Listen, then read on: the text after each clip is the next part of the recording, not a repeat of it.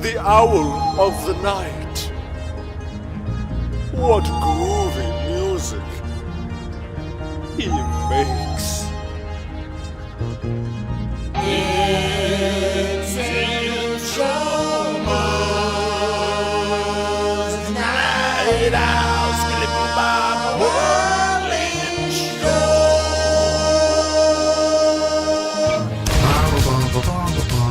Disco plesiosaur. Chicken dinner. Jack Oxen. Chicken dinner. Oh, this is insane. Okay.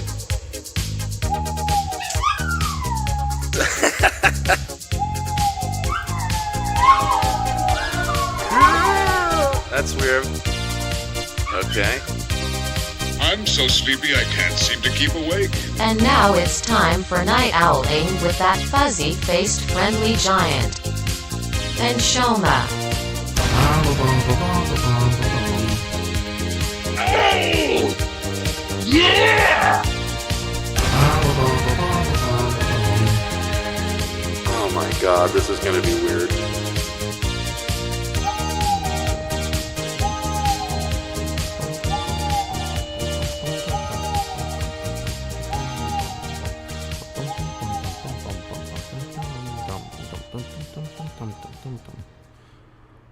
Welcome, ladies and gentlemen.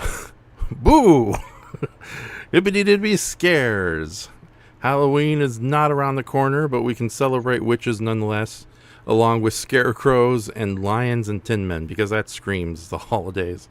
Welcome to another episode of Night Owling for August 2005. And today, we're actually going to try to focus on a singular subject. For tonight, we're going to talk about the original... Good luck with that shit. Yes. Am I going to be a good witch or a bad witch tonight? I'm not sure. Or a loud witch, like Witchy Poo, and that's something we'll get into later. Oranges, oranges. Why, sure. Are you going to talk about that? Yeah, no, well... I just realized, oh no, you just came back from Living Island. Yeah, Living Island with the radioactive chicken heads. We'll talk about that later. We'll just completely skip They could have it. been, they make sense in the context of that universe. Well, it's funny because, yeah, the lead singer admitted that, yeah, Radioactive Chicken Heads, which is a band, kind of a happy, family-friendly punk band dressed in giant paper-mache chicken heads. Yeah, they hail from Chernobyl, as I recall, right? No, they're the creations of mad scientists. That's why their leader is a carrot, because he was the prototype for the other chicken heads. That's the backstory, anyways. But no, they had a recent concert last Saturday at Gardena Cinema, and since I'm now a volunteer at Gardena Cinema, I was allowed to come in early and help set up things. And in addition to the Chicken Head concert, it was followed up by a film screening of Puffin' Stuff, the theatrical film spin-off of the main series. Sid Croft himself was there. He's in his 90s. Otherwise, he was a very beloved presence. Everybody was excited to see him. And he basically shared a long story about how he got into the business and how Puffin' Stuff came into being. and how the movie was basically sort of made on the same budget as the TV series itself. So they were very smart about how they handled it. But yeah, another good day. Not as amazing Did you as get the hint of dread in my voice when I asked, "Oh no, you're not going to talk about that, are you?" I'm sorry, Brayton. I'm the terrible dragon you've made friends with. Oh god, this is like if you befriended Puff and Stuff, and then he asked to move in, and you let him. Is the relationship here? I know. Oh my god, I was thinking of the exact opposite because I actually watched The Wizard of Oz earlier today during my lunch break. I watched the game night. Oh, nice. Well, does it hold up? Too. Yeah. And my vision of Puff and Stuff now is Gary, the cop from game night. After you become too close with him, and he's staring at you menacingly from the mailbox. I know, and with those gigantic dead eyes too, you can't tell what he's thinking. You guys want to come over and play Jenga? And he just slides in the shadow with his little pet dog. It's like, do we? He had a follow really him? bad breakup with Sigmund the Sea Monster. He's not over it. Yeah. But no, I was thinking of the exact same opposite. It's like, what if Dorothy did have to stay in Oz? It's like, oh great, now we got to deal with this high stress wench. Yeah. But yeah, well, I can talk about the Puff and Stuff movie later, because it's like, okay, I'll just say this about the. Well, that's why I liked Jennifer Connelly so much in Labyrinth. Is she was like a normal person if they were Dorothy in that type of situation where she's like freaking out every 5 minutes and going, "Oh shit! No, god damn it, shit!" You know. Yeah, she, revisited. We watched Context, ladies and gentlemen. We revisited Labyrinth last Saturday with Win, and the movie held up a lot better than our second feature, The Neverending Story. Everybody who was here was there. Yeah, come on. There might be other people who come in and watch this later. Don't forget, I usually get like 60 views at least on these episodes. Just taking a deep breath before I continue the next lie. Read the monitor, honey. Yes. Big thanks to the people other than myself rewatching these episodes later on. But no, it's like, and then we followed that up with Neverending Story, which I don't know if it was just not a good mix putting those two movies together, but whatever the case is, we came with a new appreciation for Labyrinth. But yeah, Jennifer Connelly as a character and actress, and yeah, it was her first movie, so yeah, she's a little rough around the edges, but her character handles a lot of the insanity that comes at her, and in some cases even hilariously well. Like, she just gets confused at everyone's like bizarre non-human nonsense bullshit, as the layman's would say. But yeah, Dorothy on the other hand, yeah, she's always, oh my god, what's that? I don't know, but yeah, tonight we're going to talk mainly about The Wizard of Oz, the original 1934? 39, the greatest year in cinema. That's right. In 1934, they haven't even figured out how to do a soundtrack. That would explain why the orchestra is literally just right out of camera's frame. 1939, often considered the greatest year of cinema. Yes. What else came out that year, Raph? Gone with the Wind, Ganja Din, and a bunch of other movies I can think of off the top of my head. But yeah, Mr. Smith Goes to Washington. Okay, yeah, about a scarecrow who tries to save Washington. Jimmy Stewart would have been good as any of the. Would you think he'd be a better scarecrow or a Tin Man in your? I think considering like how droll the Tin Man is, I think Jimmy Stewart would have been a lot better in that role because it's really hard. Yeah. Like, no offense to. Oh God, let me bring up a cast list so I'm getting everybody's name correctly because. I only know Ray Bolger. Jack Haley was the Tin Man. Thank you. Yeah, thanks to Brayton, he's probably going to bring up all the facts and behind-the-scenes information. But Jack Haley as the Tin Man, he does a really good job playing a kind of almost droll, at times even kind of grouchy Tin Man character that kind of offsets Ray Bolger's kind of wide-eyed nerd. And Burt Lahr's wonderfully camp, effeminate. Burt Lahr's whatever he's got going on. Yeah, I'll talk to you about that. It's obviously what he was doing, but yeah, at the same time, I have like 6 cats, so he's the most realistic human cat ever put on. and I love Kevin Murphy, but he's nowhere near the majesty of Burt Lahr. I'll put you with one time on my back. Oh my goodness! Yeah, you live with 17 cats. That's Fluffy. Yeah. Yeah. No, I figured cats they're bold predators, but at the same time they run away at the slightest Poor Fluffy. I had to spray her with some medicine a couple of days ago, and now she's afraid whenever I pick up anything with liquid in it. Yeah.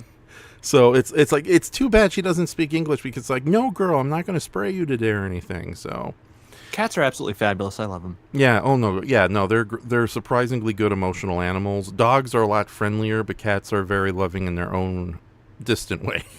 Yeah. But yeah, no, everyone gives a good performance in this movie. But oddly enough, before we get in, we're going to mainly just focus on the 1939 movie tonight. And like, just to finish answering your question, yeah, I think Mary, help me! What's his name? Jimmy Stewart. Jimmy was a Stewart, good Tin Man. I yeah. shot that bastard, but I did not shoot the deputy. Here, you want a steak? Eat the steak. That's my favorite scene in the movie, is when he fucking body slams the steak onto the plate after John Wayne and Liberty have their little stare down, you know? Yeah, exactly. He slams it with authority. Yeah, and you can tell they're both like still doing the stare down because they don't want to acknowledge the crazy skinny guy in the room. He's wily. He knocks John Wayne on his ass in that film, if you recall. I know. God, it's if we had a budget and we lived nearby, I'd love to like redo that scene, but like make it even crazier with like Jon Stewart wrestling the steak. Yeah. Well, I mean, as I mentioned, I don't know. We haven't watched any of them Stewart. we haven't watched any of them for movie Graveyard Shift. But those westerns that he's in, directed by Anthony Mann, he always plays a morally dubious and a violent guy in those, and he can really pull it off. You know, the only official time he ever played a straight up villain, and there's a video out there, is in the second Thin Man movie, where it's really only a reveal at the end that he was the killer all along. Yeah. But he had it in him to play a really sort of, you know, a vicious man. It's kind of like, though, like Tom Hanks has done that a couple times, but never, you know, on a really huge degree. Like he was in a movie called Road to Perdition, where he played a mobster, you know, on the blood hunt and revenge for his fallen wife in that movie. Oh yeah, based on a graphic novel of all things. Yes, and based on the real life criminals that were based like 10 minutes from where I live right now. The Trunies were the huge mob family in Rock Island, which is downtown, right across from downtown Davenport. Mm-hmm. Nice. Yep. And the guy who wrote that, Max Allen Collins, he's a Iowa, Illinois native. So a lot of his stories are based around this, you know, around this dusty old trail that I live on, which is cool. When you have a local make it big. It's nice to know there's like you have something outside of the Music Man that represent Iowa in film and fiction. Yeah. Okay. But yeah, no, we're talking about that because, okay, so just to give you some context, we were going to go into heavy detail about the recently announced and probably currently playing as we speak. No. I think that starts the 28th. The 28th? But it's good, though, because today, the 25th, is the anniversary of when the film was first premiered. Really? August 25th, 1939. Oh, wow. You always drop these bombs on me. This is what comes of having no friends, but an endless amount of movie information. And this is what comes from being completely ignorant and naive of the world I crashed land on so many moons ago. And how glad we are we came together. Awesome. Thank you, my Homo sapien friend. But anyway, that topic of discussion was the impetus for the title, There's No Place Like Dome, which I'm proud of. Yeah, but no, we were going to originally go into full detail about our thoughts about this whole thing, and while I do have thoughts about it, I think me and Brayton, we were talking a little bit before the show began, and I think it may be best we just kind of stay positive and just mostly focus on The Wizard of Oz itself, the movie that, and unfortunately, the Dome is being used for. We can talk a little bit about the Dome. I just don't want to get all riled up, but we can talk about how silly it is. My problem with it, again, is just the if they were showing this movie, I was listening to a little bit earlier to Mark Kermode, who's one of my favorite, probably my favorite living critic. He's the most famous film critic in Britain, in the UK. He did a video about The Wizard of Oz when it was re-released in IMAX 3D and how big of a stink people were making about it back then, you know, just for an IMAX release. And he brought up the fact that he had those reservations too and those alarm bells and everything because he notoriously hates 3D anything, which I sympathize with. But at the same time, who wouldn't love to see such a magical, invigorating, engrossing, you know, movie on the largest screen possible?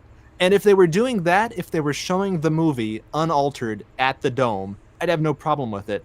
But it's the tampering that makes me really upset. And we can talk about that a little after we talk about the movie. Yeah, yeah. Now, I actually have some thoughts about how to handle such a big presentation at the Dome, the Sphere, however you say it. But yeah, I was watching that news The Las story Vegas again. Sphere, yeah. Yeah, the Las Vegas Sphere itself, a technological joke.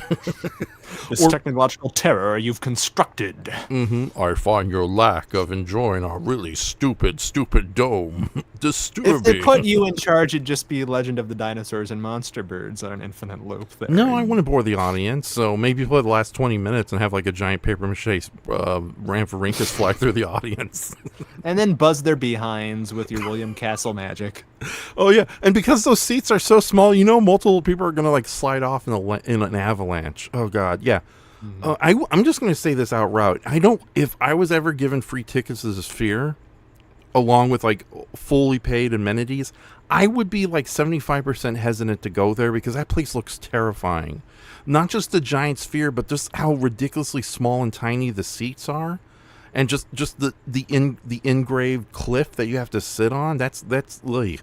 Well, I just think that it's sort of a spectator thing for the elite is the problem, and the pricing of it out. I don't think something like that. I think is really cool if they make it like like a planetarium type thing where you could show actual really immersive, cool nature documentaries and stuff like that. I think it'd be really awesome. Yeah. The problem is. Movies they act on you. You don't interact with them inherently. Yeah. And so trying to turn it into a weird kind of gimmick ride, that goes far beyond the stuff like, your D boxes and the stuff with the seats that shake that can be fun in their own terms and, with certain movies. Or the buzzing of the butt, thanks to Mr. Castle. Yeah, I don't have a problem with that. But with something like this where the whole gimmick is taking a beloved movie, altering the hell out of it, and then trying to turn it into something it's not, I just fear that if this becomes successful, it's going to be a harbinger of worse things to come. Yeah, and there's an alternate take on how to do it at the Sphere, too, that I was just thinking about rewatching the news stories. Some of it, if you guys don't know what the hell we're talking about, we put some related links in the description area. We'll be putting more links after this episode finalizes, because there's some really good like hour-long documentaries made by really informative individuals about the making of the original Wizard of Oz, which will be the main point of interest for tonight. And just to quickly say, check what Shay is saying. He says apparently there was a silent version of the Wizard of Oz that was made in 1925. I'm curious to see what that version. Oh yeah, it is a horror show. Yeah, is it okay? Now, am I confused? They don't use full costumes, or they do use full costumes? No, I think they do. The lion itself, I don't know. I forget how the lion looks because in my memory, they used something like they did for Nana whenever they performed Peter Pan live, and it's a guy in a really horrible giant like mascot dog suit. But I think I'm wrong about that.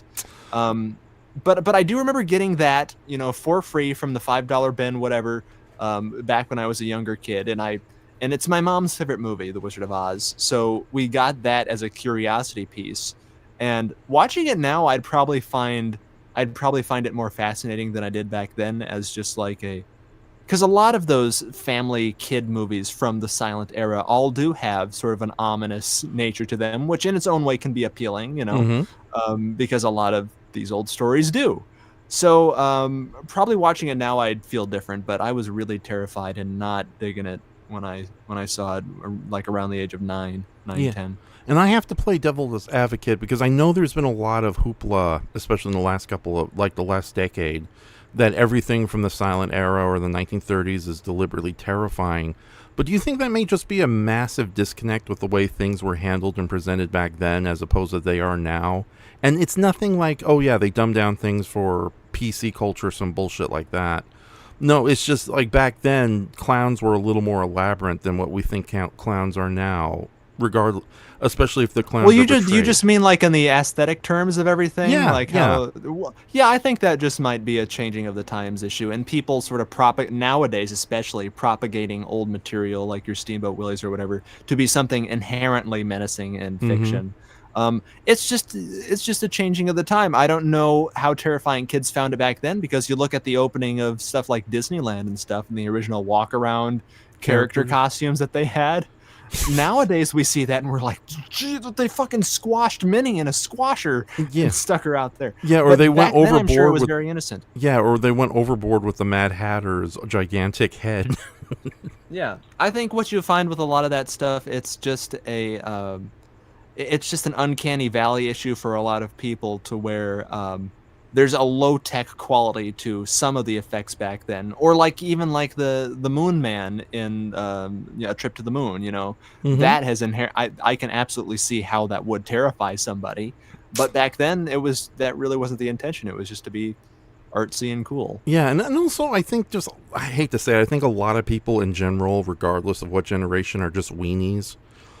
Because it's like I've noticed it's not just the attitudes of so-called millennials that find a lot of this older material creepy. It's just even the so-called baby boomers who grew up with it always act alienated, or always like to undersell or undervalue it, just because it either creeps them out or they just don't give a crap about it. A perfect example is what happened to the McDonald's mascot, Mac, the moon-headed fellow. Mac Tonight. Yeah, Mac Tonight. It's like I grew up with those commercials, and I thought he was a very charming character. Yeah, it was a little weird to see this moon-headed man just flying around on a piano with sunglasses, but it was, for me, as like an artistic child, so to speak.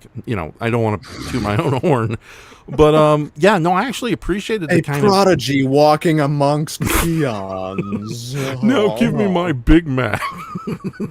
I deserve it. No, I always thought it was like really cool. It was like very kind of like it was dreamlike, but it had the kind of like cool 1960s beatnik vibe to it, those old commercials. And I didn't find the character creepy at all. Yeah, it's a little unsettling when you first see him, but then you quickly, grow to like him. He had a nice smile. Now, unfortunately, in like the last couple of years, he's been not only made into a character that people just find inherently creepy, but they've taken it to some truly extreme levels, either making it a horror movie character and like really stupid creepy plot pastas, or even worse, he was, for a brief time, Mac Knight was turned into a symbol of hatred used by far right and other psychopaths online. So yeah, that was greatly disappointing. But yeah, it sucks how people take these. It's like I say, context is everything, and if you know what was the intent behind the movie, behind the story, behind the original project, regardless if there was some skullduggery going on, then you can understand it on its own level. But people just takes things on face value. Hence the reason I think The Wizard of Oz has been kind of constantly being reimagined as scary stuff when it really... Well, I don't want to paint all the people who do as in a villainous or malicious light either, I mean, you do look at stuff back then, and like I was saying about the uncanny valley with some of the costuming and things like that, it can be freaky for a kid, and that's no fault of the kid, I think all of that stuff was intentionally, like I said, supposed to be artsy and exaggerated, and kind of alien in a fun, interesting way. But like that mixed also with, there's a big, what is it called now? Oh God, it's called something core, like analog core or something, where people are doing analog horror. So there's like a quality with the degraded media quality, the flicker and the grain and the distortion of stuff that adds to the eeriness of a lot of silent era, special effects movies, I'd imagine, for people.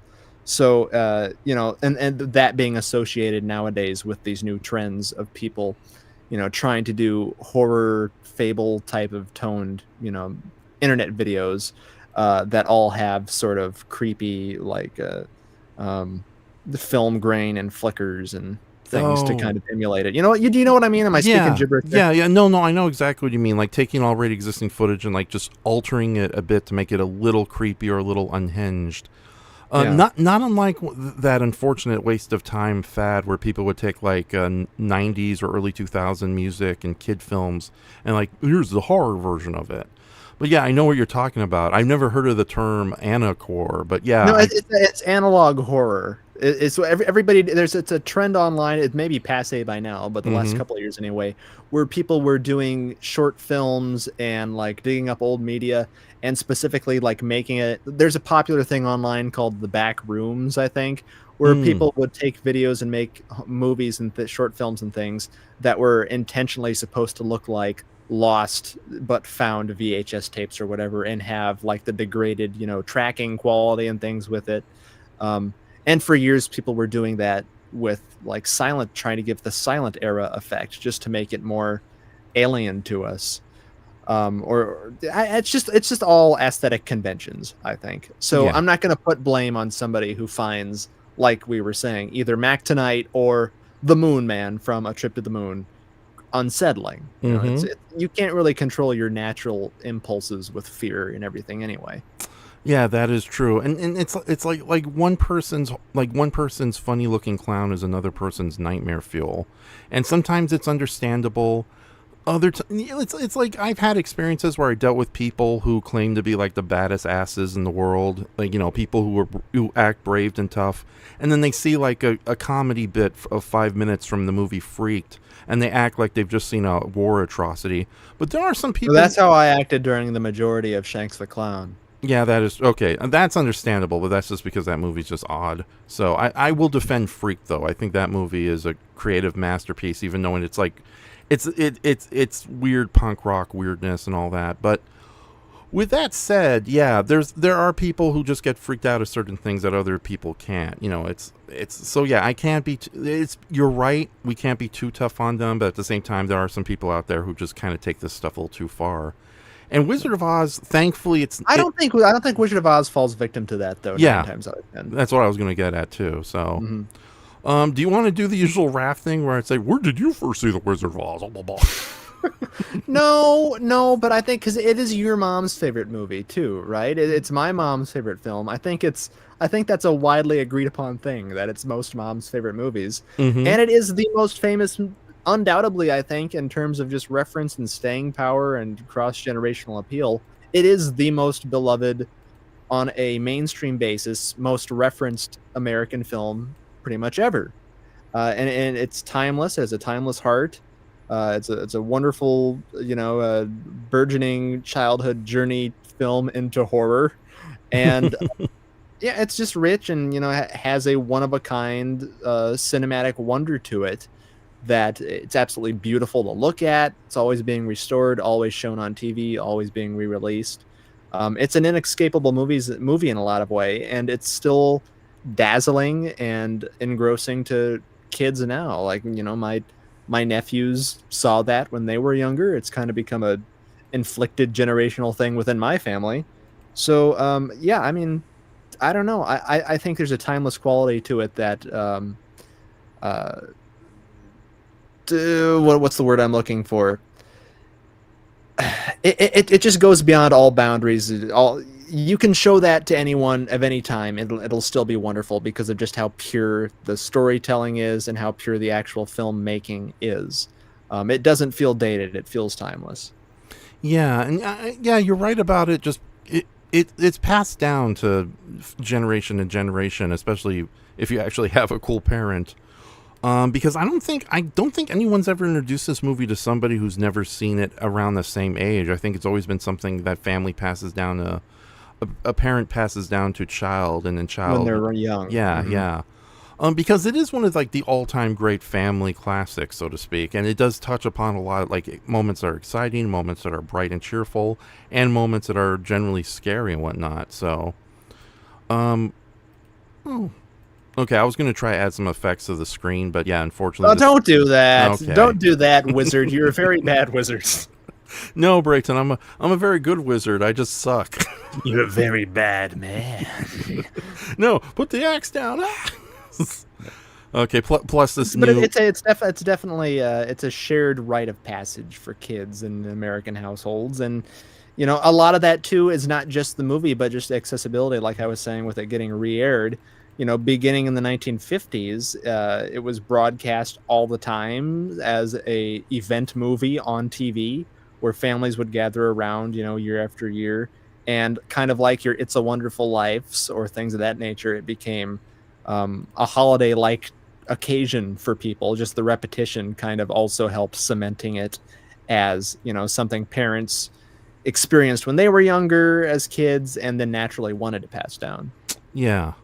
Tell me about it, because I think, and not only that, but it's like one of the few movies that actually gets like honest to goodness airtime on like normal television anymore.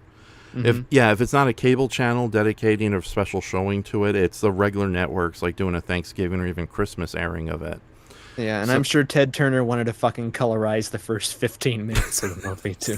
I'll go. I know you have a lot more frosty memories, but when we talk about the Las Vegas Sphere thing, I just want to bring up the fact that fucking Ted Turner was patient zero with a lot of this tampering nonsense. That is true. I do have a lot of like good things to say about Mr. Ted Turner, and he was instrumental in my childhood. But I can understand that he opened a precedent that he set a precedent that was very forthcoming in terms of.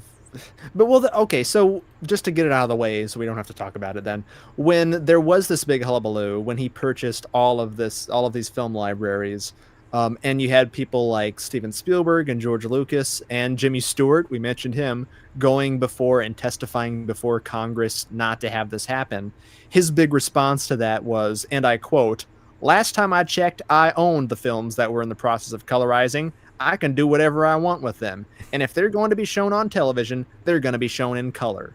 That's a direct quote from him. Mm-hmm. So his insistence on meddling with, in a lot of cases, dead men's work and dead men and women, artisans' work, we're living in the rubble of that with how AI is taking over and how studios are capitalizing.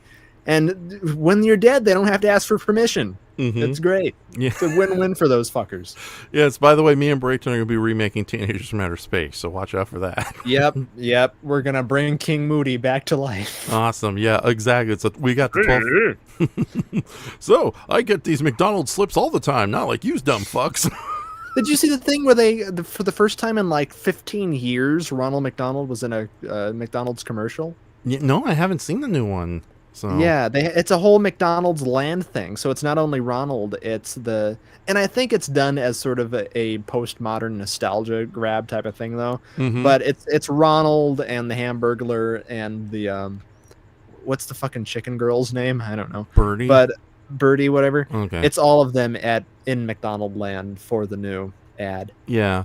But no, getting back to Ted Turner, at least he was frank about it. It's not like Kathleen Kennedy or David Zaslav, where they use very flowery language and false promises, saying it's like, "Oh, we don't plan on doing anything terrible to these old movies. We're just doing a new version, and the original movies will still be available." Then they're put in the vault, and we never see them again, and we're stuck with these new versions forever. Well, and Ted Turner was just one man, and there was such a groundswell of resistance to it at the time that we were kind of able to win. The film preservationists won that, and he still went about colorizing things and releasing them on home video that way. But nobody, thankfully, watches the colorizations of Casablanca and, the It's a Wonderful Life and stuff. So they've kind of been laughed off at that time.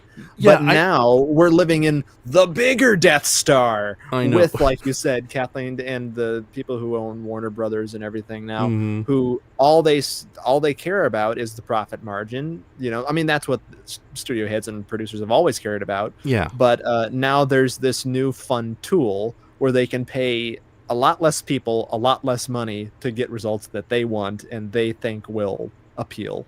Yeah, it's like giving a violent child a machine gun. You shouldn't. No, good, smartly put. Advice, sage advice from Ref and Shoma. Yes, exactly. New parents out there. Sometimes I throw them at the wall, and sometimes they stick. So. Okay. Octopus toys. Don't think. Not otherwise. The kids, right? Oh, yes, okay. No, not the kids. Take that, Billy. No.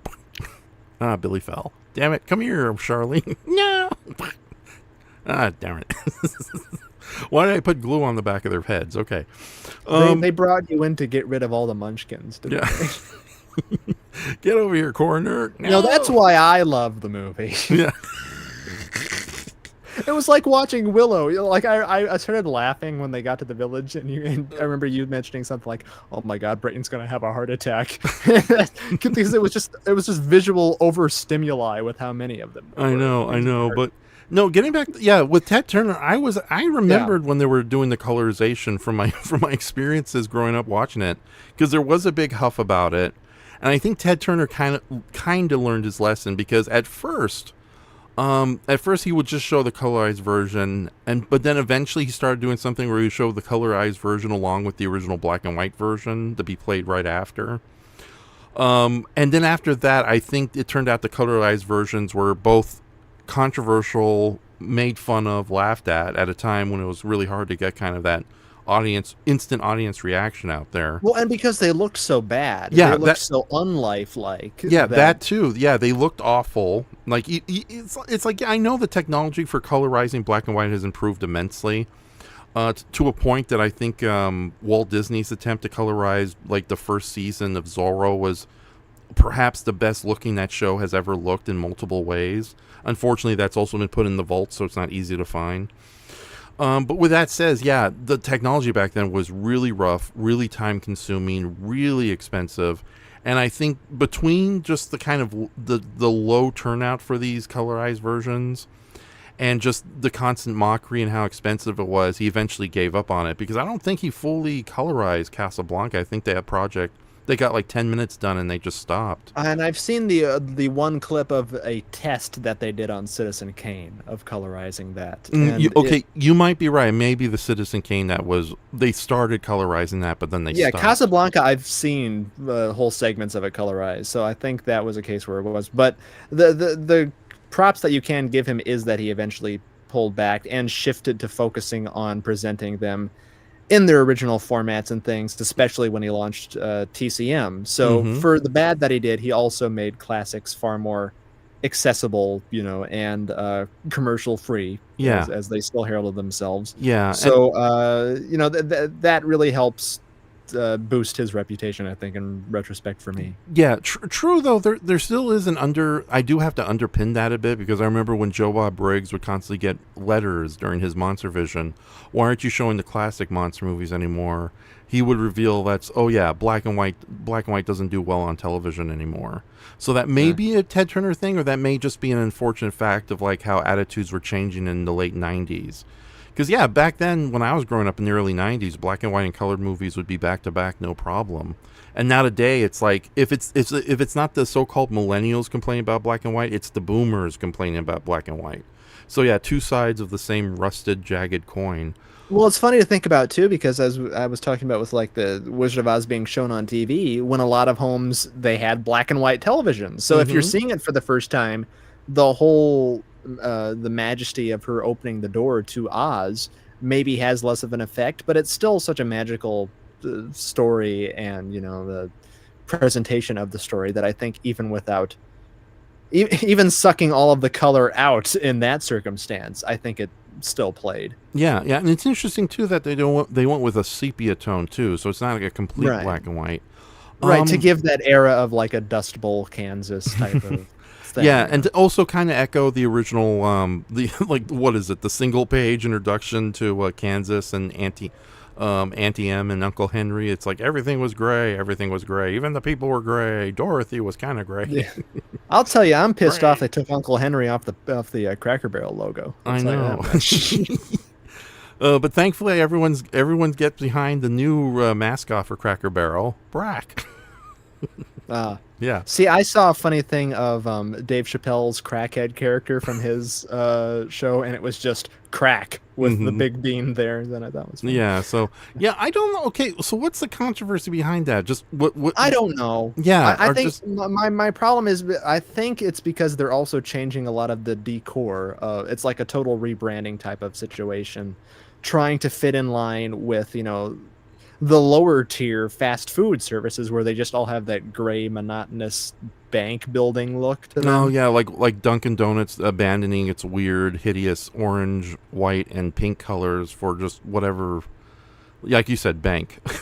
Right. Well, and I think because Cracker Barrel is famous for having that folksy Southern comfort type of feel and energy to it, that Hmm. if you strip away all the decor and everything, it's hardly the same thing. Yeah, yeah. So I don't know. I don't know if it's a problem with the logo does look shitty, and it was made in like 5 minutes on Canva or whatever, and it looks it.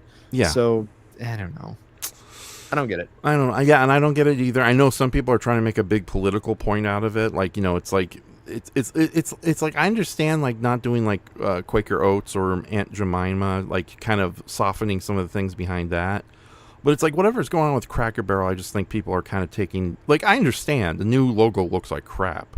I'm getting sick and tired of this like corporate graphic design and just how boring it gets. It's like, what is it? Tubi used to have a very fun looking logo, and now it's just like a T. I'm probably mistaken there, but yeah, I don't know. Let's just get off the Cracker Barrel. Let's go back to the wonderful land of Oz. Yes. Doo-doo-doo-doo-doo-doo. Yeah, because my mom is a big fan of this movie too. She grew up with it, and almost every old person I know have some magical memories of seeing this movie for the first time on television, which is probably like the first big blockbuster movie people actually went out of their way to see on television. Because it aired in the late 50s, I believe, like 56 or 54. I said that. Yes. Yeah, sorry about that. It became a huge cornerstone for people back then. Mm-hmm. And it was enshrined in the Library of Congress, the National Film Registry, and all that. And it has often been cited, as I sort of alluded to, as the most watched film in history. Mm-hmm. I believe that. You can show. Yeah, I mean, there are countless people who haven't seen it, I'm sure, but it's easily recognizable if you show them a frame from it, nonetheless, because yeah. it's just so in the culture. Yeah, cultural osmosis. That's a word I can say. Yes, and not to mention all the different things that have spun from it, like your Wickeds and your Oz the Great and Powerful and shit like that. Return of Oz. So yes, I like that. That's my alternate Oz. And the prison drama Oz. It's just the same name. There's no. I watched that show. There's no 10 men. There was a monkey. I did people. count 10 men. Yeah. Hey. On screen at a time. Yeah, there was also a weird episode where a flying monkey did come in and start just knifing people left and right. Strange. That was one of the Monster of the Week ones, Yeah. It's like, I don't know what's wrong with like prestige. Hey, everybody, there's a flying monkey in here. Get him out of here. Someone's Get him throwing out, that come on. on. Can we at one point talk about your proposed alternate ending to the Wizard of Oz? Yeah, we're going to talk about that in a bit. But no, I was going to make a really dumb joke. It's like, I don't understand prestige television. It's like, there's that episode of The Sopranos where they fought a plesiosaur, and then you showed me that episode of Breaking Bad where Walter had to battle the multi-eyed sphere from another world. What was that about? Yeah. Yeah. Well, the greatest episode of Breaking Bad is Fly, where he has to battle a fly, and it's kind of similar. Yeah. Is there an actual episode where he battles a fly?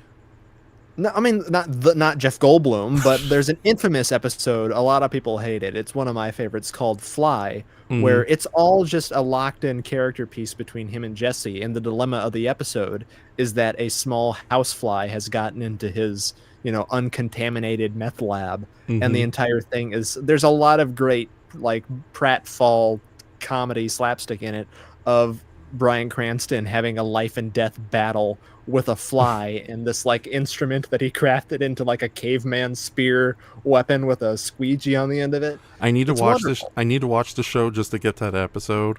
But also, you can watch it without context. Yeah. Also, yeah, we can do that too. We can do like a double feature of fly-related movies. It'll be great. Okay. But no, Pretty I just Fly. For, alternatively, if I had, it's like you could do so much jokes with the stock footage. Just let's say a clip, and it's like the fly from the original '50s movie, but instead of like the girl screaming in the eyes of the fly, it's Walter just screaming. It's like, oh, yeah. Or alternatively, let's take a clip, and we just cut to man versus bee with Mr. Bean versus a bee. That works too. Yeah. Anyways, but no, we got jitterbugs to talk about tonight. Mm-hmm. Okay, so Wizard of Oz. Yeah, it's like I think I have always enjoyed the movie as a kid, and we would definitely watch it both on VHS tape, but also whenever it aired on television. But with that said, I remember my brother Gabe, as awesome as he is, he for the longest time didn't want to have anything to do with the movie because we had an aunt who had the old clamshell VHS cover. Was with- Was it a human-sized ant? Yes, it was Like- a like an giant insect? human-sized. Let's get to a clip. And Let's cut the footage now. It's them. yeah, and we like you put like a terrible PNG like sunflower hat on top of the ant who comes over the hill. It's like, hello, boy, I'm back. Oh no, she's gonna want to kiss me again. Finally found out where Mr. Spock is in that damn movie. Anyways, but yeah, no. What's interesting is she had the old clamshell because she used to collect all the clamshell family movies, particularly from Disney. It was more of a state of status than it was an honest love for these movies. In retrospect, we don't talk to her anymore.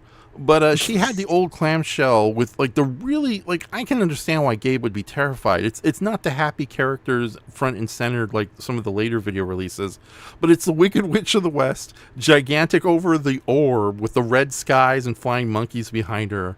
I'm probably mistaken on the flying monkeys, but I just want to be accurate. I'm no Joe Rogan.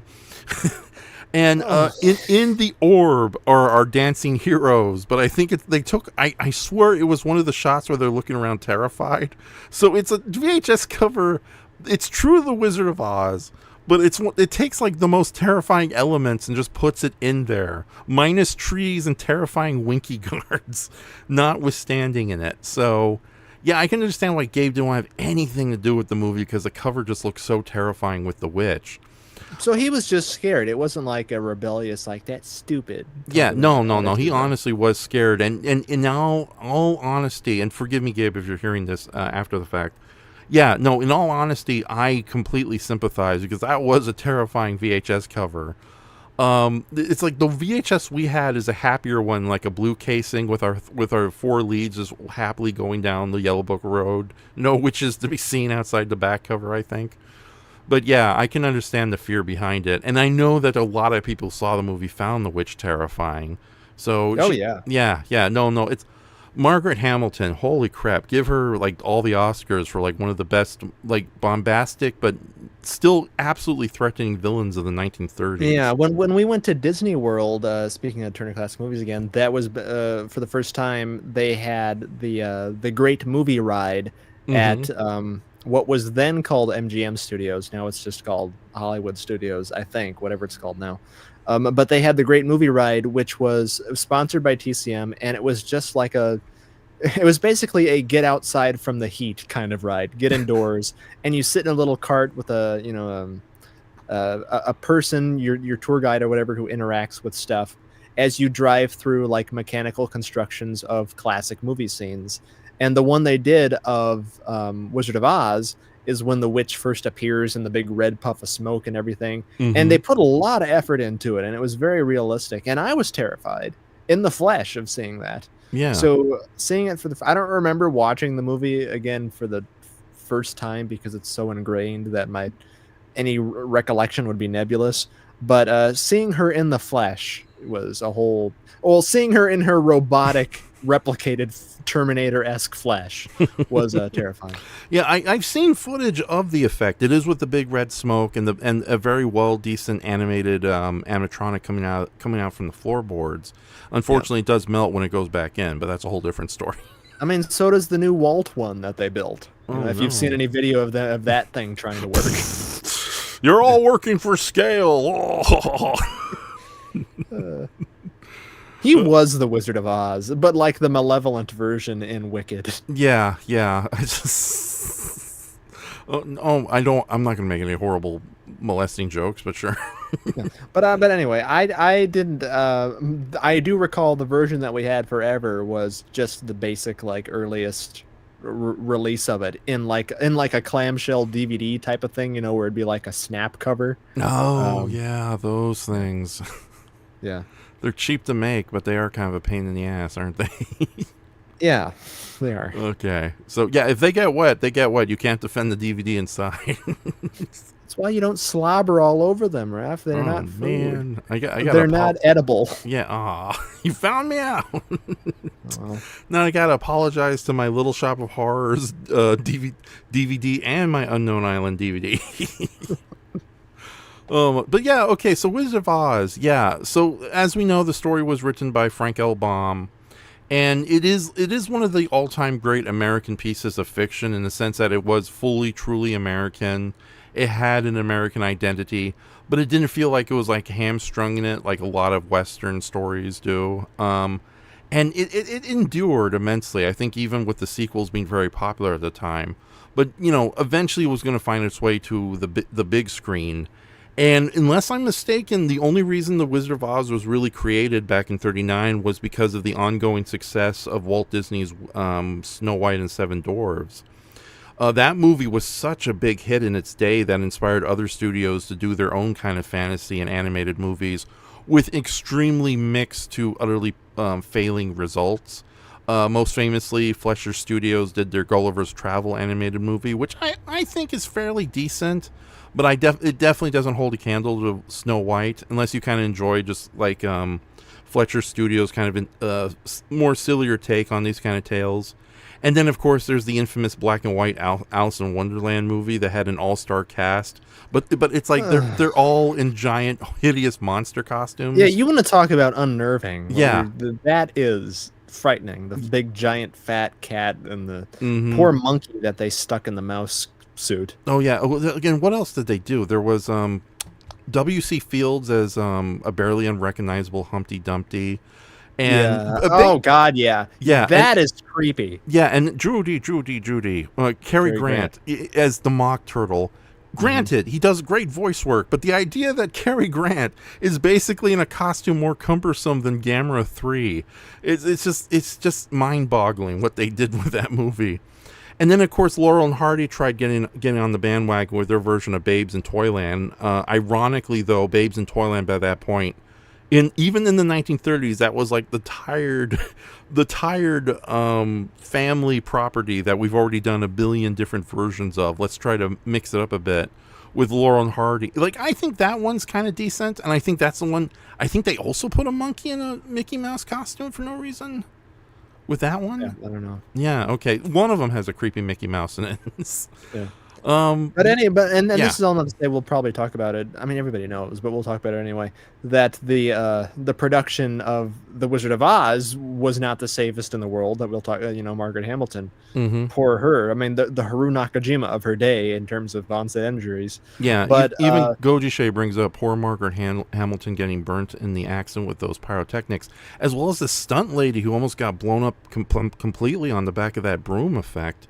Yeah, and all those poor Munchkin midgets, they just faint dead when she arrives. If you go back and watch the movie, they all like face plant on the ground when she shows up. I know. I discovered in the HD re-release the crane. He's actually burying the corpses. Yeah, there's no hanging. The hanging Munchkin was there, and he's covering it up. Yeah, exactly. That damn crane. Yeah. That apparently was always fake from the start. Someone uploaded a video to YouTube back in like 2007 or something with that. And everybody, instead of going back and looking at their tapes where you could still tell, there was just a guy who, After Effects'd that video. And then everybody just saw the video and started sharing it and saying, oh, see? Yeah, an early example. There was never a hanging. Yeah, an early example of horrorcore. Exactly, right. Yeah, but also, I hate to be cynical. I really don't want to be cynical against my fellow man. But also, how many people just don't know what the fuck a crane looks like? I don't know. So it's like I've never seen one. Yeah, they see this big, beautiful bird moving its just enjoying the being in the background, moving its giant wings, and all of a sudden they say, "Dead midget." No, well, again, you look at the original video, which I still think is up on YouTube, and it's very obviously now with our modern eyes to see that someone very obviously cut out the crane and put in the silhouette of a hanging person in a noose and everything. Yeah, and it's really crappy PNG effects as well. So, but yeah, no, that whole thing about the hanging midget, that's definitely a good example of modern day mass hysteria. Because I was saying, if it wasn't the altered footage with that really crappy looking Munchkin shadow, it's people claiming they're seeing the shadow when they're watching just a damn crane moving in the background. So, yeah, and it's so. And plus, if somebody did commit suicide, they would. Dorothy and the Scarecrow and the Tin Man. It's amazing that Judy, she died obviously far too young, and from the constant substance abuses. But it's amazing with all the horror stories that you do read about her. And the person who was originally supposedly going to be, or at least I think was actually offered Dorothy, was Shirley Temple. Yeah. It's just a big surprise a lot of those kids made it. You know? Yeah. Shirley Temple actually had a rather long and peaceful life, unless I'm horribly mistaken. She went on a shooting spree or something. Well, no, but- she retired. She just passed away like in 2011, 12, something like that. Good for her for living that long. Yeah. But you were spot on about the reason financially for it being made with the whole Snow White and Seven Dwarves, fantasy literature adaptations, especially Snow White being an enormous box office success, and the L. Frank Baum novel, The Wonderful Wizard of Oz, had already been it was beloved and had been a successful Broadway musical, I think, in the early 1900s, and had remained widely read by kids. So it was a promising material. And then the people involved, like I mentioned with Dorothy, they had thought of who we were just talking about, Shirley Temple. Yeah. But yeah, she was, I think. Well, Judy was like 16 at the time this was made, but Shirley Temple was obviously a little younger and more close to Dorothy Gale's age in the book, in that it's supposed to be a little girl, right? Yeah. From what I understand, they really, really wanted Shirley Temple, but because of studio contracts and payment, it never worked out at the end. So they just went with and if you hear the story she told the story on Larry King when she and her mother went to MGM. And she was called into a producer's office who stripped nude in front of her when she was a child. And her mother and her left the studio swearing that they'll never work for MGM. So that's a little darker of a backstory behind it. Okay. I know about a lot of the skullduggery and really crappy stuff that happened behind the scenes making this movie. But holy crap. One of the producers, the heads of the studio, stripped in front of her. And Shirley laughed at him, and he basically yelled at her and threw her out of his office. And then she held her mom's hand, they both left, and she told the story to her mom in the car. And her mom's not a great mom. The studio actor moms back in the day, the parents of these kids, said, well, you won't believe what happened to me. And the other guy that her mom went in the office with tried to do the same thing to her and come on to Shirley Temple's mom. So just icky all around, basically. Okay. But so the guy who stripped naked and did something incredibly suspect yelled at the child for laughing at him. Yeah.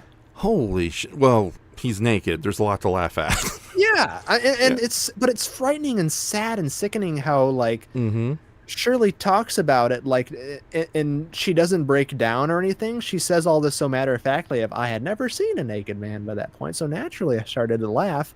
But you think about all these fucking poor kids being approached at such game by these creeps. Yeah, or worse, just being abandoned like a bad habit. The head of RKO hating Tommy Kirk so much that he basically ruined... No, not Tommy Kirk. It was some other young actor with Disney who the distributor RKO hated so much that it basically destroyed his career, leading to his downfall. And well, anybody who hates Tommy Kirk just hates sheepdogs. Yeah. Plus, he was gay.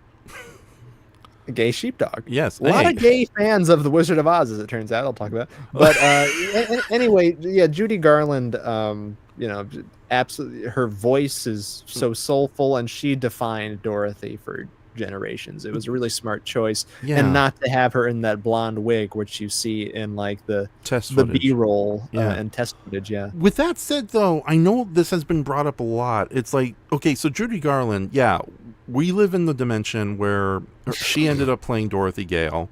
I went to the next door neighbor dimension. I found out they didn't even make the movie. MGM exploded. Weird story. Margaret Hamilton had a revenge.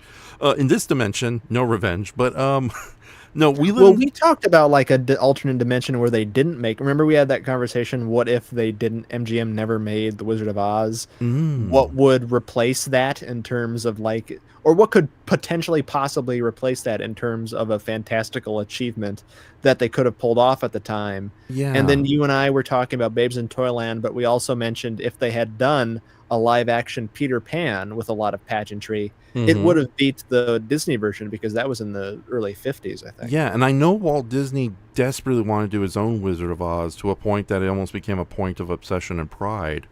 Yeah. So yeah, I think he would have eventually gotten the rights and done his own version of Wizard of Oz, and there is existing evidence of what it would have been like, because as a test run, there's an episode of the Mickey Mouse Club where they kind of semi-adapt the God, I don't know, the Rainbow Road of Oz with the Raggedy Ann type girl character.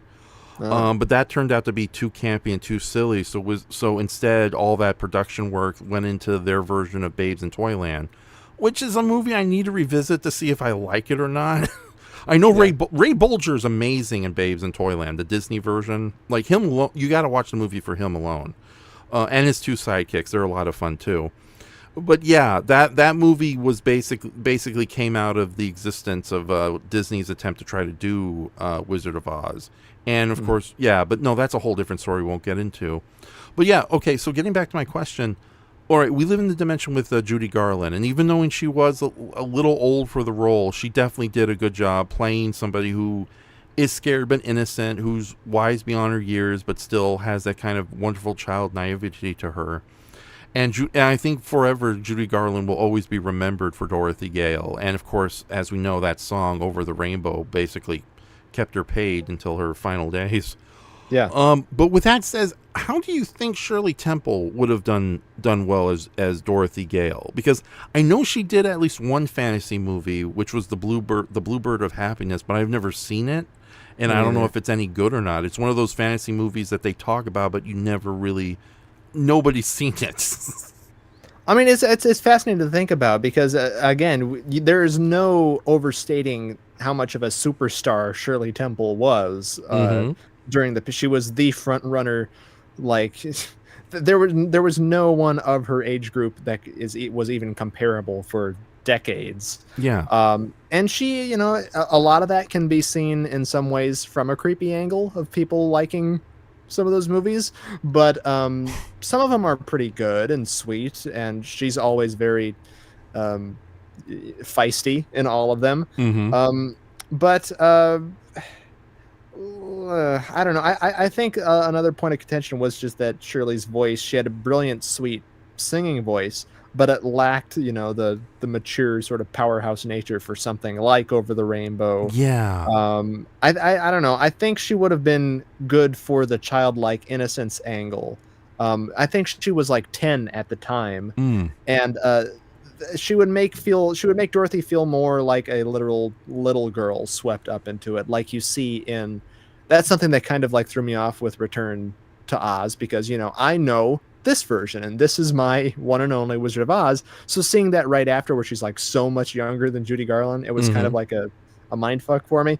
But as a little girl swept into this whole, you know, nightmare dream world, that would have worked. But I think for just emotional resonance, Garland as Dorothy has such like a great Luke Skywalker kind of yearning adolescence to her. Yeah, it is very much like the Luke Skywalker story of her being on her little farm, you know, looking for something grander.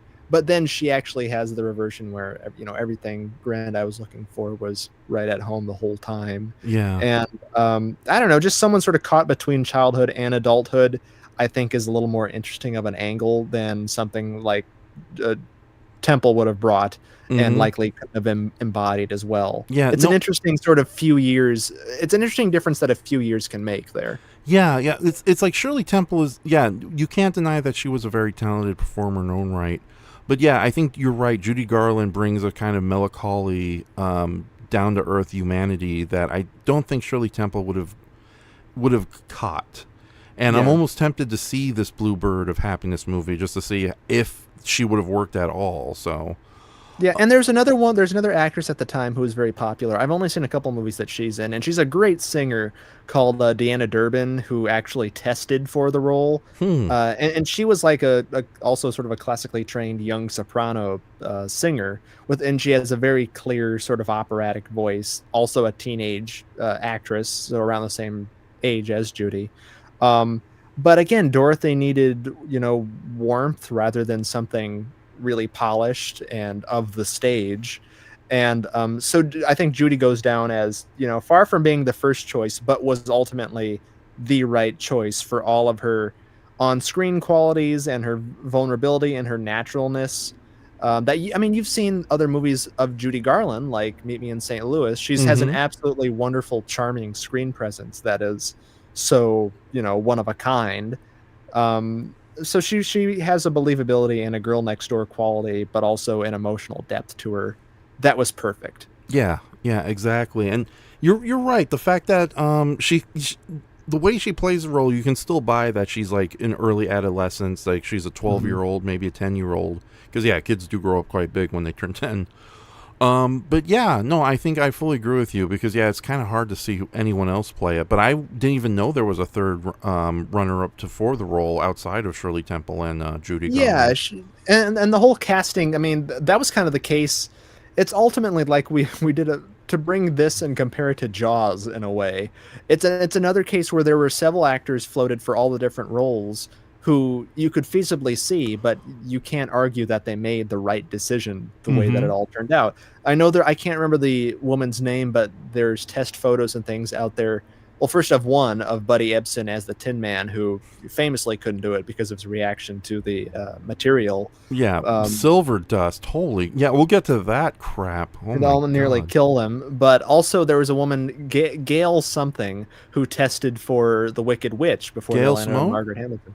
No, it was like a Swedish last name or something. Okay. But you see the pictures out there, and she's very reminiscent of the evil queen.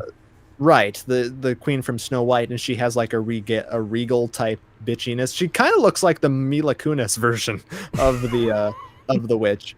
But I mean, that's another case though where Margaret Hamilton was just absolutely born for that part. Oh my God, yeah, Margaret Hamilton, the goat. I think, yeah. And it's such a sweet, kindly, grandmotherly woman outside of the part. But for years, her appearance on Sesame Street, which luckily was found, but also like on Mr. Rogers' Neighborhood, she was such a kind, force outside of the makeup, but she could turn it right back on whenever someone asked her to do the laugh or whatever. Yeah, and she was one of those talented character actresses who could definitely, I think, like I can't honestly not imagine her out not playing the Wicked Witch. She did such a great job with that character. It's like, but no, it's so hilarious. Like all these years you heard about how terrifying her appearance on Sesame Street is. The footage was finally released, thank goodness. And then you watch it and it's like, oh, I want my magic broom back. Give it back to me. No, lady, you're going to have to say, please, can I have my magic broom? Oh, I'll get you next time. I'm going to walk down here. Yeah. I'm going to be hit on by Oscar the Grouch. Yeah, that's the whole episode. It's like, can I have my broom back? Say please. No. I'll be back in 20 minutes. Yeah. What an hour of mind-numbing horror. You could probably cut that into a very scary horror trailer, though, if you tried really hard. Yeah, or make it like wonderfully comical. Like we take it way too damn seriously. The witch who was constantly denied her broom. Oh, I want my broom back. No, from A24. Yeah, Ari Aster presents Broomless. Better title. I like that a lot more. Broomless. Swept up. I don't know. Yeah, so no, it was great that Margaret Hamilton did have a career appearing in other comedies and other movies that knew how to use her well. But at the same time, how great is it to be one of the great all-time fantasy villains of fiction, film or otherwise?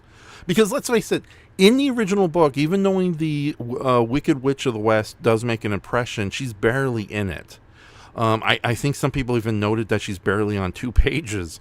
Yet they really made her like when somebody makes a big argument about, changing the original works to suit a cinematic format, making the Wicked Witch a much more prominent presence of threat and villainy throughout the whole movie, I think was a brilliant idea.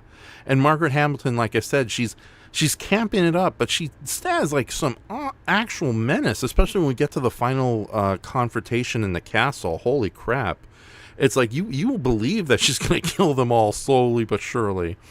Oh yeah, but she's also she can also project both menace and humor and be like really funny and wry, like with some of her interactions and her maliciousness with the characters. Famously have a little fire scarecrow and just how mean and it's funny in a way. She's a fun antagonist. Oh but, yeah, I love that little bit when Glinda the Good Witch says, "You best leave, or someone will drop a house on you." And she just like looks up in the sky. It's like, "Oh, I'll be back. Can I have my broom back? No, I'll be back." But and the original actress who tested was Gail Sondergaard. I looked up. Oh, okay. She was the more traditionally, and she backed out because she learned that they wanted really to make her up with green makeup and grotesque features and whatnot. And I think Hamilton, as a character actress at that point, was the perfect fit because she really leaned into the ugliness, inside the character and never tried to soften it. And it's one of the most, as you said, it's one of the most iconic villains in film history. I think it's the performance where you can kind of giggle and whatever, be cynical about some of the more broadly emotional moments from the other actors in the movie, but her performance still holds up as really fun and the ultimate witch performance on screen. Oh yeah, no, and the cackle, of course, is just as iconic as Mark Hamill's Joker or whatever. That high sort of shrill gleefulness is the archetype for witch giggles now. Yeah, and we've seen many other character actors and actresses and try to take on the role, and it just doesn't quite work out because that is Margaret Hamilton's role. Like, no offense to Mila Kunis, but I think she was a little miscast for and her. the new actress who plays Elphaba in Wicked, she's a great singer, but I have to separate in my mind. It's a totally different character than Margaret Hamill's icon. And she's got great physicality, her jerky sort of movements and everything. She's very energetic, and I think she just strikes the perfect balance between frighteningly frightening and also just sort of a slight enjoyable camp factors that all in my community has really latched onto, which is fun to watch, which is why children can find her extremely terrifying, but adults can also enjoy her theatrics and amazingness. Yeah, which brings me to the fact I was going to say, Margaret Hamilton, even though she had a very long career playing different roles in comedies and dramas and whatnot, the fact that she could revisit the Wicked Witch role for like a lot of television appearances or like little gags like at the ending of 13 Ghosts, where they just outright acknowledge that, yes, this is Margaret Hamilton playing the Wicked Witch. The Poland Halloween special where she appears opposite Witchy Poo. Yeah, exactly. Yeah, it's like I was going to compare Margaret Hamilton to sort of like, oh God, who's the guy who plays Freddy Krueger? England, Robert England. Yeah, Robert England. Robert England, in real life, a very sweet guy, played a lot of sweet roles before he got the role of Freddy Krueger, who's obviously a pure evil piece of shit. I'll say it. Yeah, no one else will. But then Freddy is kind of a similar thing, though, with the witch, in that he's an absolute piece of shit. But it's an interesting character because they're also like witty and intelligent and enjoy toying with their victims, like the witch does. And very much like Margaret Hamilton, Robert England has had like a very fun career kind of poking fun at the character. Yeah. Whether it's like he was a great horror anthology host for Freddy's Nightmares, a show that really had nothing to do with Friday the 13th other than the fact that Freddy was the host. And of course a lot of television appearances and even kind of poking fun at his own characters. Like he played an evil Care Bear take on Freddy Krueger for like one of the CGI Ninja Turtle shows. Yeah, and because they're so makeup intensive, they can kind of get away with it at any age too. Yeah. But that famous scene where she mocks Dorothy in her hourglass by going NTM, I'll give you. That's such a Freddy Krueger move that he would do. Oh, I know. Yeah, that's probably like one of the most unnerving scenes in the whole movie because there's Auntie M. And it's just the witch just shows up just mocking her in like the meanest way imaginable. It's like, you're screwed. Yeah. But yeah, no, Margaret Hamilton is great. But yeah, no, getting back to Judy Garland, we have the scenes in Kansas where everything is sepia tone, aping the fact that Kansas is a horribly gray place. I've only seen Kansas. Welcome to the Southern Midwest. Yes. No wonder you guys go crazy and vote for the wrong people. That's it. You can't bring God down to kill him, so you take that on your fellow neighbors. Apologies to anybody who. I have a lot of viewers in the Midwest. I deeply apologize. Yeah, you have a co-host there too. Yeah, I might as well call it the CT show. You're all over in CT time. But no, it's funny. Okay, do you think it's a little kind of on the nose that they have to set up every kind of counterpoint, so to speak, or a doppelganger that we will eventually meet in Oz, or do you think that's the whole setup? With all the farmhands, I think that's what makes it work. I don't know. I see sometimes though, and like when I was younger watching it a second time, whatever, have forgotten that they are set up at the beginning. But they do it very on the nose about how, no brains, and like it gives them all, that aspect of it is kind of on the nose and not very subtle about. It kind of sets them up. Although with that says, I do love Burt Lahr's character as Zeke, I think his name is. Yeah. Where it's like he plays like, it's like, you should, who cares? And then he has to save Dorothy. It's like, he was feeling the thing and I got scared, but I got her now and it's okay. That's my horrible impression of Burt Lahr. No, that's good. Okay, thank you.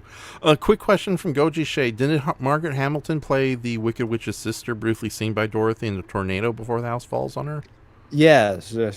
Yes. I think is that canon though, that it is the a Wicked separate Witch of the East? That it's a separate witch, because I always thought that was just her visions, because Miss Gulch is the one who and she gives a great counter performance as Miss Gulch, who we didn't mention, as just like a sort of who's the villain in It's a Wonderful Life? What's that? Mr. name? Potter. Yeah, she gives kind of like a miserly Mr. Potter type performance as Miss Gulch that is amazing as well in the real world. But I never took that was the actual Wicked Witch of the East. Then again, this is all dream logic bullshit. But because also she sees, is it Auntie M in the rocking chair like floating, or is it the two fishermen in the boat who I guess have accepted their fate. Yes. It's like, hi, little girl, we're going to die. And the old grandmother, those are completely separate characters. But the Wicked Witch from the East, both in the original novel and the movie, is a separate character from the Wicked Witch in the West, just played by the same actress. So, Margaret Hamilton is pulling triple duty throughout the movie. She's fucking Peter Sellers, practically. Yeah, exactly. So, no, there's someone else in the movie who's outdoing Peter Sellers by being Peter Sellers. We'll get to him in a moment. Yeah. So, but Margaret Hamilton, give her the best, supporting actress Oscar as far as I'm concerned. Okay, so it's funny that there's no counterpoints for Uncle Henry and Auntie M unless you want to count the trees. Yeah. Well, what do you think of? She only exists purely in Oswald, but Billy Burke as Glinda, the first time you see her as the counterpoint to the witch, which I guess is kind of the closest thing to a maternal type of figure who at the end turns out to be kind of an airhead. I don't know. Yeah, no. I rewatched the movie today. Glenda had a very good reason not to tell Dorothy, it's like, you could just use the shoe to go. You've seen the Mad TV sketch where Dorothy starts choking her out. Yeah, exactly. It's that wonderful sketch. It's very edgy. But it's like, I could have left this crap place all along. And the Tin Man starts crying and goes home to his gay lover. It's a wonderful sketch. I know. But Billy Burke, she was in the movie Topper, which is that Cary Grant ghost comedy. She's Mrs. Topper in that. Oh, wow. Yeah. It's funny. I never even know, until you just mentioned it, I never realized that Glinda, the Good Witch of the North, doesn't have a counterpart in the real world. Yeah, no. Which is actually makes because I know a lot of people there has been criticisms that this is another movie where it was just all of a dream narrative. It kind of invented it on a mainstream basis because it still gets, referenced and riffed all the time. And you were there, and you were there. Yeah, it's the example. Yeah, it is the example, and it does unfortunately come from a somewhat cynical place where back then, whether it was like the Hays Code or just Hollywood producers or just the general audience, they couldn't really buy some of the more fantastical fiction. So for the longest time, every fantasy movie had to be a dream. Every horror movie turned out it was just an elaborate hoax. It's like famously there was that one B-movie horror movie where the writer breaks the fourth wall and says, "I wrote this dumb picture, folks." Duck Amuck. Yeah, No, what's this- Duck Amuck? No, that's the amazing fourth wall breaking thing where it turns out Bugs Bunny was animating the Donald Duck or the Daffy Duck. Yeah. No, I was cartoon the whole thinking. time. Yeah, no, there was that one black and white B movie which I think had an ape in it, where it's like the Oh, the ape, or not the ape, the ape man. the ape man. Yeah, well, it's Yeah, like that is my nostalgic. That I probably saw that around the same time the first time I saw Wizard of Oz. But yeah, he shows up and is like, "Some screwy story, wasn't it, folks?" And then rolls up the window with the end card on the window. Mm-hmm. And he was the author of the picture. as Yeah, he yeah. So yeah, and American fiction still suffers of that to this day. It's like, it's like throughout the 1980s was like a high mark of like big budget, big concept cinema, regardless if it was fantasy or otherwise. But all of those stories, especially the ones that are fantastic, always had a level of plausible deniability. Like it was either a dream or the fantasy world we went to was so removed from the quote unquote real world it didn't matter. But my mom, ironically, she hates it was all a dream narratives or reveals, especially after seeing that god-awful movie North, how that kind of just threw everybody under the bus with its, it was just a dream narrative. And yet she has a really good argument to why this movie works and all those other ones don't. But yeah, I never realized Glenda did not have a real world, quote-unquote, real world counterpoint in the movie, which probably, like, maybe that's the one bit of that kind of ties in my mom's theory that no, this isn't a dream, this is a near-death experience.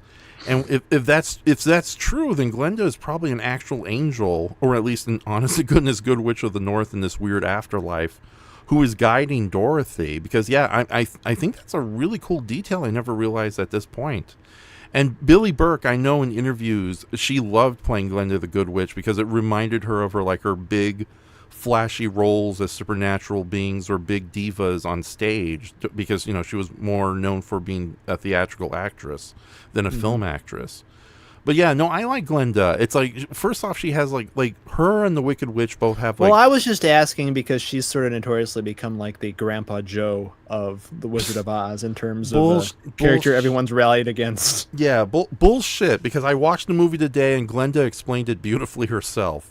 Yeah, Okay. and I think that the "it's all a dream" thing, helps drive home. The reason it is that way and it works so well is it drives home her point of that. When Dorothy wakes up, she realizes that all the qualities that she sought or learned in Oz, the courage and the heart and the wisdom and everything, were always within her from the start, and the dream sort of becomes a metaphor for her sort of self-discovery and a good resolution for that story. Oh yeah, absolutely. Because Glenda basically says the exact same thing. It's like Dorothy could not use the shoes to go back at Oz originally because she had to learn all these lessons. She had to go through the adventure and gain the experience so that she could basically empower the magic that would allow her to return. It's very much like getting back to Labyrinth. It's very much like The Game or the longest episode of Scare Tactics of all time. The same exact situation here. Oh yeah, exactly. So I like Glenda a lot better than Joe Rogan, by the way. Oh, well, that's probably good. Yeah, although it's weird that Glenda has her own podcast and she just smokes a bong every 4 minutes. What's that about? Yeah. Yeah. This bubble is being and created from especially, yeah, exactly. Inside of her bubble, it just becomes a gaseous sort of bubble with a bunch of fog, and there you see her handprint like against it. Glenda the Good Witch of the North, more like Glenda the Blaze Witch of the North. Yeah. I mean, if you've seen interviews with Ariana Grande on the Wicked Circuit, I mean, she's on something, so Yeah. it's got to be something with the character. Yeah, no. Let's not talk about that. I used to be on Nickelodeon, and I'm so high. so much magic to My goodness. I want a golden puppy. Puppies aren't golden. Make it so. That's modern childhood drama, or Yeah. trauma that we're seeing unfold before Yeah, our but eyes. no, yeah. Glenda herself explains at the end. It's like you didn't have the power originally. You had to know all this knowledge, gain all this wisdom, and see it for yourself in order to have the power. So yeah, no, Dorothy had to go on her trip in order for the spell to work and to become a better person and actually want to go home. So yeah, no, Glenda explains it beautifully at the end. Unfortunately, like you said, like Grandpa Joe, nobody, everybody just reads the surface of it. And oddly enough, that kind of ties back to Labyrinth because Jennifer Connelly character Sarah, you know, she had to go through the adventure and gain the experience and meet all these weird characters, both ones who are helpful and ones who become friends, and ones who are sort of, oh my God, Glenda is like the worm from Labyrinth.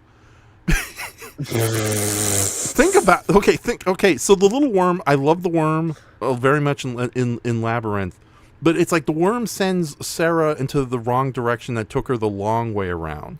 But then the camera like pans to the worm and says, you know, it's like, you know, had she gone the other way, she would have gone straight to castle. But by then she still would have been too naive, too weak, too selfish to really give Jared a real good fight. And plus she wouldn't have Ludo, Boggle, and Sir Didymus, and the dog that Sir Didymus rides on, to fight against the goblin army. So she would have been murdered by the goblins, or, you know, who knows what Jared would have done. Maybe throw like a whole bag of peach at her head and she would have fallen in a coma or something.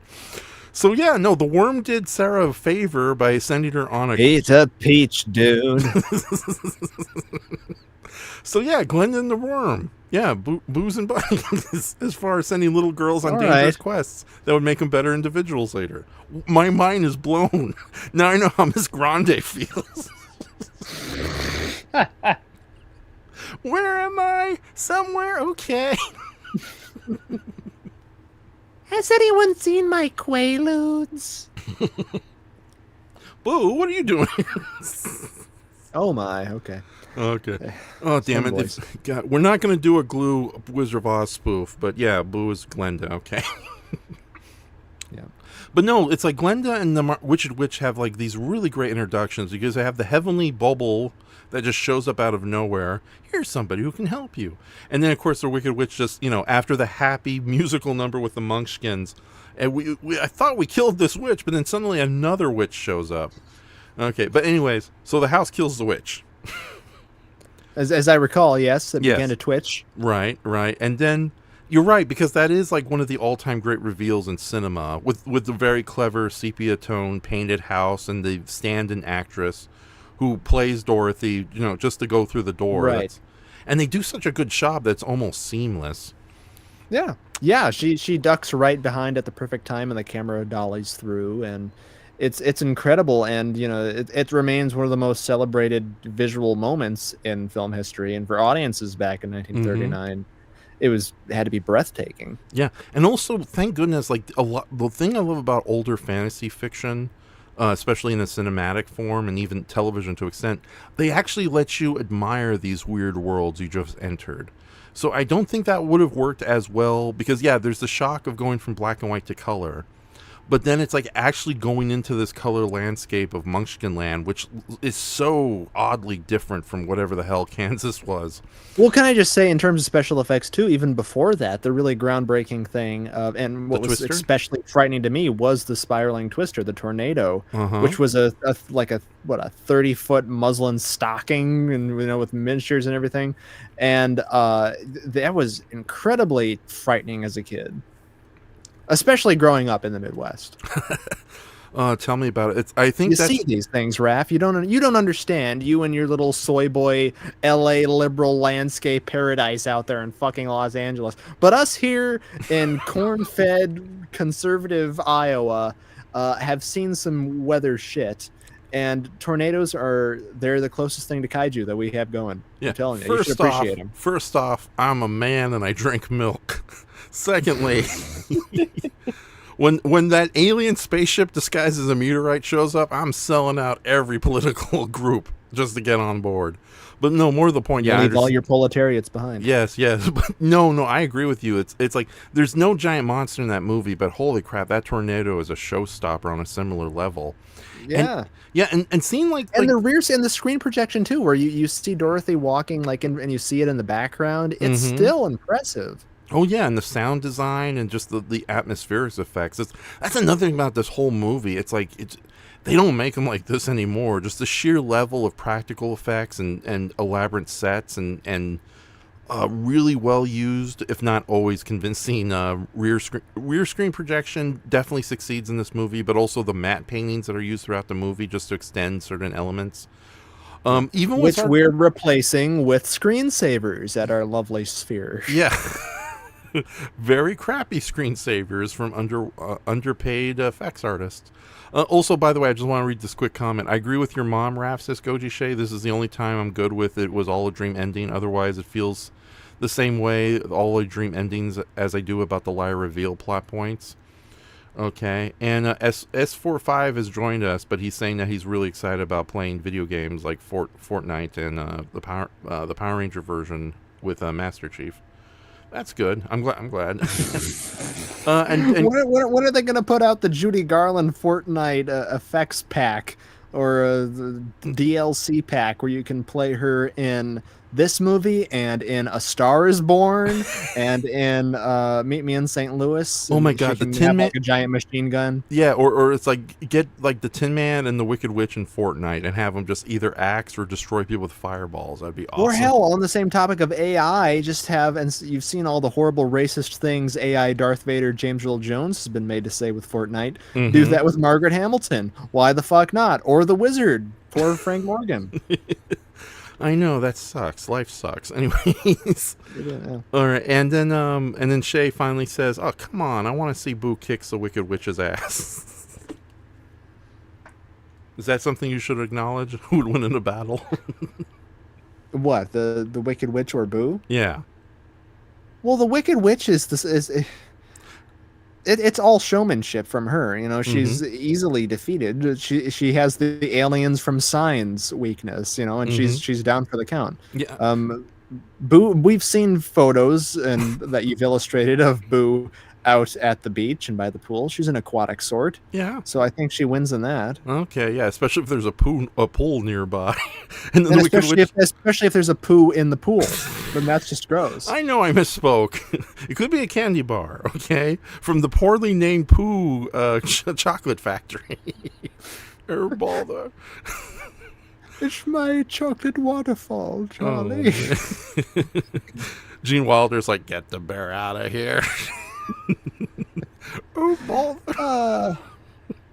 We haven't done But there's so much cinematic spectacle packed into the movie, I think, is what we were trying to say in terms of design and artistry and special effects and absolutely everything put into it. And the songs, you know, particularly Over the Rainbow, but all of the songs, We're Off to See the Wizard. It's just, it elevates the film into a thing where every single aspect of it is so iconic and mythic in a way that, like I said, it's just so timeless.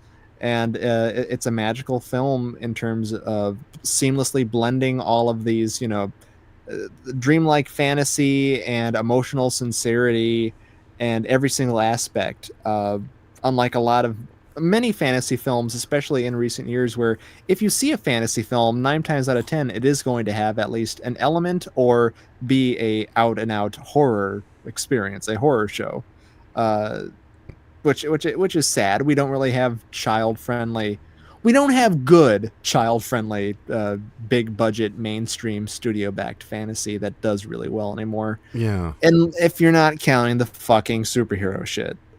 Which it's sad. Even the superhero movies are tainted. As much as I enjoyed the Superman movie, there still is a level of like, not cynicism, winking at the audience. A little bit of winking at the audience. It's not as bad as other James Gunn movies, but there definitely is an element of oh god, I don't want to say insincerity. I don't want to say cynicism. I don't know.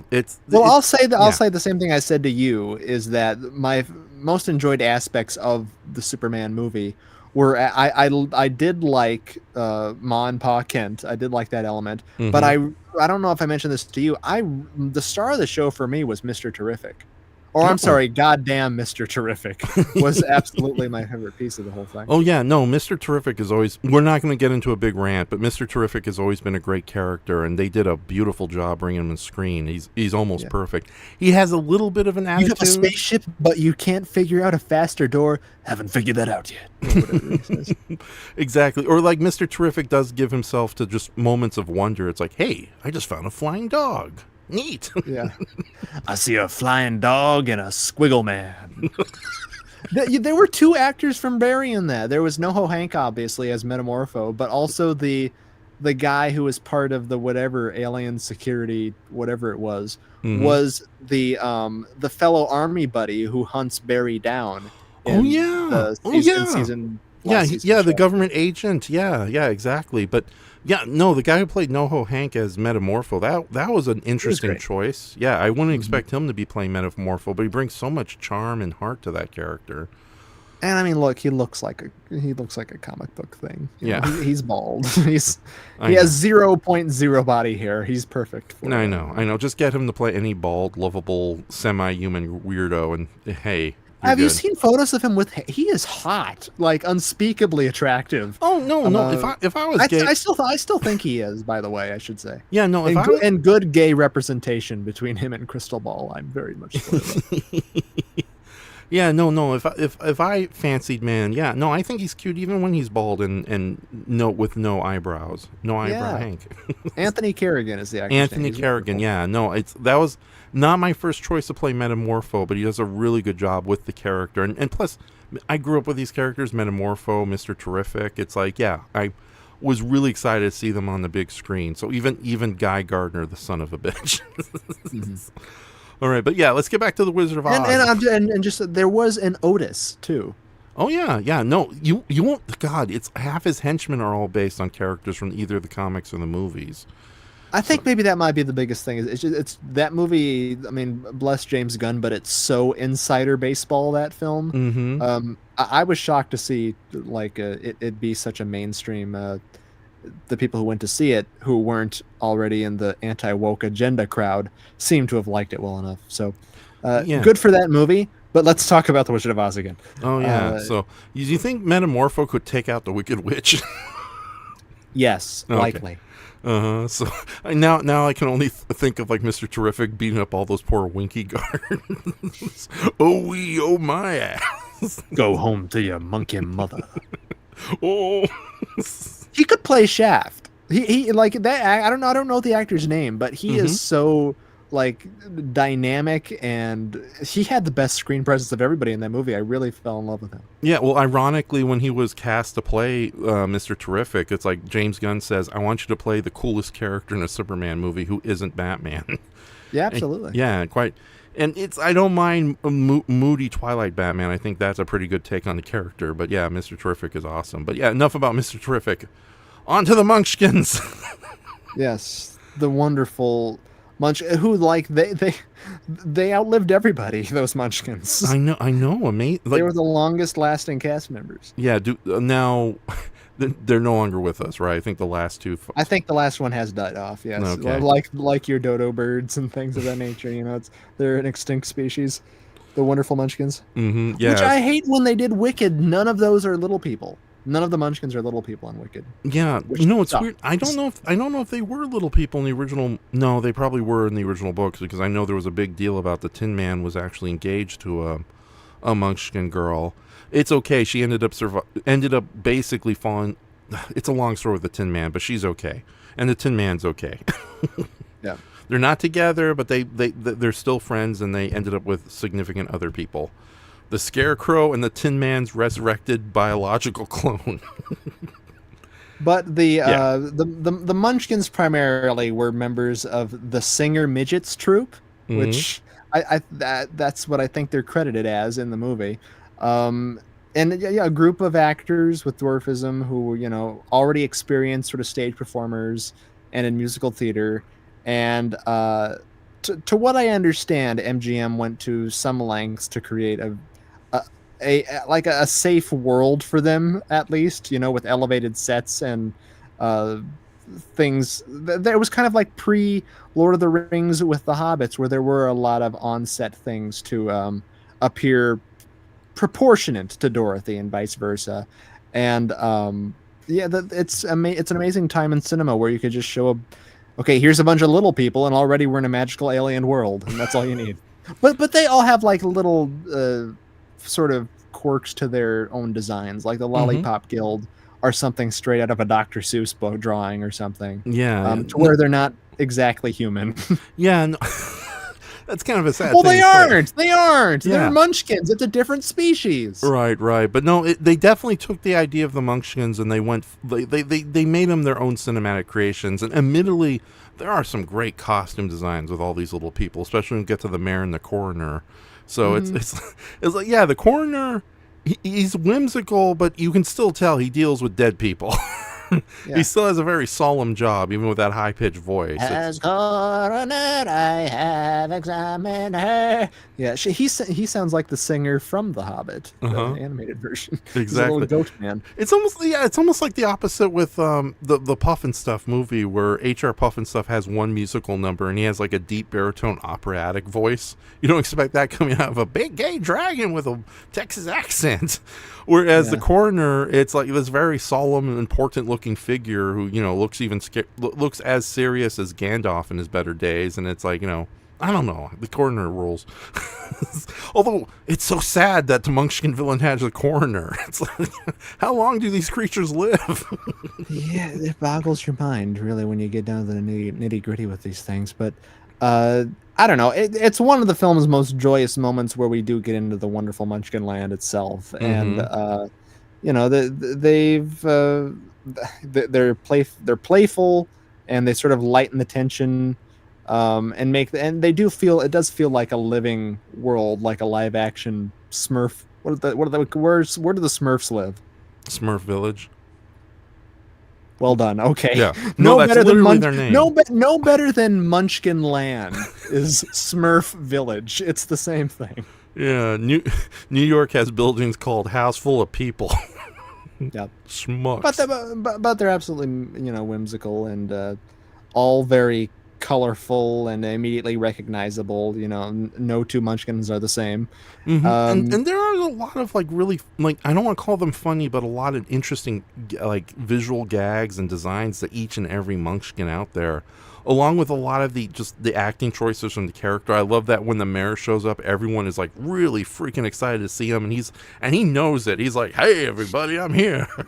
Oh yeah, here I come. Yeah, exactly. As the mayor of the Munchkin City, in the very merry land of Oz. That used to be my mom's ringtone. That's how his part specifically. Yeah, and it's funny too. So here's something that's interesting. That's okay. Almost all but one actor is dubbed. They gave everybody these high pitched oddball voices. I guess because Yeah, and they're really grouchy voices with the Munchkin, because you can hear the original on set the Lollipop Guild trio. You can hear, there's a video on YouTube where you can hear the original actors singing, and then the voices that they dubbed over, which sound like the Looney Tunes voices, the very grouchy, cartoonish type of stuff they got going on. Yeah, but no, it's there is that when the Munchkins are thanking Dorothy, for killing the witch, which the happiest song ever about murdering somebody, accidentally or otherwise. You have that one, they're all thinking we thank you very sweetly, and you do have at least one Munchkin's original voice actually come out, which I didn't even recognize until I only recently rewatched the movie. Yeah. And Goji Shea, by the way, he adds, well, the hobbits do have Hobbiton in Lord of the Rings. So yeah, oh my God! When you go to an old, that's why they're not old folks' homes. They are literally called old folks' homes. Makes sense. Yeah, exactly, because it's full of old folks and it's a home. So. And the whole point about them singing, "Ding Dong, the Witch is Dead" in a very joyous manner. I mean, well, look at how happy people were after Bin Laden was killed, And these Munchkins are living under an oppressive type of environment with threats from both witches of East and West territories. That, it's Yeah. they're this movie's version of the Ewoks. Yeah, although a essentially. point against the Bush administration, there was no singing after they killed Bin Laden.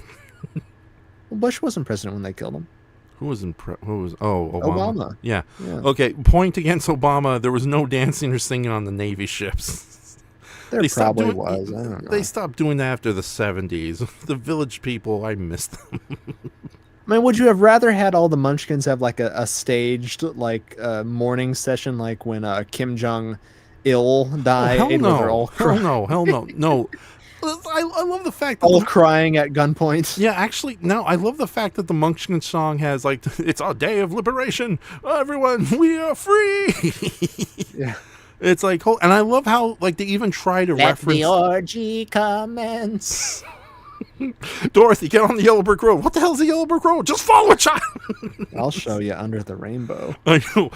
It's like she protects herself with the giant pink sphere, and you just see it bounce up and down in the background. It's like, help me.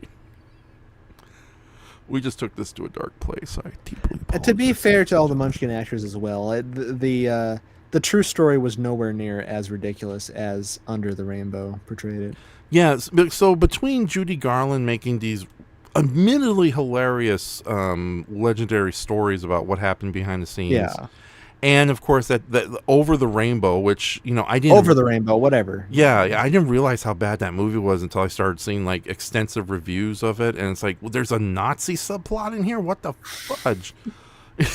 Billy Barty is the bad guy? What? Well, in a way, it's kind of Gremlins 2 before Gremlins 2. yeah, exactly. And it turned out to be a dream at the end too. So it's like, oi, fudge it. But but yeah, no. Apparently, the Munchkins were very well behaved and they got along quite well on set because it was kind of a gathering of these little people actors that never really happened before, or even to a good extent since in Hollywood. Because let's face it, there was only like 5 guys playing the Oompa Loompas.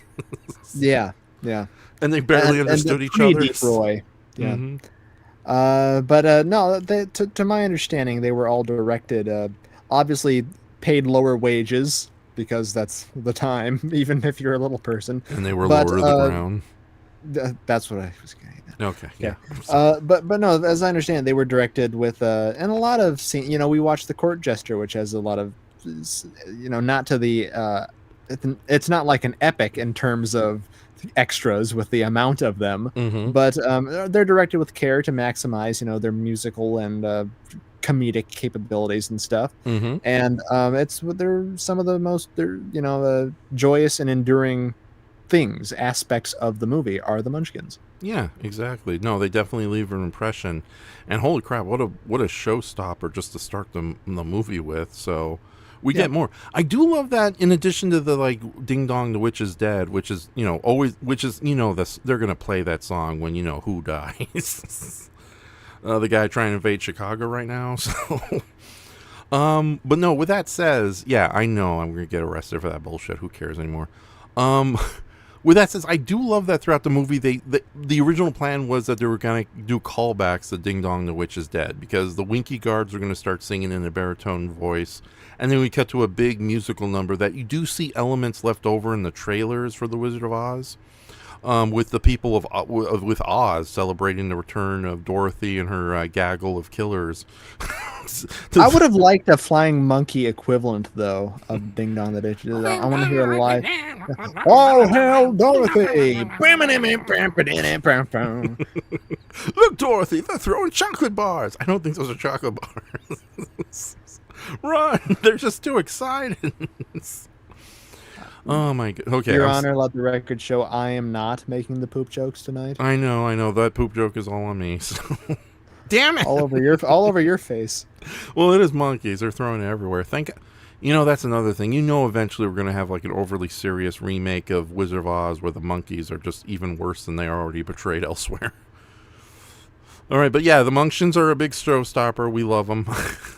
Was that your first exposure to a massive group of little actors singing in unison, or was that The Court Jester all the way? Oh. No, I'm sure it was Wizard of Oz, because I can remember watching The Court Jester, if not the first, in the earliest times. But yeah, that was my That was my gateway into knowing that they walk among us.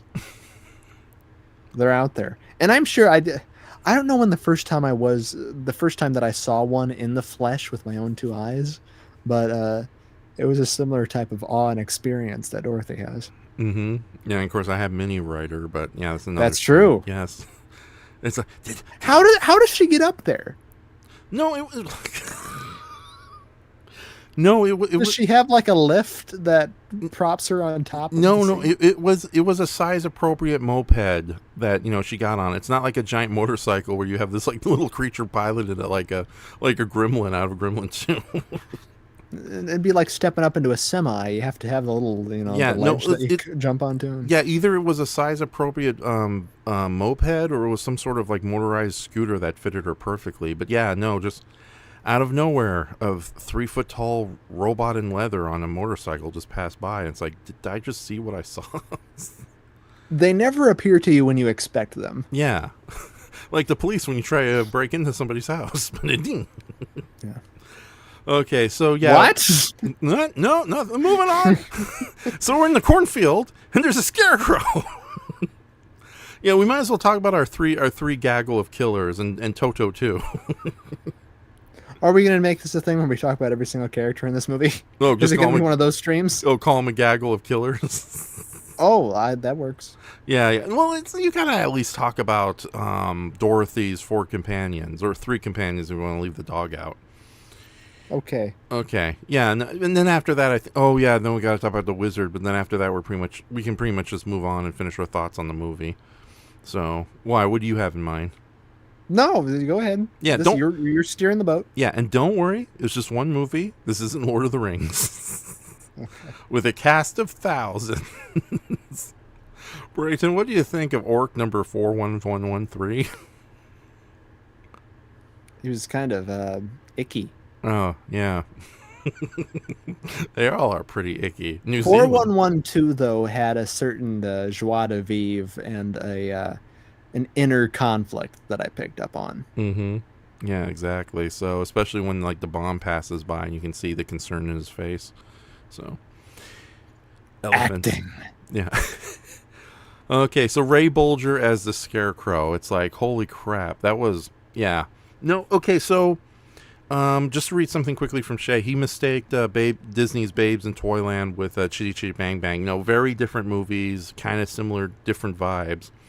But yeah, Ray Bolger, that actor, I haven't seen many movies with Ray Bolger in it, but yeah, I can see why he was very famous for being an eccentric dancer and that's another thing about the movie, especially with the 3 gaggle of killers. Well, he's in Babes in Toyland, yes. Oh yeah, he plays Barnaby, the main antagonist.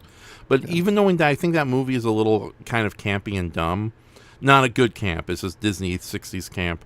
Ray Bolger is amazing in that movie, and he has a whole sequence dedicated to just him dancing. It's not as great or as memorable as a Scarecrow, but it's still a very good sequence in its own right.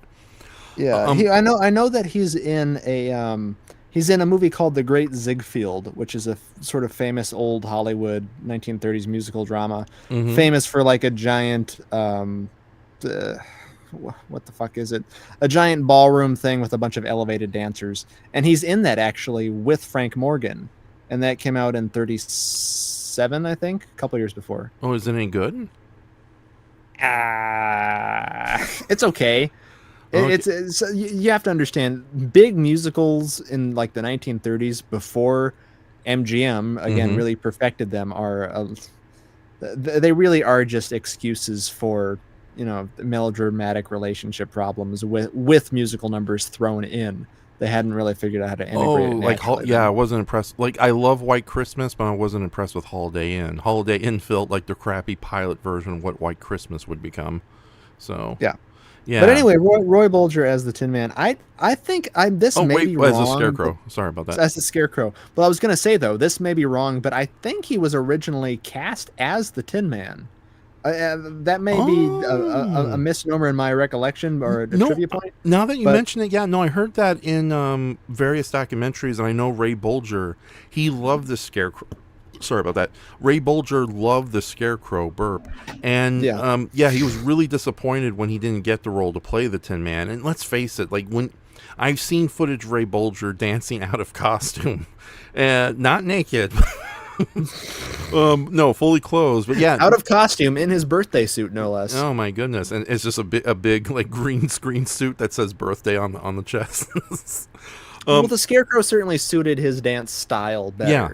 Because he's naturally more, as you were going to say, I'm sure, more of a fluid, acrobatic kind of comedic, floppy dancer. Yeah, exactly. So yeah, it'd be hard to imagine him as the Scarecrow and like As no, the Tin Man. yeah, yeah, as the Tin Man. Jack Haley is great as the Tin Man with his musical number, but he is by all obvious reasons stiff because he's made of tin, for crying out. He's a cyborg or a robot, however you want to go about it.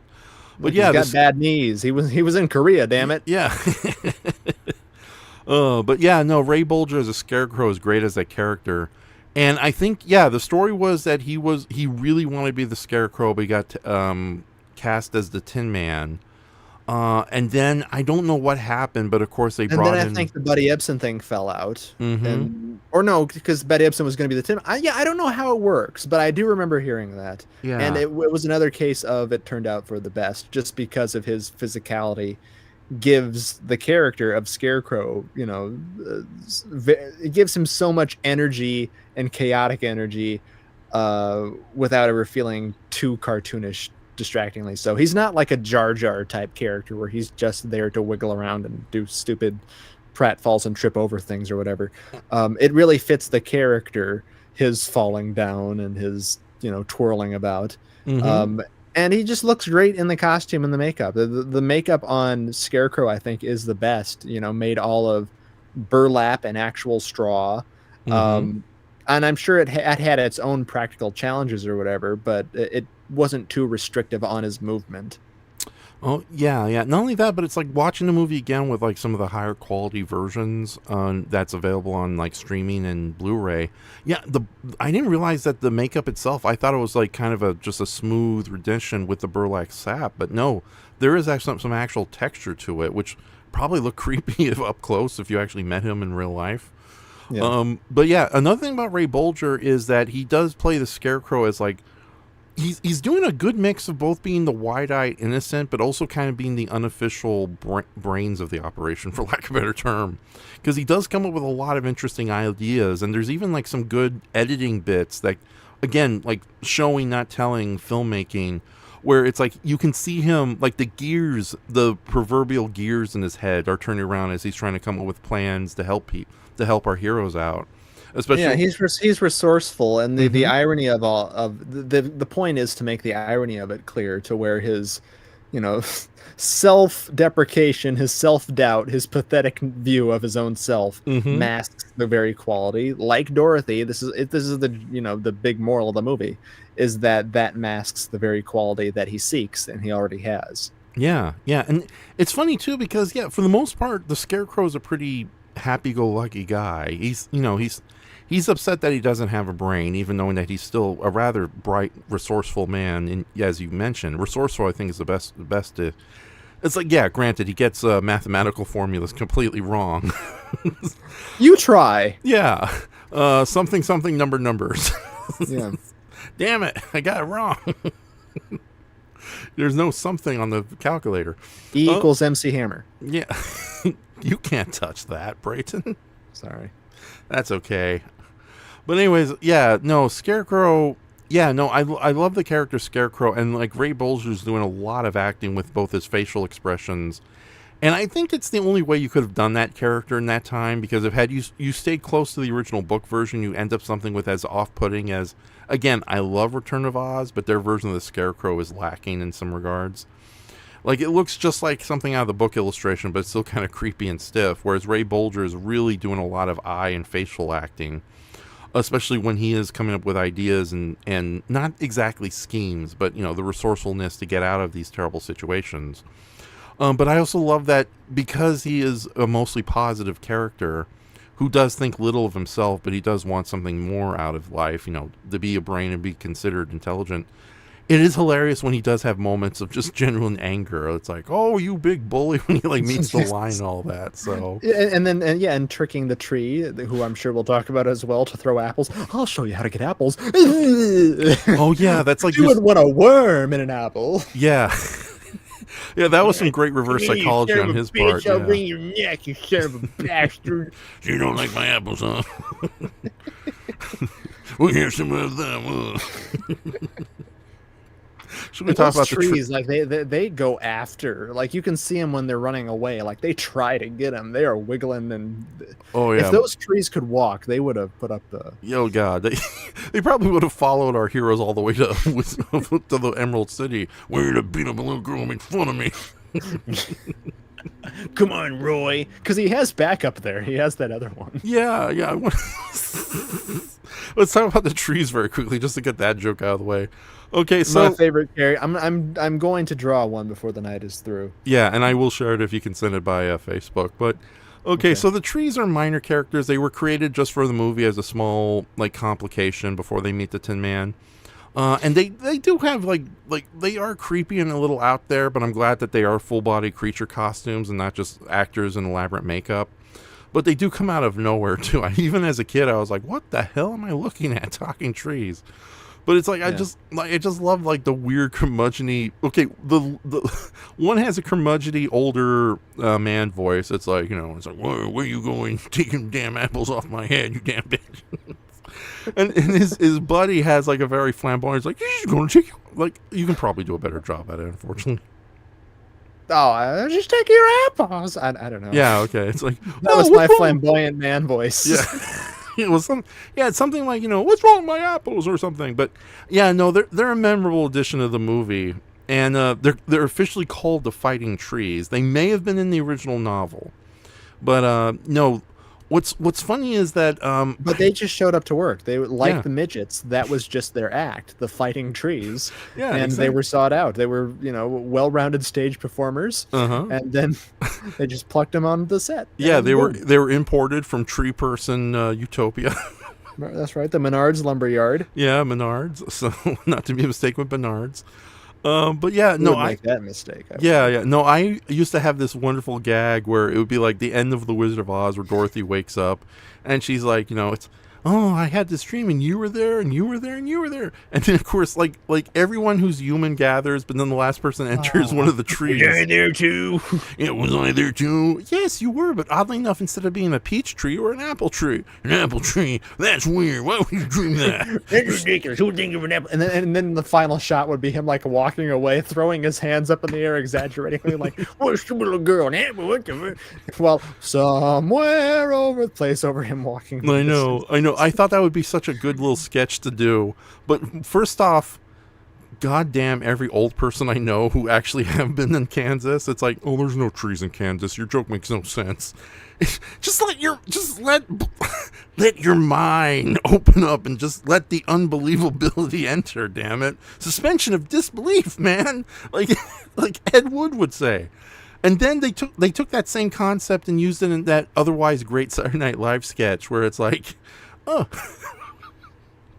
where Dorothy is telling everybody, it's like, were you in my dream? Oh yeah. And then it's like, were we in your dream? Like three little people played by Will Ferrell and some of the other cast members. Like, were we doctors and well-respected individuals? No, you were munchkins. What? Munchkins? How dare you call us that? I hoped you should have died in the tornado. If I can just get away with playing just a snippet of this, just to give the audience a representation of what we're talking about here. What do you think you're doing? He puts his hands on his hip. I was hungry and... Did you say something? She was hungry. She was hungry. So my mind wasn't half bad. She was hungry. How would you like to have someone come along and pick something off of you? Oh, dear. I keep forgetting I'm not in Kansas. Come along, Dorothy. You don't want any of those apples. So racist. So racist by the scarecrow. Yeah, and I love how not like, okay, they're obviously angry, but how nonchalant the trees are about other people picking them. It's like, don't they know how other trees are treated? Well, they've come so far, they're in their march for rights as trees. That let's not turn back. Yeah, exactly. They were, and like the Munchkins, they were the last surviving trees from the Great Ent Battle of against Saruman. Yeah, I'm gonna draw mine though with his hands on his hips. No, yeah, go ahead. They've got sassy energy. Yeah, I was gonna say they are pretty sassy trees, and doesn't help that they're two of them. They're obviously in some sort of long-term relationship. I don't know if they actually are male or female, or there's some weird tree gender we don't know about. Plants are a lot weirder than your aunt wants to tell you otherwise. Tabonga. Yeah. Oh God, Tabonga's another one to make fun of.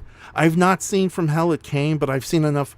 There's that really stupid scene where Tabonga is like taking his sweet time walking down the road, and then there's these two natives who act like they've never seen. They don't see him until like they're right up close, and the two natives suddenly like cower in fear, like. What those guys' problems? You never seen one of them here walking tree before? What the fuck? Somewhere. Oh my God! I know you could take footage of Tabonga From Hell It Came and just like put voices like, I don't like taking people, I don't like carrying this lady and throwing her in a pool of mud. Enjoy your jacuzzi time, bitch. Yeah. So, oh wait, Zyza Draws is joining us. He says, "Wait, there's seriously no trees in Kansas. There are probably trees in Kansas. It's just when Kansas is almost nothing but grassy fields and sepia tones and Ray Bolgers as far as the eye can see, you don't care anymore about trees. Magicians, Yeah, it's like Arizona. Everyone says Arizona has no forests or trees, but there are trees and forests in Arizona. So much so that when you drive through it, it's almost a surprise. It's like, oh, we're in the middle of an Arizona forest. What do you know? So, and you try to take one of those delicious oranges off a tree, and it's like, why are you taking the oranges off my tree? What have I done to you to deserve this crap? I don't know you, lady. That's my purse. Bobby, he's also a tree. Oh, he's still stealing his apples. Oh. Oranges, I don't know how this bit goes. Oh. That's okay, my long-time partner. We're going to have our full rights one day, and I'll marry you. Exactly. Unfortunately, the president is one of those horrible white wizards. I'm taking back tree rights. There's something here in the making. Some dark, deep story we can tell. I know. I don't know why we just suddenly got obsessed with those trees. And even Conan O'Brien did a joke about like the trees in his first episode. It's like, after my show, Late Line is going to have an interview with the last surviving Wizard of Oz actors. And one is like a regular Munchkin actor, but then you have one of the actors, like one of the Conan O'Brien writer room comedians, like dressed up as a tree. It's like, yeah, Judy Garland was very much fun to play with. And the host of the Late Show just pulls an apple and starts eating it. It's like, wait, why would you do that? I didn't say you could do that. See, my version of the tree would be very embittered, though. Like, be saying, I told those bastards I'd outlive them all, and here I'm still standing, aren't I? And I'm a tree, damn it, that's saying a lot. Exactly. Most trees die of liver cancer. We're under the constant threat of deforestation. I'd like to give you this pamphlet. Tree rights. Oh my God, what are they doing to my partner? They're turning me into a stool. Get off him, you son of a bitch. He throws apples so hard it like breaks the neck of the people trying to kidnap his friend. No tree bashing. Yeah. So that ends the fighting tree. The fighting trees do leave an impression, says Goji Shea, and then Audrey 2 sends his regards, says S4252. Oh yeah, Kaiju Commander. Kaiju Commander was here. Good night, guys. It's been a fun stream. Hey, Kaiju Commander. Sorry we didn't see you earlier. If you said anything. So, and Zyzodraw says, yeah, no. Again, answer your question. Yes, there are trees in Kansas. It's so gray here. Somewhere over the rain, but I can't do it. Damn it. NTM, I want a sweet roll or something. they should have cast him in A Star Is Born. Yeah. Later on. That would have been wonderful. I'm not a good singer, but I got a nice butt. Give me a movie contract.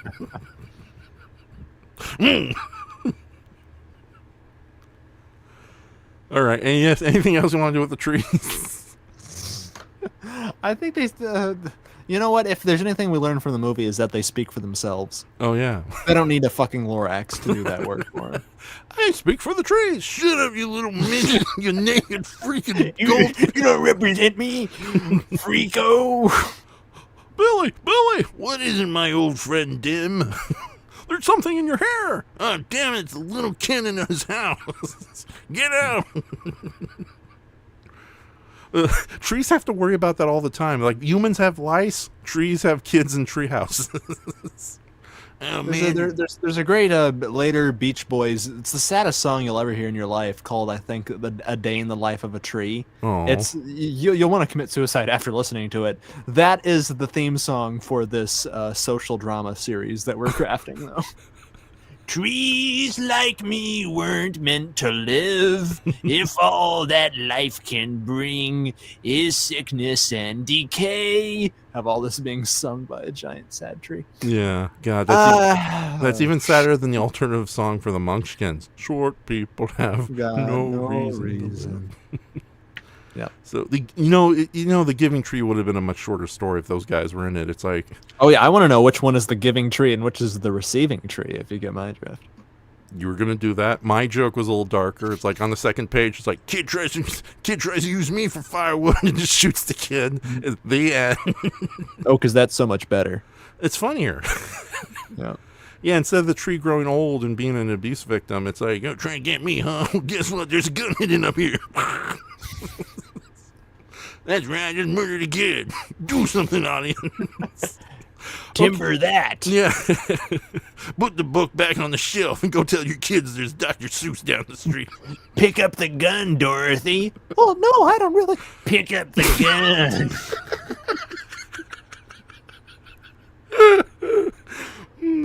Goji says that they'll probably be best friends with the Lorax. Oh, naive shit. Have you seen the trees? Have you seen those photos though of Danny DeVito out walking his wiener dog in New York? And it's a girl wiener dog because he dresses it in a little yellow like Sleeping Beauty dress. That's really cute. Mm-hmm. What about it? No, we were talking about Loraxes. Oh yeah. He would have been. He did voice the Lorax in that animated Yes, movie, that's what I'm didn't he? saying. Yeah. That's good casting, but like, thank God they didn't do live action. Had the Cat in the Hat live action movie succeeded, they would have eventually gotten Danny DeVito in like this creepy creature makeup. And what's so wrong with that? A penguin encore performance. They put him on that same performance. Yeah. They put him on wires and they just hang him in the air. The hanging penguin. Mm-hmm. Cut to the sphere with the two trees. This doesn't make any sense. Why are we watching this on this big screen? I paid $300 for this, and I'm a freaking tree. Yeah, I mentioned that was a YouTube, like a hoax, basically. But I think I remember seeing some interview with one of the Munchkins that propagated the myth. I will say that. So one of the surviving ones, because there was like an interview where they were talking about, oh yes, he got very depressed because his wife was also a worker on set and had left him, and so there was some, I don't know, some of those Munchkins were shady motherfuckers. Is all I'm saying. Well, of course, that's the whole thing about this movie. Like, I love that it has a vaudevillian edge to it, especially with our three gaggle of killers, the scarecrow. But there's also a great bullshit artist backdrop to it as well. Oh yeah, definitely. Again, getting back to the vaudeville. So yeah. So okay. So we got off of Ray Bolger and the Scarecrow. We talked about the trees. Let's talk about the Tin Man, because it's funny. The Tin Man played by Jack Haley. Haley, not Jack Earl Haley, who played Freddy Krueger in the reboot of Nightmare, as I recall. But yes. He also played Tabanga in the Michael Bay reboot too, from Hell It Came. Could you imagine a Michael Bay reboot from Hell It Came? Oh, yeah. just cuts the same tree of Tabanga, but now he's rolling on a skateboard. Now he's a racist Mexican Puerto Rican stereotype, though. Is the difference. Oh yeah, that is true. That's gonna be terrible. Okay, so yeah, the Tin Man. Yeah. The Tin Man's an interesting character. He says he has no heart, and yeah, he is a very emotional character. In fact, his recurring gag is that he cries and rests himself whenever he's distressed or scared. But at the same time, I'm surprised every time I watch that movie. I'm always reminded that Jack Haley also plays a character with a bit of a droll grumpiness to him, especially with the Tin Man being sort of like the cynic of the group. It's very He's subtle. the C-3PO of the group. Yeah. Okay. In that he's the most overtly effeminate. Yes. I thought that would be the Cowardly Lion, but sure. Well, okay, true. There's that great scene where Jack Haley is like, everyone's afraid of spooks and ghosts, and Jack Haley's like, "Oh, that's silly. You guys are stupid. Why would you be such dumb motherfuckers?" And then he's lifted in the ground and dropped, which is another part of this movie people tend to forget. There's ghosts that live in Oz, or spooks, if you will. That's it. Yes. That's the old-timey word for it, before the old-timey word for it became not right to use. We'll just call them ghosts. Yeah. The corporeal Spookbusters was the original title. Yes, the incorporeal, if you will. But yeah, no, Jack Haley is very funny in the movie, especially with like a lot of little ticks and elements he has with the character. But like I said, there is a bit of a juxtaposition at best, if not just kind of what's the bad version of juxtaposition? Contradiction, yeah. Between the Tin Man being a very sweet, heartfelt character who just, is sort of not a hopeless romantic, but he definitely gets into moments where you just, if only I had a heart type, whenever he talks about it. Weepiness. Yeah, weepiness. To elements where he's just like, it's like, oh, come on. No, don't do that. That's dumb. Yeah. And it's like, no, like, I've barely seen many movies with Jack Haley. But he's like in one that I saw that was he played like it was kind of like a ghost comedy, as I recall, where he played like an insurance investigator or something, and he went into a supposedly haunted house that turned out to be a big fraud. It's a public domain movie. I can't remember the name of it, but yeah. He does look the same out of makeup though, because he has the most minimal things done to his actual face. He just has like a fake. Well, he's painted. He's sprayed silver and has like a fake nose. Yeah. But his eyes and his cheeks are pretty much left untouched. Interesting. Yeah. I'm not seeing like an obvious title. I don't see like go to the spooky house movie or something. No, I'll look it up actually as we're talking. Oh, but no. What's interesting is I'm looking at his filmography. And yeah, he's done a lot of comedies through the 40s, basically. Yeah, and then basically retired into the late 70s. But yeah, no, interviews with Jack Haley, he definitely seems like the most... One Body Too Many is what I'm... One Body Too Many. Well, that's a good title. That's hilarious. Yeah, Albert Tuttle, played by Jack Haley, is a life insurance salesman with terrible timing. Aren't most of them. But Lugosi's in that. Oh, nice. Okay, maybe we have to watch that if it's any good. So... Sure. Pair that up with Abbott and Costello meets Boris Karloff the Killer, maybe. Or pair it up with the Ritz brothers meet the gorilla. I want to revisit that, and not just for you-know-who, so... I know. That gorgeous goddess. Mr. Stevens, the trees are alive.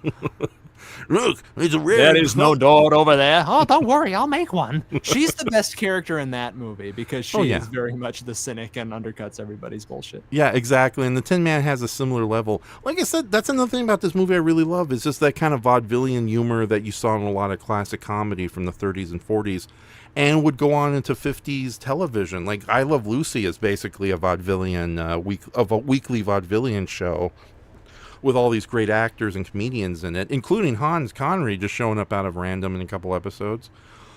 Hans Conried and also Superman. he's vaudevillian too. Yeah. So, yeah, but no, Jack Haley, it's like you see interviews with him and he seems a little kind of grumpy about, being in the movie. It's like, oh yeah, they dressed me in the damn silver and I was in it. Anyways, good to see you too, Margaret. But no, I think I might have to watch some Jack Haley movies because there's like a little bit of like this bit of footage that I thought of hilarious where he's like on stage like talking about a gag or something, and it's like, well, I'm out here, folks, and all of a sudden just a cardboard trolley just shows up and he just goes on it and the band just plays him out, and it's I don't know, it just always puts a smile whenever I see that bit of footage. Well, I just weep for how much of the early TV comedy is lost to the ages. So much of Sid Caesar's shows, his show of shows is gone. Oh, yeah. And we could really, crack open a vault on so much, buried comedic wonderfulness. Yeah. But television archives are so less well they're so less stringent and holistic about preserving that in the same way that they are with film, because a lot of television tapes, they're disposable, they're destroyed, they're written over. Same situation with like Doctor Who and all those missing shows. There was a huge element of just discard everything back in the early burgeoning days of television, actual shows on television. No, yeah, like I love Ernie Kovacs, but like 78% of his career is lost to the ages. And what's even sadder is like with Ernie Kovacs, he had like a weekly variety show, which I was very fortunate to record some episodes of, the surviving episodes at least, on Trio, that long gone network. Great network. A trio, huh? Sounds like a Cheerio, but a tree. We have our own breakfast cereal. Sure thing, Fighting Tree. Now he's a television Eat your critic. wood flakes, boy. What about Bravo? Bravo. Well, I don't want to talk what happened to poor Bravo. Anyways, but yeah, no, those. I don't want to talk about it either, pretty mama. Johnny Bravo, what are you doing here?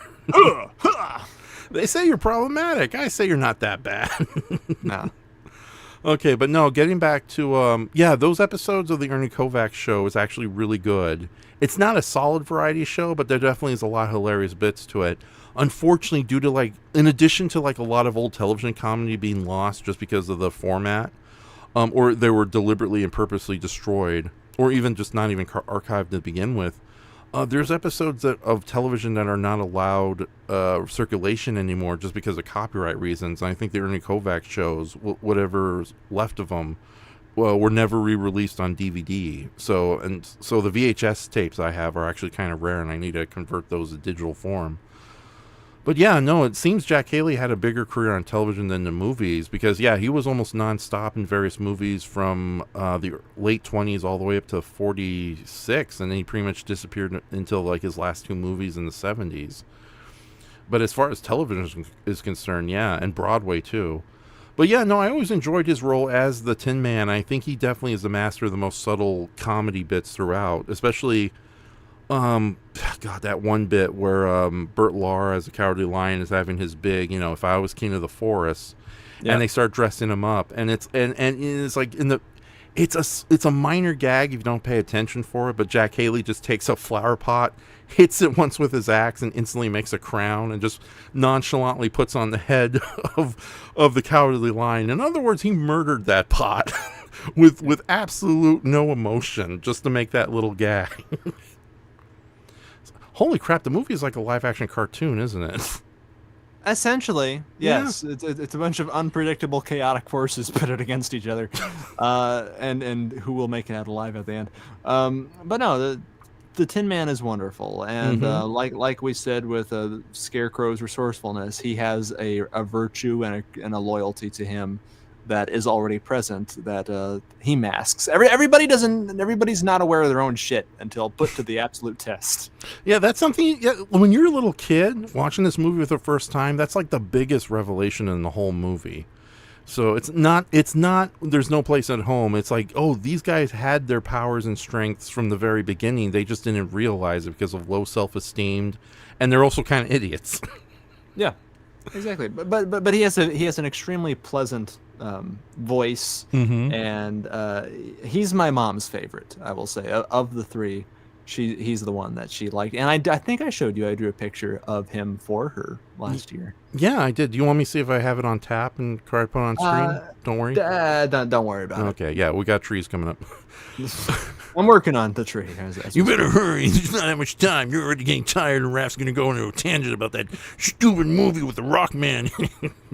Return of Oz? Shut up, you dumbass. But it sounds from the sounds of it, he had a very steady but not superstar level career. And then The Wizard of Oz is the one that became obviously his signature role. And Buddy Ebsen, we love him, but for his own health, good thing that he was not chosen. Yeah, okay. That's another thing. We had the conversation about Shirley Temple and Judy Garland. Buddy Ebsen is a very talented and wonderful dancer in his own right. Yes. And I know originally they wanted him to play the Scarecrow, and then I think they switched. Man. Yeah. But yeah, but holy shit, what do you think his Tin Man would have been like? I don't know, because I always find him. I look at Beverly Hillbillies, and I always picture Buddy Ebsen as a far grouchier type of presence. Mm-hmm. And the Tin Man is so, he's so much the voice, and he's so kind and sweet that it just wouldn't. I think it would really. I don't think it would be authentic. Yeah, it's funny. Yeah, not Ray Boulder. And damn it, Beverly Jack Hills. Haley. Jack Haley. Oh yes. no, who are we talking about? We're talking about Buddy Ebsen. Buddy Ebsen, yeah. Buddy Ebsen is really good when he plays a kindly old man. He's really good in that regard. And I think had he done the Tin Man, it would have been closer to what the Tin Man was sort of like in the original books. But of course his makeup was a little different too. They actually gave him a much more book accurate mouth, the lower chin piece, and the big round circles around his eyes. So he's a lot less human looking than what Jack Haley ended up being. And it was the aluminum-based makeup that he had the allergic reaction to. Yeah, it wasn't just an allergic reaction. It was literal a severe catatonic poisoning that got into his lung through his pores. Because it was silver. It was silver powder. It wasn't even honest to goodness makeup. It was actual silver powder. It's like putting toxic. It's like those horror stories you hear about people suffocating because they thought it'd be funny to just throw cinnamon everywhere. When cinnamon is like one of those terrible, when it's in a gaseous form, it will coat your lungs and kill you. Oh my God! It's like the same thing happened to like poor Buddy Ebsen, and he was in an iron lung for like at least a couple of weeks too, just to get that crap out of his lungs. Holy shit! Toot toot! As the smoke's blowing out of the top of the iron lung. Boo-boo-doo-doom, boo-boo-doo-doom. That's my heart. So he went from Tin Man to Iron Man. That's it. Back to normal man. Yeah. But yeah, no, I think he would have played like a more like a kind of not a country bumpkin, but a more like kind old man type wilderness type Tin Man. And I think Jack Haley does a better job. Although I never realized you said Jack Haley's the most effeminate of the three. I always thought that was a Cowardly Lion. No, the lion is the most childish, I think. Oh. I think the Tin Man has like a maternal type quality to him. Oh my God, he is like he is sort of like the slightly annoyed mother of the trio, isn't he? You boys don't go over there. He has that energy. Mm-hmm.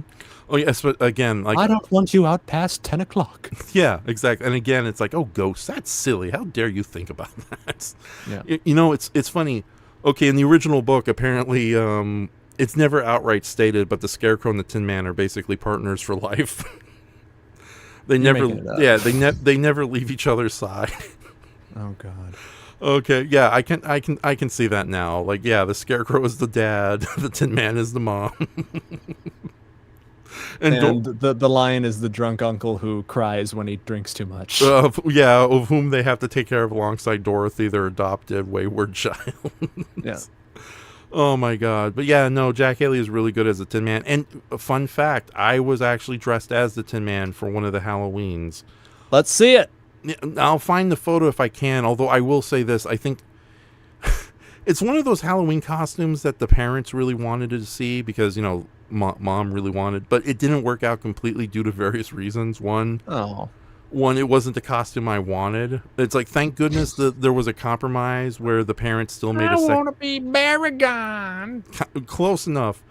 Okay, so what happens was, mom really wanted us all to dress up as Wizard of Oz characters with our cousin Becky as Dorothy, of course. Yeah. And if we were slightly more mature children who loved our mother, appreciated our mother a lot more back when we were like 8 and 9 years old, we would have said yes. We would have agreed to this scheme. Unfortunately, we all got a little bitchy about it, as little kids do. In retrospect, I wish we hadn't.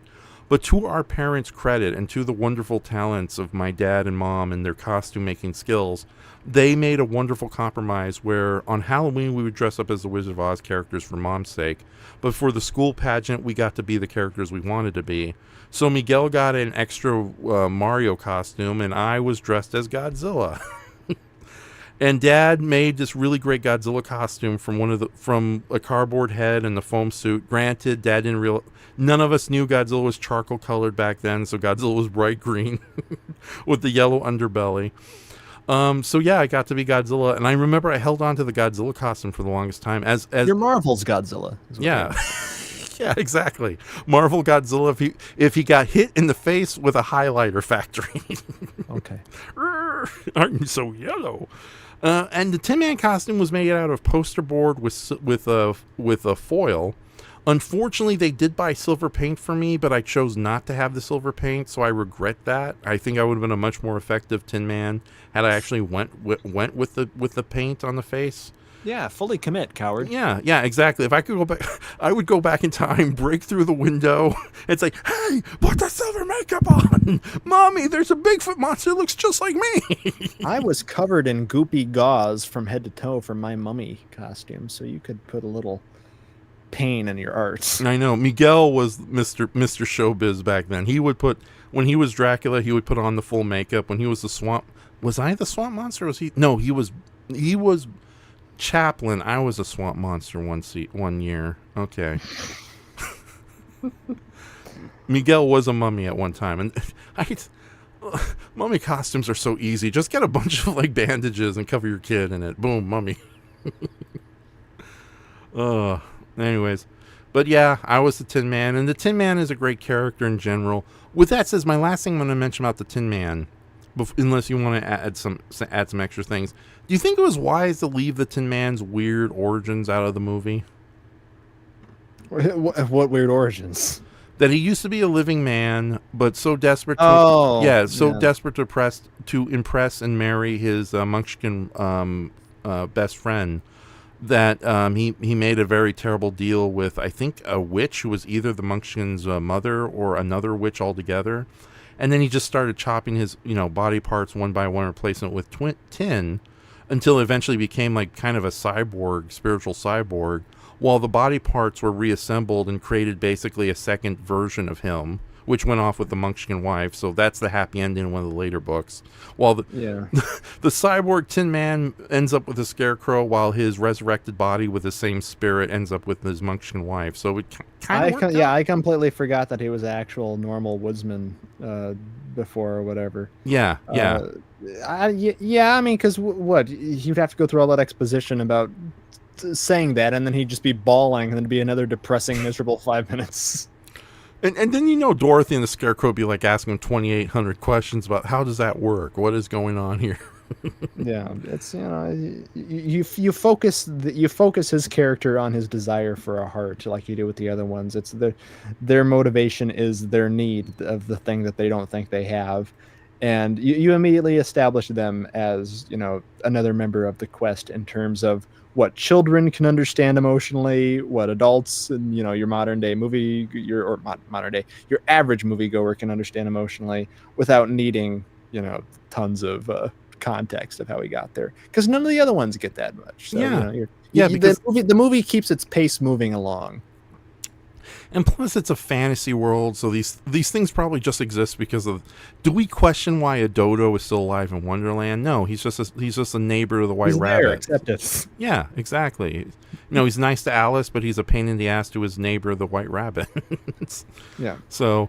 No, I think that each of the Fantastical Oz characters, the farmer, the farmhands in the context of Oz, they all work best as symbolic figures representing their longing for something, rather than give him an entire backstory and put that in the movie. I think it would be unfair to the other two, and it just wouldn't really work with the goal of the movie character. And you project your empathy onto his yearning for love and to feel, rather than, oh my God, he was a what? He used to be a man, and he was married to a Munchkin, but then that didn't work out, and then there was cyborg nonsense, and he's gay for the Scarecrow. Yeah. Oh my God, the Tin Man was the original transitioning hero. Oh no! Yeah, and I don't know. I just think it aligns well with the other characters that they all Dorothy's companions have a very simple, emotionally, resident quest: a brain, a heart, courage. That's all you need. That's all the character that you need, and everything else can come out through the performance. Yeah. So, and with that says, Goji Shea perfectly sums it up. It's like, whoa, Yeah, probably a good idea to leave the Tin Yeah. Man's origins story out. That's messed up. Yeah, because it's like because he would have to explain that to them, and I don't want to hear all that through Checker. Yeah, and you know what? I'm okay. I will admit this. I'm terrible at explaining things, but even I have a terrible time explaining whatever the hell is going on with the Tin Man's origins. And then the Zizod draw adds up. Someone's calling the Tin Man a cyborg. Nah, I've seen it more like Automail from Full Metal Alchemist. Well, you see, Zizod draw as a cyborg is a living creature that either augments itself with machinery or a machine that augments itself with living creatures. So if we were to assume that the consciousness and the soul can be a part of the organic element, then yeah, an Automail is a very advanced form of a cyborg. Even if it is that bell? Oh, me! I'm here to give a TED talk at the nerd convention nobody gives a shit about. That's literally what it's called. Oh, well, why didn't you say so? Come on into our nerd convention. The wonderful Nerds of Oz. Look, there's the guy who knows all the Power Ranger. He looks just like me. Oh no, they're all me. And I was there, and I was there. Oh my god. And here's the host of Night Owling and his co-host who looks just like me. Oh no. And that was a Tin Man run away.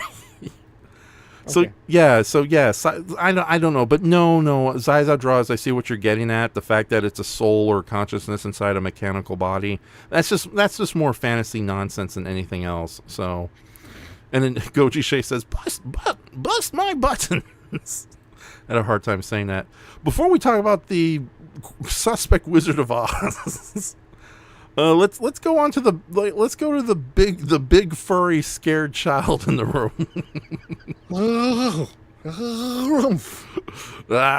You think you're trying to pull a axe on me, huh?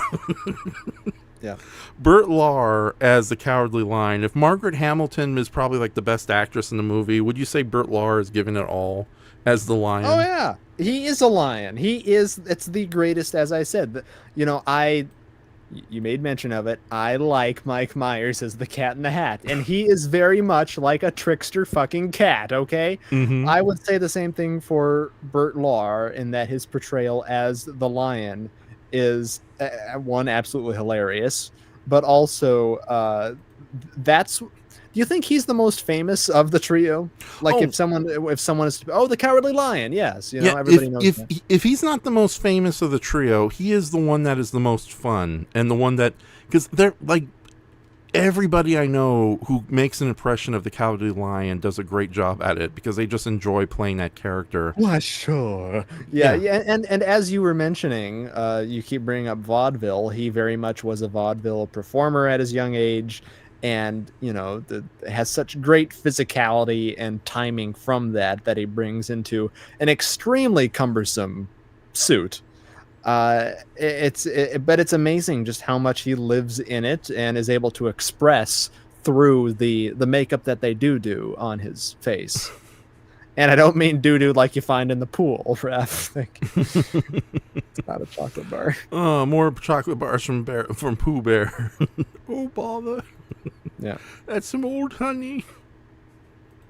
It's not orange anymore. Laura, you wanna say something here? Oh yeah, no, Bert Lahr's hilarious. Moving on. No, jokes aside, yeah, I've seen plenty of like short films and comedy bits with Bert Lahr, and yeah, he's another actor like again, we are definitely going to be watching One Body Too Many, but yeah, I would love to see more of Bert Lahr's comedy work in film.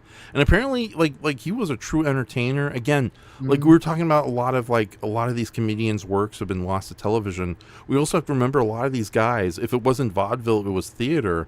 And apparently, Lahr was one of the first actors to be in Waiting for Godot. I almost said Godot, but then I remember the T is silent. Waiting for Gal Gadot. Yeah. Oh. No, Cowardly Lion, I need you to give me the stone.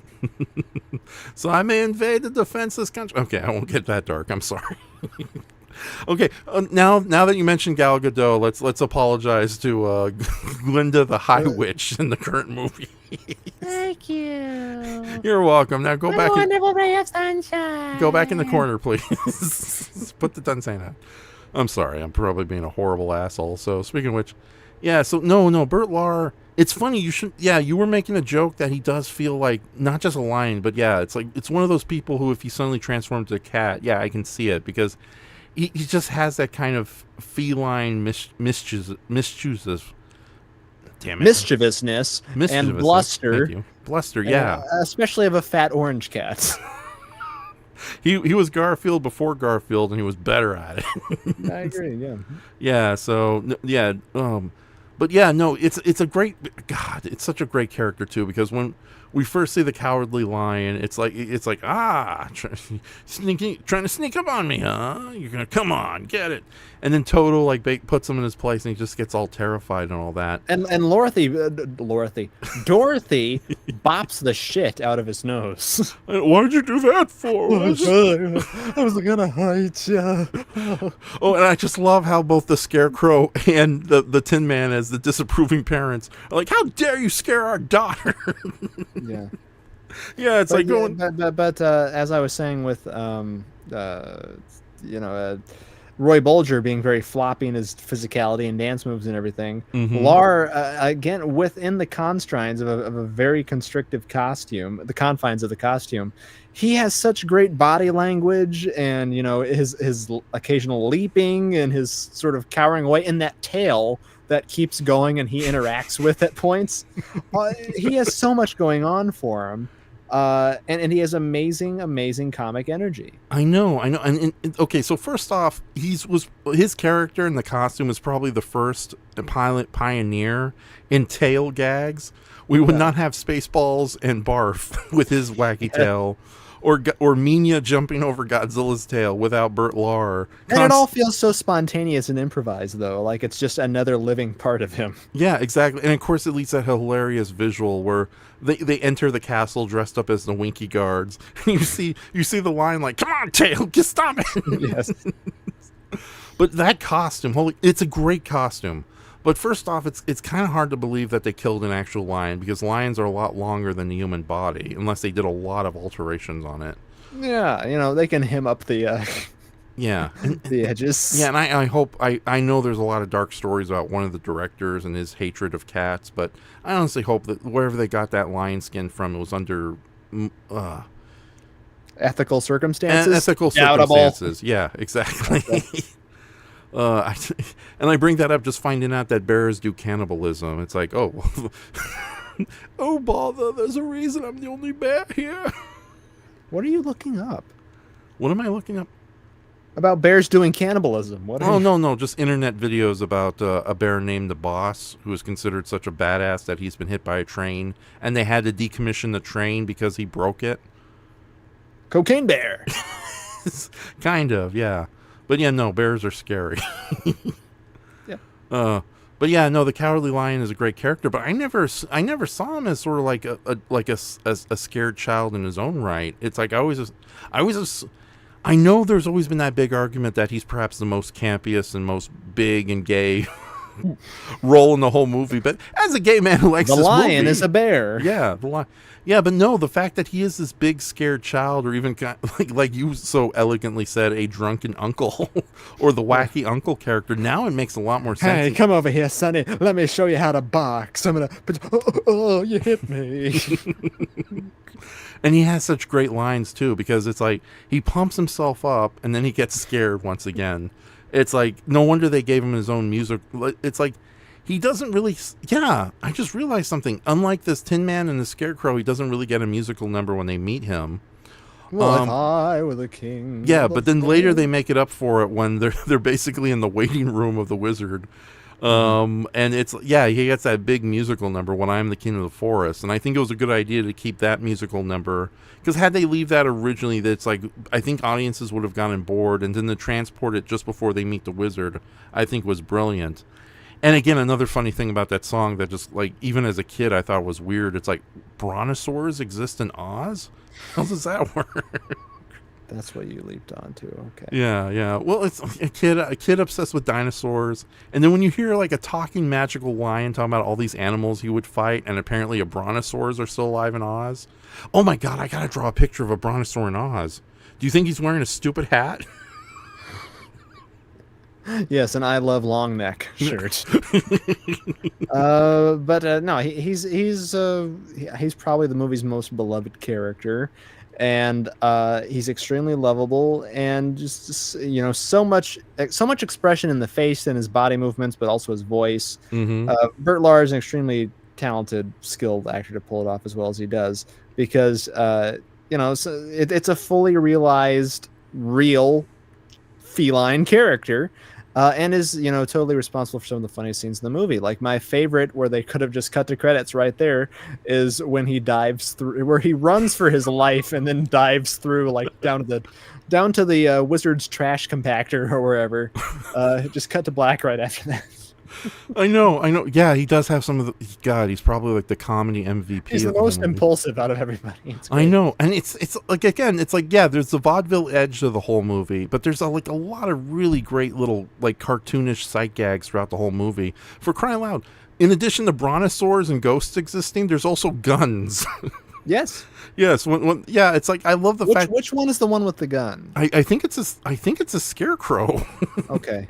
Yeah, it's the Scarecrow or the Tin Man. One of those two people has the gun. But yeah, of all the objects to have from Oz, the Oz. Oh my god, certainly the most useful. Yeah, definitely is. So, although, oh my god, you think there's like a Munchkin gunsmith there, a gun store owner? He wears like a leather biker, like Hell's Angel vest. And maybe they had a big alt-righter. I like to think the Wicked Witch is so powerful that water is her only weakness, and I think she took care of the gun Munchkin a long time ago. Well, you know what? Squirt guns then. Introduce them to the people there. Oh, that's a good idea. Although, in real life, if like a murderous witch and her army of green-skinned goons invaded the real world, and her only weakness was water, you know as hell nobody would realize that until it's too late. If they've never seen The Wizard of Oz before. Yep. Or Signs. Yeah, Signs. We're showing Signs this week at the Last Picture House, by the way. Oh, nice. Oh, we should do like a double feature on 1% Weird, Wizard of Oz, Signs, and say, water? That's it? Yeah, that's good. I like that. Thank you. Yeah, maybe we'll do that. It'd be hilarious. And okay, Goji Shea says, I love the Cowardly Lion talks with a wise guy New York-esque accent. Oh, yeah, definitely. And I love how Burt Lahr just goes... Put him instead of... Okay, would you have enjoyed taking a Pelham 1, 2, 3 more if it was him instead of Fat Kaz? No, because... No, I don't want to see Burt Lahr die. And then Robert Shaw would use him as a rug. Or he wears Burt Lahr's yes, like Hercules and the lion pet. Of course. Okay, and then Goji Shea adds on, for some reason I'm imagining Top Cat wearing a this Top Hat wearing Brontosaur in Oz, wearing the monocle and speaking with a Cockney accent. Oh, I thought you were reading that he said he's imagining Top Cat. Yeah, I thought that was no, that's just my terrible dyslexia. Okay. Yeah, okay, thank you. Okay, I'm just going to say it for future reference. The Brontosaur of Oz will be wearing a top hat, a monocle, and speaking an accent. Oh dear, what's with this cracked out lion trying to fight me? Just a distant shot from his point of view, and you see this little Burt Lahr trying to attack this giant foot. It's like, come on, I'll get you. Someone help me, there's a crazy cat man on my foot, for I am the Brontosaur of Oz. What's his first name? Brookskin. Okay. Blandick. Terry the Brontosaur of Oz. There we go. Always go with Terry. No. What would you? Pterodactyl. Oh, damn it! Then what would you call him? Bruce? Billy? It's got to be a B name. Brayton. Brayton the Brontosaur. I wish I was small enough to do a podcast. Instead, I'm 200 feet long. Or 50 feet, I forgot how much. Okay, enough of the Brontosaur. Even I'm annoyed. So, yeah. But no, yeah, that out of no... Okay, so when you were a kid, did you honestly think the Cowardly Lion was dead when he jumped out the window? That seems like an out-of-nowhere sight gag. That's what I thought. Yeah, as I said, they should have. There's got to be a gag version of it out there that just goes to credits. Oh my god! When I don't want to do what a lot of sadistic parents have done, where they re-edit Toy Story 3 and just hit end when the toys That's accept what their I'm thinking fate. of. Yes. Yeah, but I'm gonna, God, I'm gonna have, if I ever have kids, have kids. Yeah, that horrible threat. concept. I'm gonna name them all after dinosaurs. You missed the boat with your cats to do that. No, everyone else named the cats. The only one I got through was Professor. But that's a shortened version of what I originally wanted to call him, Professor Twip. That's Chilica Wilster Schmitz McGee the second. 17th Esquire, yeah. Whatever, yeah. That would have been hilarious. But then we realized he would have to wear a really big collar for the rest of his life. Yeah. He can't go through doors because he's constantly stuck. You know, cats can't shimmy through the side. So, speaking of stupid cats, yeah, no, Like a Flavor Flav sized clock that he would wear. Yeah, exactly. So, but no, it's re-edit it where Bert Lahr jumps to his death, and then it just cuts the credits. It's like, oh, that poor kid. I'm gonna do so many horrible things to my children. Raf and Shoma, 2025. Yeah. I'm going to do so many horrible things to my children. You heard it here first, folks. It's like the postcard is me putting him in barrels by Niagara Falls. No, it'll be okay. Trust me. I've seen it done before. I ain't gonna do it. With your wife, the Tin Man, weeping next to you. Oh, that's silly, Raph. Get him out of those damn barrels. Make me woman. How about Bernard the Brontosaurus, says Goji Shea. All right, fine. Why not just Bronte? That's simple. Bronte the Brontosaurus. No, that's simple. Bernard the Brontosaur, I guess. Bruce Blanche the Brontosaur. Blanchus? No, whatever. Okay, so, and then of course, yeah, the lion, he does have moments of courage, especially when they storm the castle and enter the Wicked Witch's castle. But there's some hilarious moments, like, you know, it's like, I'll go in there and beat him out, but get him. Just do one thing for me, guys. Talk me out of it. Talk me out of it. Right? And then he starts to slowly turn around before the guy's like, no, you don't. So with that said, though, why does the Cowardly Lion work where other characters in similar veins, like Jar Jar, if you will, don't work, where it's like their cowardice is too much of the character? Is it just because Bert Lahr is doing such a good dynamic performance that we just love him, period, for it? Yeah, I think it's the performance that sells most of it. But I think, again, the thing is that, you know, he's also, as a Cowardly Lion, you know, as a character, he's sort of built on a deliberate paradox, you know, of a lion, this ferocious, you know, king of the jungle, whatever, being a buffoon or not a buffoon of sorts, but a lovable buffoon. Mm-hmm. Yeah, I don't know. He's got a lot of interesting things going for it. He works well with the ensemble, and he embodies that contradiction of a really fearful predator. And the performance from Bert Lahr makes that absolutely hilarious. You know, he's vulnerable, he's cute, he's snuggly, and yeah, it's the sweetest message, I think, out of the three, is that, you know, your courage is, well, first off, just it's a universal truth. You know, your courage is about it's not about being tough and fearless and all that, but rising above the fear that you already have, being a scaredy cat. And I think he's the most relatable because of that too. So maybe that's why he's the most lovable. It's the performance. He's, you know, his cowardice makes him relatable. He's a fun character. He's a funnier character than we ever had before. And his bravery makes him inspiring. Yeah, you're right. Because it's like, growing up, I never really bought stories about brave heroes. It's like, but if somebody still does something brave and heroic, but they're still obviously hesitant and terrified by it, that is a lot, like you said, that is way more relatable. And oddly enough, I'm going to compare Bert Lahr's Cowardly Lion to a real-life actor, Roger Delgado. You're on your own, pal. Okay, so Roger Delgado played the original Master. He was the first actor to play the Master in Doctor Who. I know who he is. That You're on your own, pal. Yeah, but no. Here, it's like, again, one of the things I love about Doctor Who is the amazing extras on a lot of their older DVDs and a lot of the interviews and documentaries. And John Partridge, who played the Third Doctor, he was very close friends with Roger Delgado due to a lot of the episodes they co-starred in. to the point where the Master was basically a co-lead on the show for at least a season or two. Uh-huh. And John Partry had this thing to say about Roger Delgado. Roger Delgado was a complete and total coward who was always terrified at every little stunt that was ever done on the show.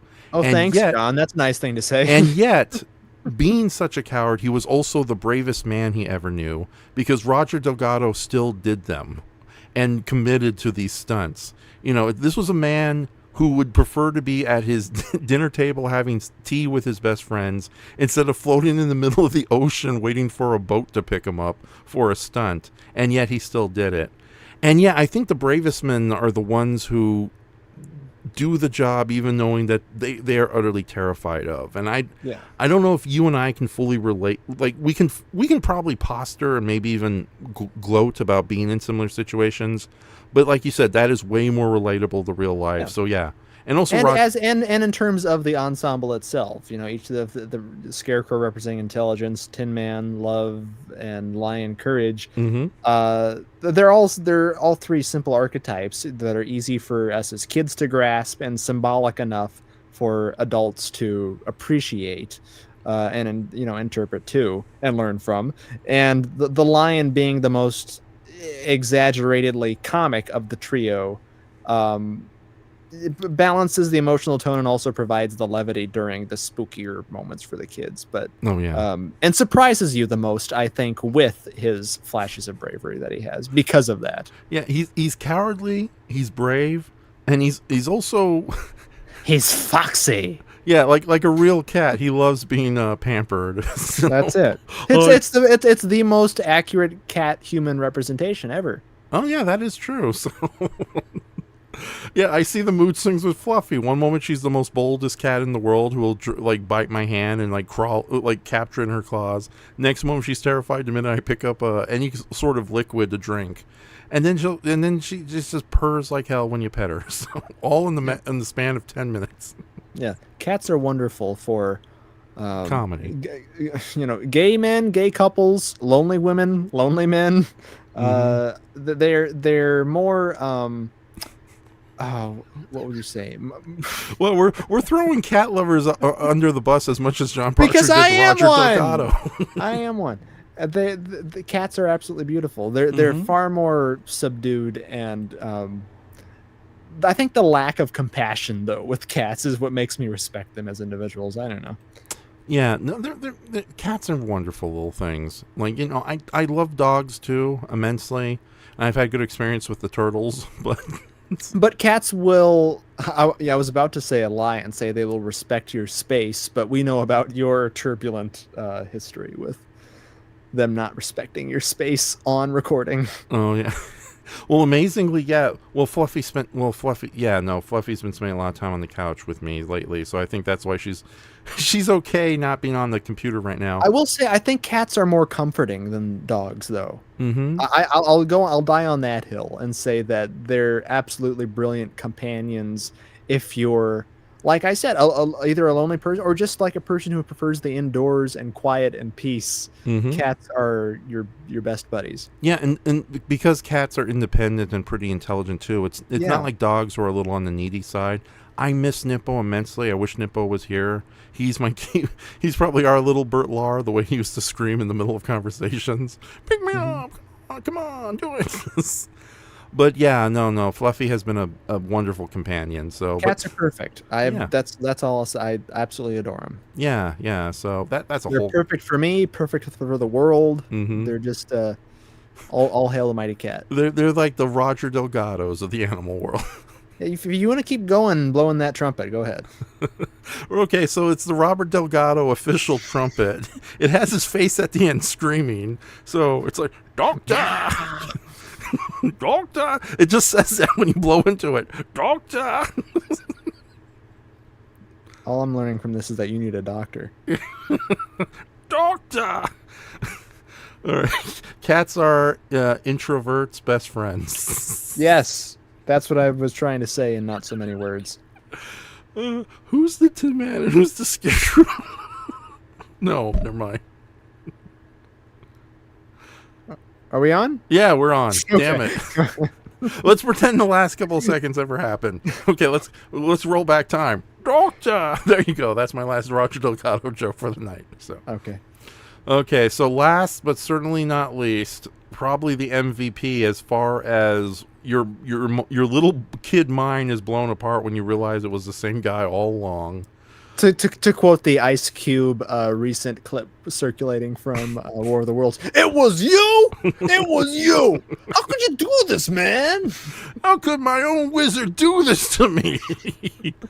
The secret MVP of the whole movie. He may not be your favorite character, but he's the most impressive actor for sure. Mr. Motacek. Yes. Oh, yeah, Mr. Motacek. Yeah. Oh, man.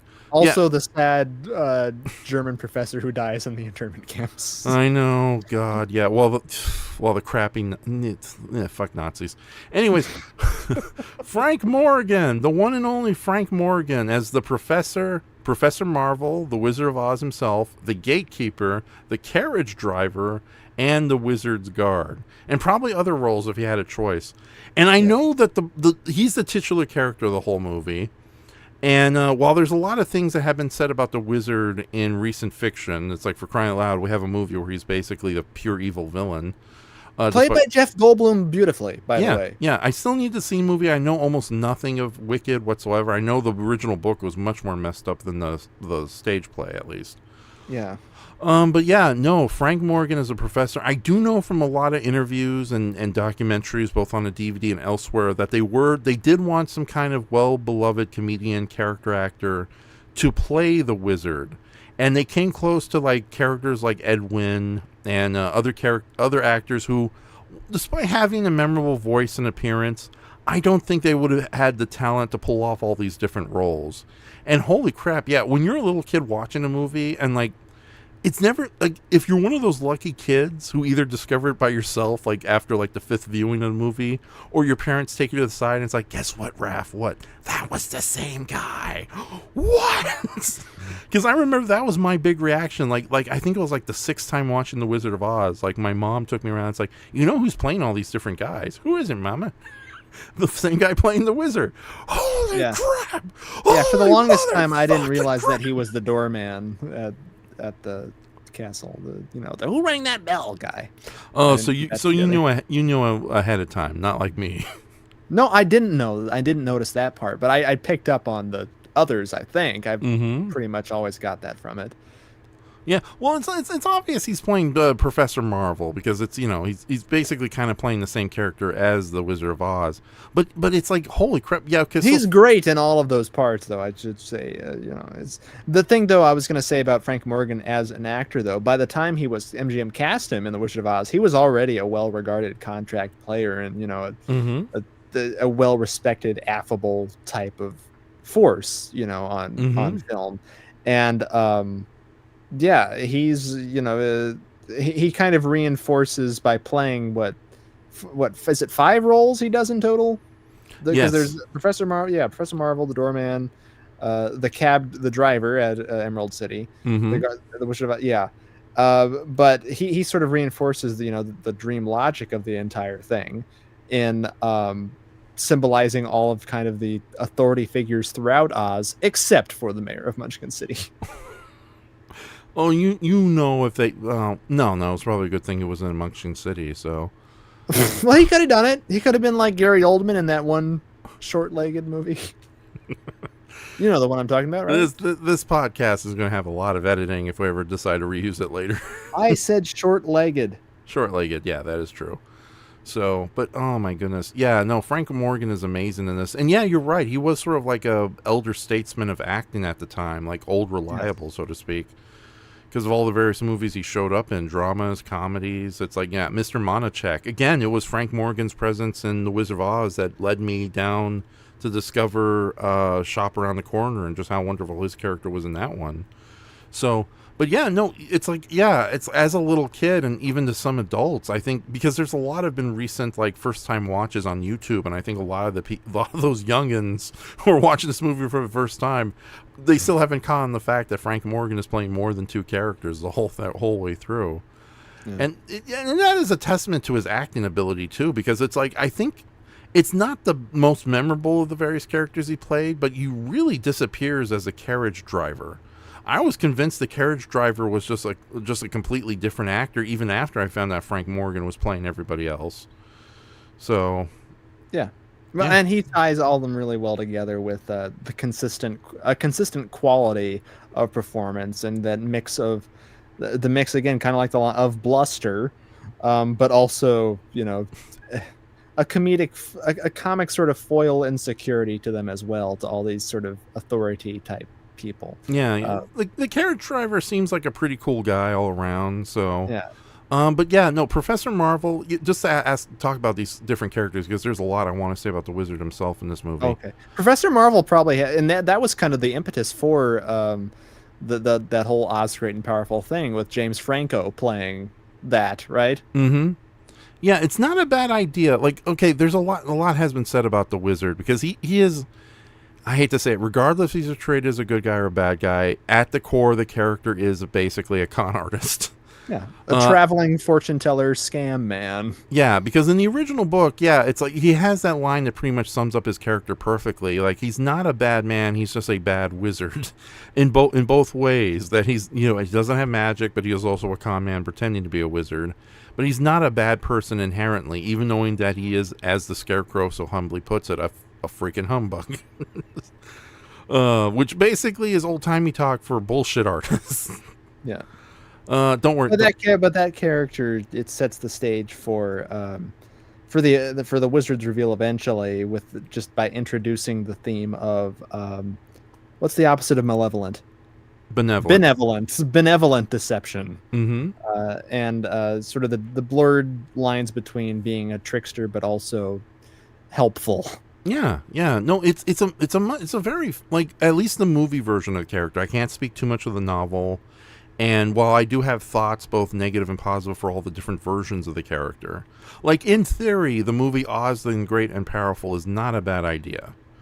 There's some execution choices in there that I wish they would have. What the hell, Sam Raimi? That was Sam Raimi, right? Yeah, that was Sam Raimi. So it's like I love Sam Raimi, but yeah, that probably is one of his weaker movies, even though he does have some amazing set pieces here and there.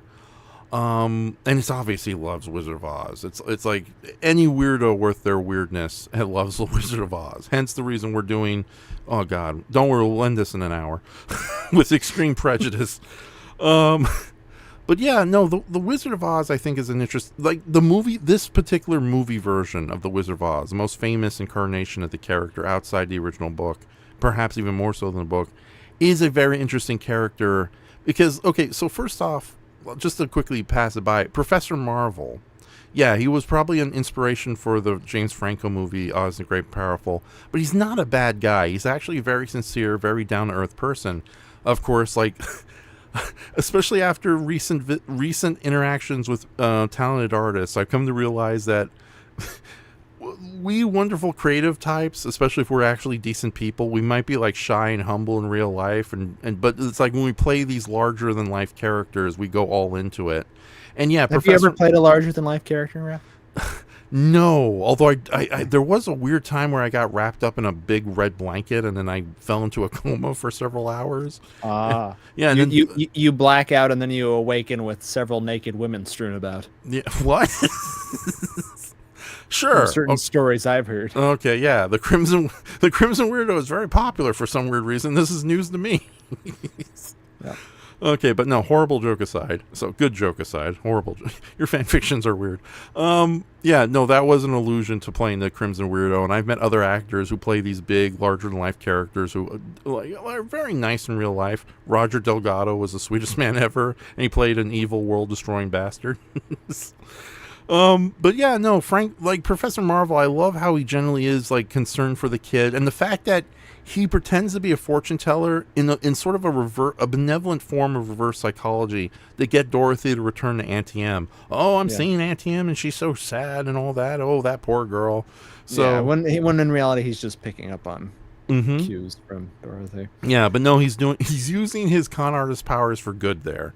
And I think, and even though I know Dorothy probably subconsciously caught that, she didn't on a surface level, she probably didn't, but on a subconscious level, she did. Hence the reason, if we do read this as a dream born from Dorothy's mind, with the exception of Glenda, the near-death angel, yeah, the wizard is also a character who is a humbug, a con artist, but he has a generally sweet side to him, and he is, at the end of the day, has a good heart deep inside. He's a man who means well, who just got in too deep, and you know, it happens to all of us. Yeah, no, as he so beautifully puts it, it's like, yeah, well, I fell down here on my balloon. I'm paraphrasing.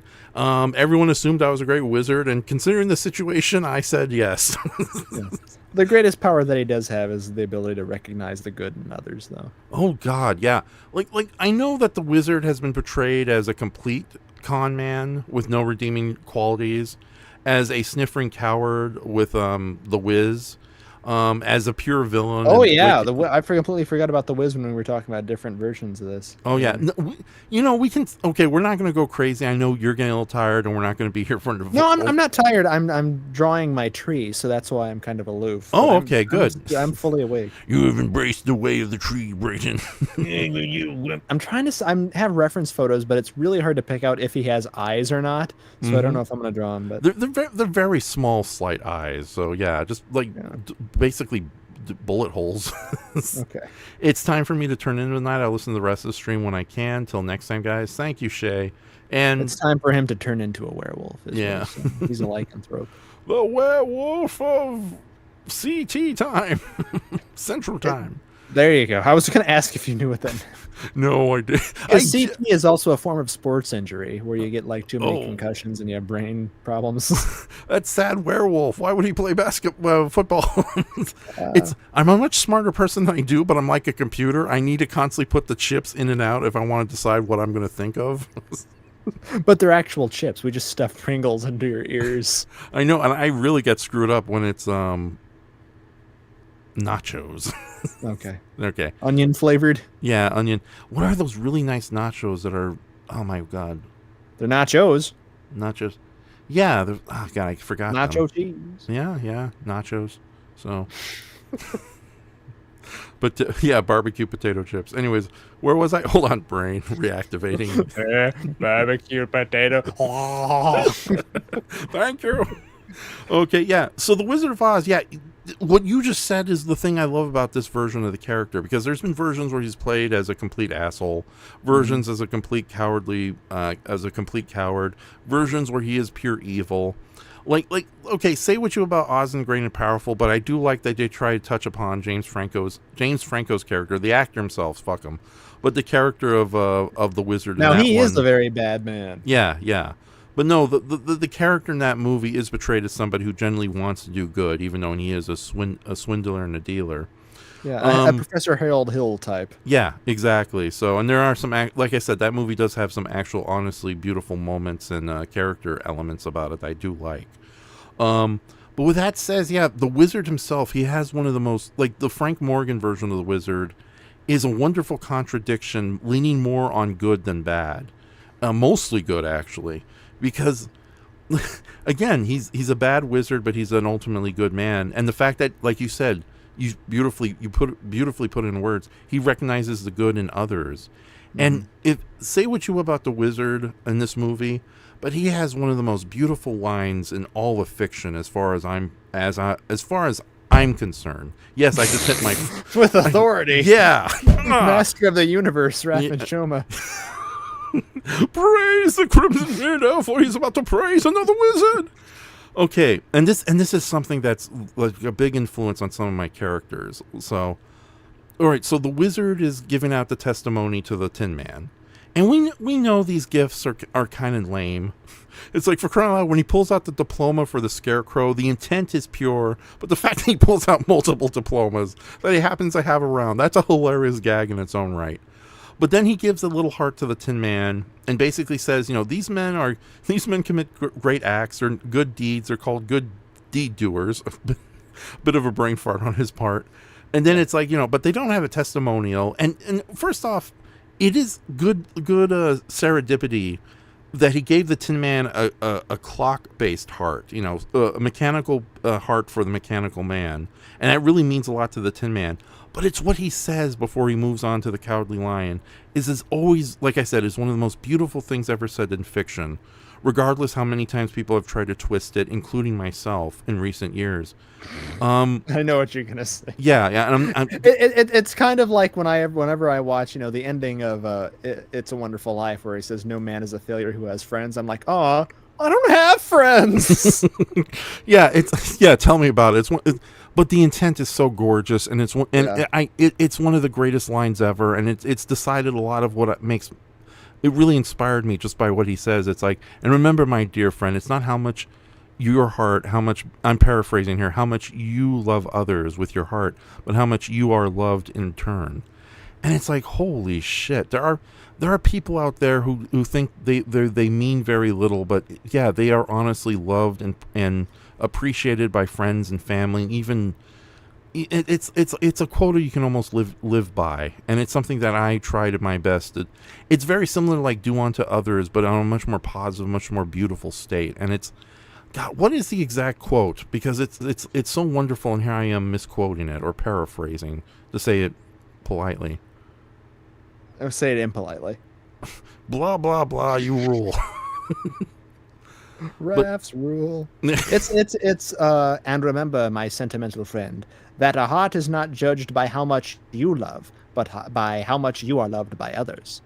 Is what he says. Yes, yeah. You can easily sway that and twist it in a terrible way, but it is such a beautiful piece of wisdom he leaves behind to the Tin Man. And yeah, the Tin Man might not have a heart, but he cared deeply for his friends, and his friends loved and cared deeply for him. If not, they would have left his behind at the poppy field, and the Scarecrow would have just dragged the Lion and Dorothy to the Emerald City. Yeah, it's a genuinely moving moment, and his delivery sells the idea that that symbolic recognition is just as powerful as the qualities themselves. And I kind of wanted to make, for my mom, who is such a big fan of these, like to give her all of those little medal with the lion's thing on it and the heart. And my prop making skills have to sort of boost up a level to do that. But no, it's beautiful. And his final farewell to Dorothy, his bungled hot air balloon mishap, is a thoroughly quoted thing that I like. But you gotta wonder, where's the wizard going in that world?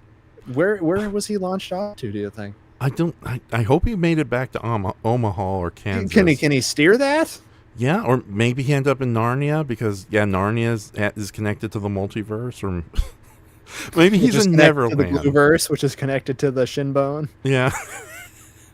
Yeah, oh god, yeah, these movies are so weird. And it's funny too, because I know that the Oz books and the sequels, they go into more detail about the fates and the future of these characters. Like, for crying out loud, Dorothy does return to Auntie Em and Uncle Henry in Kansas, but eventually all three of them decide to move to Oz and live there permanently, especially with Dorothy and her lifelong future best buddy, quotations, Ozma of Oz. Yeah, they're an item. Yeah. Yeah, but no, I don't know what happened to the wizard, so I don't know if he comes back in a later story. I know it's hinted that he did at least one bad thing to poor Pip, who would, Pip the boy, who would later be revealed to be Ozma of Oz. But no, ultimately, maybe one of his early mistakes when he took power from Oz or something. But no, as far as the Frank Morgan character goes, I wish him well wherever he flew off at. And he is basically a lovable rogue, I guess is the best way to describe his character. It's like you really can't get mad at him. But like I said, it's like that beautiful bit of wisdom he gives the Tin Man is always stuck with me to this day. So, yeah. So and he's there to again reinforce the film's lesson of the powers that we seek we already possess, and he's there to just be the person we need someone to remind us of that sometimes. Oh yeah. And it's the definitive version of that character. As much as I look at it all as an Elseworld thing, and I'm kind of sick of those type of stories. But Jeff Goldblum has a little bit of the mysticism and wonder to him. It's just funneled through a, inherently evil type of portrayal of the character. Yeah. That's a great thing about these classic characters. Like, they've been around for so long that you can play around with them. You can do different versions of them.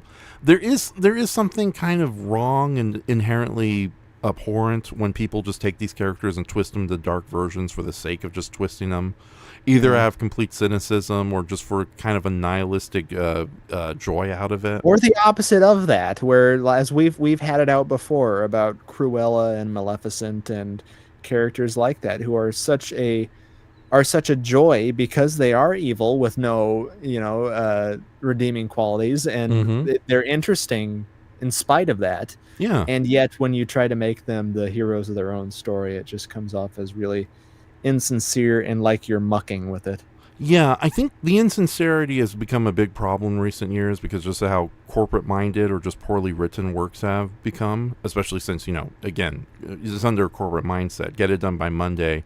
And you can see that in just television in general. It's obviously these episodes were written in a hurry regardless, which probably explains why so many television shows do honestly suck when you get right down to it. But no, thankfully with these classic characters, you can, it's like if there's so many different versions of them, you can remix and play around with them. Like, my argument is that Cruella de Vil has been portrayed beautifully as a villain for the majority of his career, so when they finally got to her being a villain, being an anti-hero, that's okay. Although I think Cruella works best when she's just an enjoyable antagonist.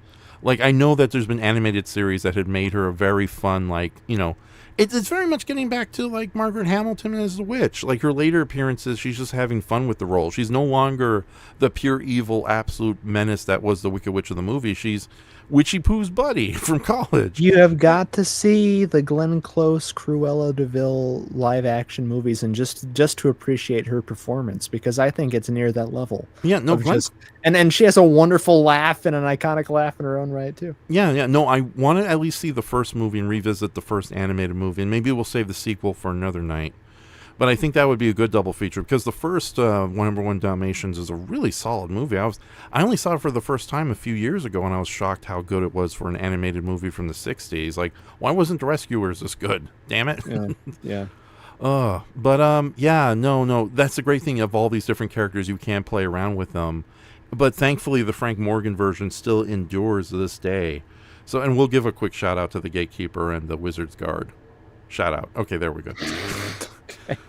No, okay, so the Gatekeeper and the Wizard's Guard, I'm not going to go into a big rant about them, but they're hilarious roles. Like, the carriage driver is a pretty friendly guy, so much so that I'm honestly shocked Frank Morgan never played Santa Claus officially. Because the carriage driver does have that kind of old man friendliness to him. And the fact that he puts on such a heavy accent, too, I was honestly convinced that was a different actor. But yeah, the Gatekeeper, the Gatekeeper is a lot of fun. And there's so many scenes in this movie that can be mean, but it's like the Gatekeeper is like, I think the one that's been referenced the most, like, who rang that bell? Yeah. Oh. Yeah, it's the perfect doorbell sound. Yeah, exactly. So, and of course the Wizard's Guard. It's like that's probably one of the unsung, most funny characters in the whole movie. I just love the hats too. Yeah, he looks pompous and intimidating with that dumb mustache and the big outfit. But you can tell it's like either it's an acting choice from Frank Morgan or the costume was that cumbersome. But it's like you can tell he's having a hard time trying to hold the spear with those gigantic oven mitts. The hat's constantly falling. But he's on definitely a nerd who's enjoying his small promotion and power. I know, exactly. Like I can't understand anyone who would dress in a giant stupid blanket like that and try to look intimidating. That never works. Yeah, certainly someone who wouldn't have a bunch of naked women laying around. Yeah, so what is that a reference to? I'm not that awesome. Pretend. Oh, yeah, there's a nudist camp next door and exploded. Like honey, you'll wake up the rest of the bitches. I'm trying to make you a Black Dynamite-esque dynamo here. Oh, yeah, okay, sorry about that. I haven't seen Black Dynamite in a long time. So, Pimps to the Rescue, that might be another 1% Weird Night we're going to do. So, Dr. Detroit, Black Dynamite, so. But yeah, the Wizard Guard is such a hilarious character. And of course, he hears the sob story and it just cries. Yeah. So again, this movie has so many great cartoonish gags and that vaudevillian wit and just great dialogue too. I was watching the movie again and it's like, holy shit, build your vocabulary with this movie and put it on subtitles, for crying loud. So, but yeah, as I think that's pretty much all we have to say about the movie. Although, to ask you a question by paraphrasing and quoting Mr. John Waters. Oh, that's dangerous. Yeah. Brayton, would you? Would you enjoy to doing LSD to this movie? I think you would. Um, your John Waters impression is immaculate. So. Well, thank you so much. You know, I work on it all the time with my fellow Dorothy gay friends. Mhm. I would like to put Divine in Oz. Are you still friends with Homer and Bart? Oh, I love that episode. Oh yeah. I want to do like a John Waters double feature with Hairspray and Polyester, but yeah, Divine as Dorothy though would have fucked everything up. she would have stood. No, you know what? Divine would have worked as the Cowardly Lion, I think. Oh yeah, Divine's a great character. Yeah, and oh my God, yeah, the John Waters semi-sincere remake of The Wizard of Oz. Yeah, Divine would have been a great. Yeah, considering how great Divine was in Hairspray as like this intimidating but ultimately just loving mother character. Yeah, she would have been a great Cowardly Lion. So, take that, Hollywood. Gender reverse that character. You can't. I don't know why I just said. I can't. The context is horrible. Gender bend it. Oh yeah, thank you. Gender bending. Yeah. So, but no, John Waters brought up in interviews, probably cheekily so. It's like I love the movie, but I don't understand why Dorothy would go back to that crappy farm with those mean uncles and aunts.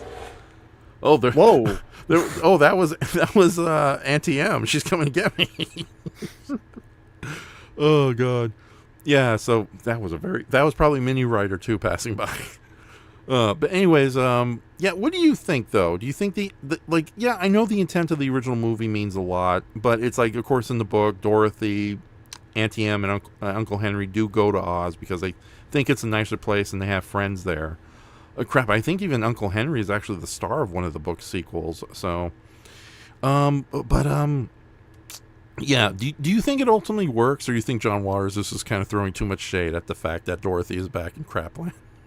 I mean, I think a lot of that is said in jest. You know, the what you were talking about, the emotional message of the movie. You know, it's deeply tied to perspective, and you know what she was missing that she didn't have in Oz was the homesickness and the family love and everything.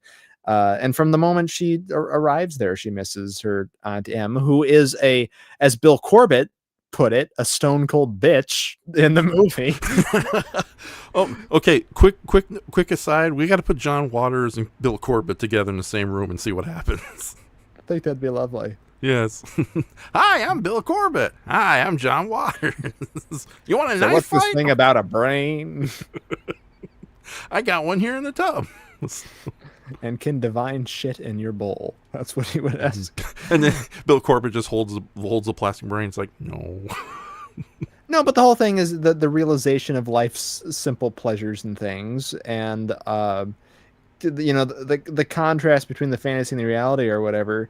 Kansas. How do I put this? The ordinary can feel dull, especially day in and day out, you know, and when compared to something so extraordinary as Oz, I just feel like if you're talking about practically, would she want to go back to Kansas? Is that what you're asking? Yeah, I don't know. I know a lot of people have made a big deal about, again, saying it mostly in jest or even out of cynicism. Why would she want to go back to Kansas?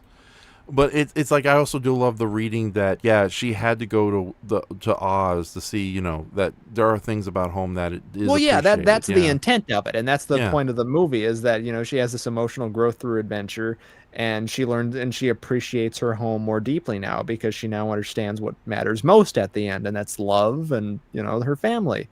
Mm-hmm. And but if you want to talk about it practically, though, from anecdotes of friends and things, people who have left. I mean, I live in Iowa, which is pretty nice compared to some of the surrounding states, I'll say. Mm-hmm. But people who have gone from the Midwest and gone out to make their fortune and stuff in a bigger city, not only coming back because of financial stakes, but also they didn't like the taste of it once they got it. You know, Mm-hmm. There's a comfort and a consistency with a small, ordinary life that this fantastical, bubbling, you know, paradise cannot provide in a lot of cases for people.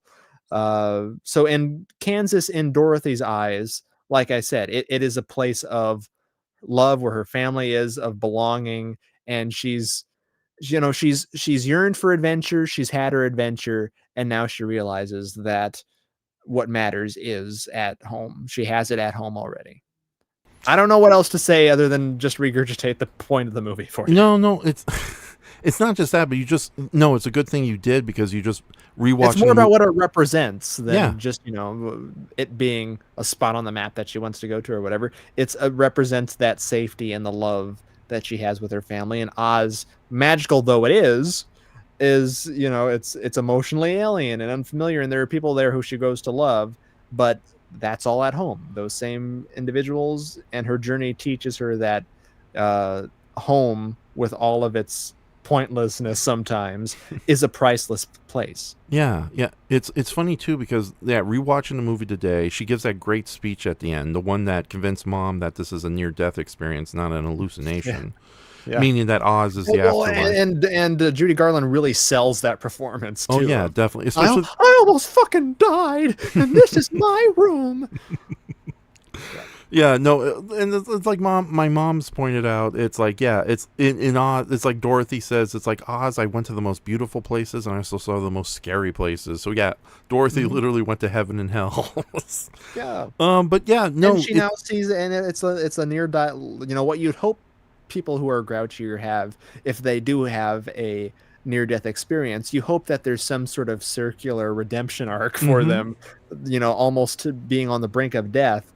But the fact that Dorothy now sees the value in the unglamorous Kansas life after experiencing the fantastical world of Oz, that was very challenging and frightening, and death at every corner there. Yeah. It's a sweet, simplistic ending. The adventure, she can have her own adventures at home. Yeah. I don't know what they're going to do with fucking Miss Gulch though. Like we said, something needs to be done about her. Oh, maybe they'll just fake Toto's death, and they'll just keep it quiet. So okay. I know there's been fan theories thinking that she died in a tornado, and it was a pretty far away bike ride. But holy crap! What if Miss Gulch? Yeah, no, we saw Miss Gulch in the tornado, and she turned into the witch. So yeah, I think she probably did die. But no, hell. Yeah. Getting away from like dark conspiracy theories. Also, Brayton, did you know if you play this certain Supergrass album with the movie, it doesn't match at all? Yeah, we need to touch on that, don't we? Yeah, we don't need to. We don't have to. Well, no, it's a fun historical point. Okay, we'll get to it in a little bit. So, okay. But yeah, no. There's another thing about the movie. Rewatching it today, again, when you rewatch these movies, and you actually pay attention. You pick up on a lot of little details you never saw before. And it's not just Dorothy who rediscovers the value of home. It's everybody around her who rediscovers how much they love and adore Dorothy. Because Auntie Em and Uncle Henry do become much nicer people after they never had a near-death experience, but they almost lost poor Dorothy to the tornado. And of course, the three farmhands, and Professor Marvel comes back just to check on them, even though he's a complete stranger. So realistically, they probably told him, get the hell out. We don't welcome circus people here. And it's like, well, you suck. I can't think of any sterling dialogue at this point.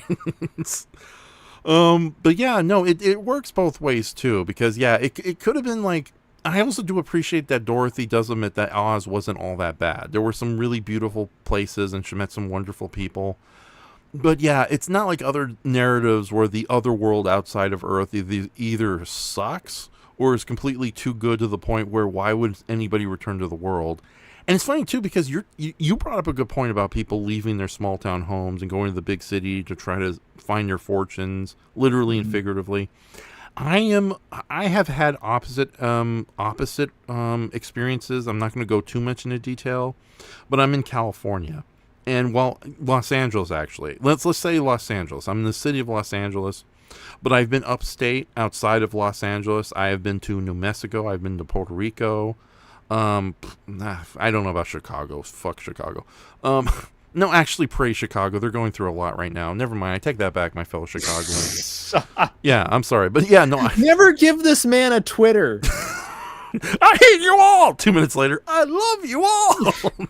What a horrible relationship this has become. Yeah, 30 seconds later, I'm somewhat indifferent, but I'm leaning towards love and hate. I'm going to blow up the White House. No, I'm going to keep the White House okay. I'm gonna get 2 minutes of sleep and I'll be back. Anyways, where was I? Oh yes. Yeah. No, I've had I have opposite experiences where I've gone to small towns and areas beyond the big city that I just fell in love with because they were so peaceful, so calm. And if circumstances were better, I would not need to be in Los Angeles. I would be somewhere up, in New Mexico. People have seen my old videos of Mosquito. It's like, I know a lot of people like to say horrible things about small little towns like that, calling them ghost towns, even if there's obviously people walking around them. But no, just the small quietness of those areas just really appeals to me. Like, those are Oz for me. Like, I think there's always a and I get what you're saying, Yeah. but I think especially for people there's an inherent longing and a belief that the grass is greener on the other side. Mhm. For 99% of people who are born and raised in small towns, if they feel mostly if they feel like an other or an outsider, which a lot of creative types do in the southern or Midwest states and what have you, smaller communities in general. Yeah. And the ordinary can feel very dull at times compared to our visions of the extraordinary life we could be living if only we could get to this wonderful magical place out there. But there's just there's like I mentioned at the top, there's a comfort and a consistency and a home root feel with where you come from that some things cannot replace. And once you get a taste of the grass on the other side, you may find that it's not a greener pasture after all. Yeah, and again, it's funny you should mention that, because there is a film out there that takes a completely wrong lesson from Wizard of Oz by portraying the other world as being so horrific that, know your place, child, and stay where you came from. Don't go chasing waterfalls, or in this case, white rabbits. That being the Disney version of Alice in Wonderland, which is a fun movie, beautifully animated, a great movie.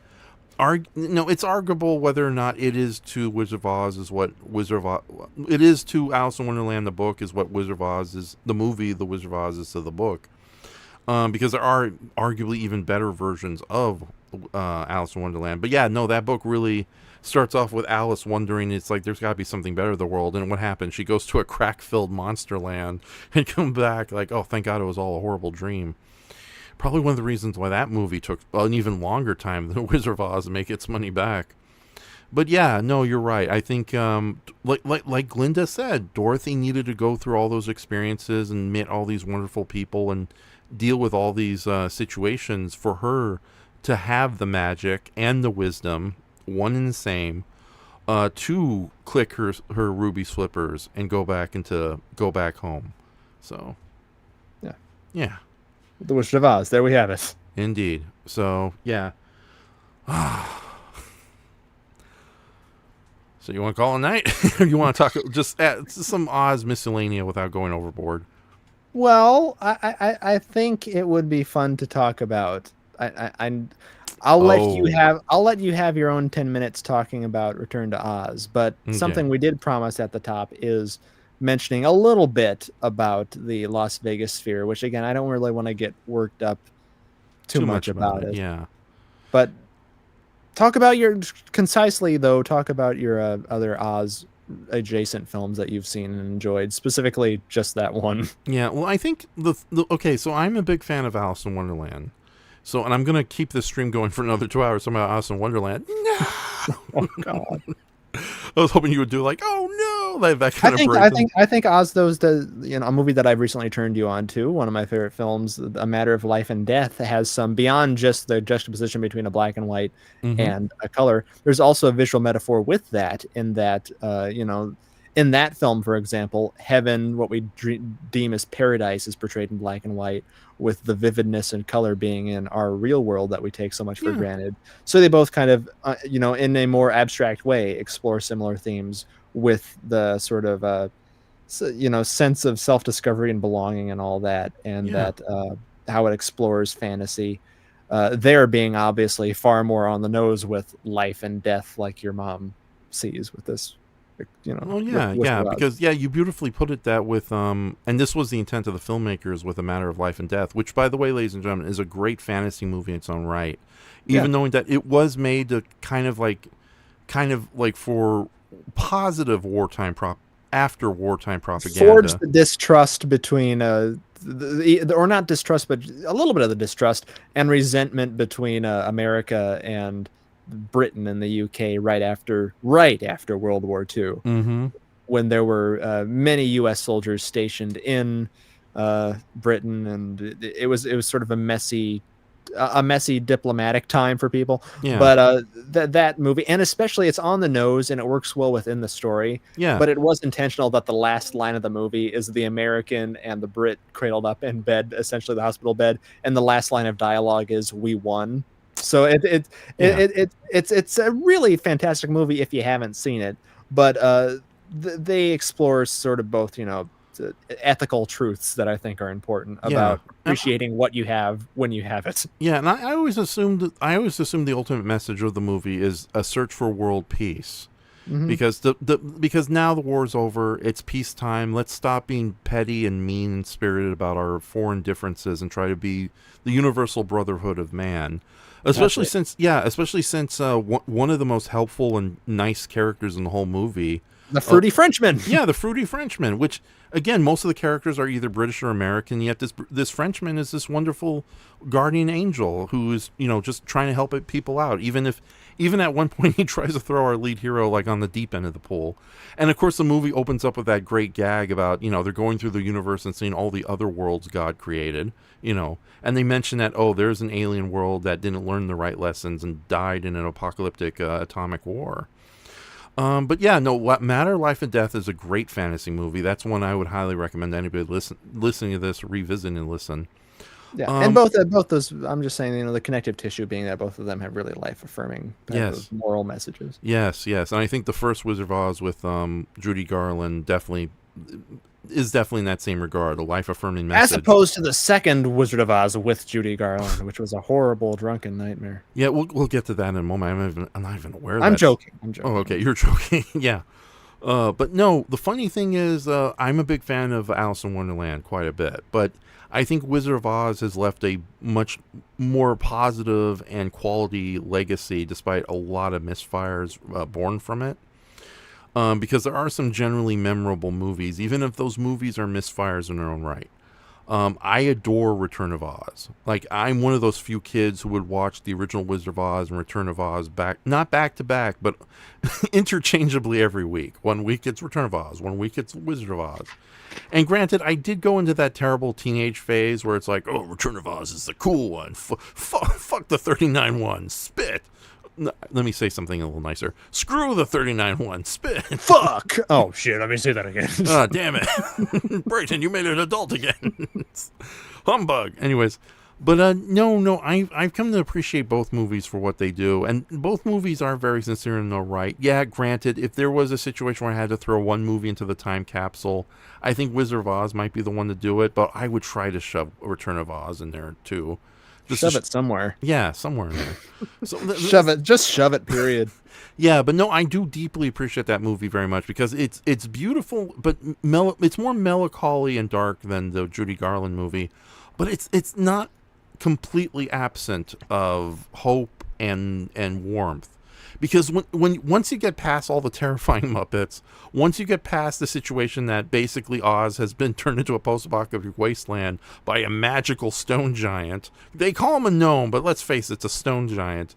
Once you get past like the nightmarish empty eyes of Jack Pumpkinhead, and the fact that Dorothy almost had her brains fried with electricity, there is a lot of heart and warmth with the characters in it. It's like TikTok, Jack Pumpkinhead.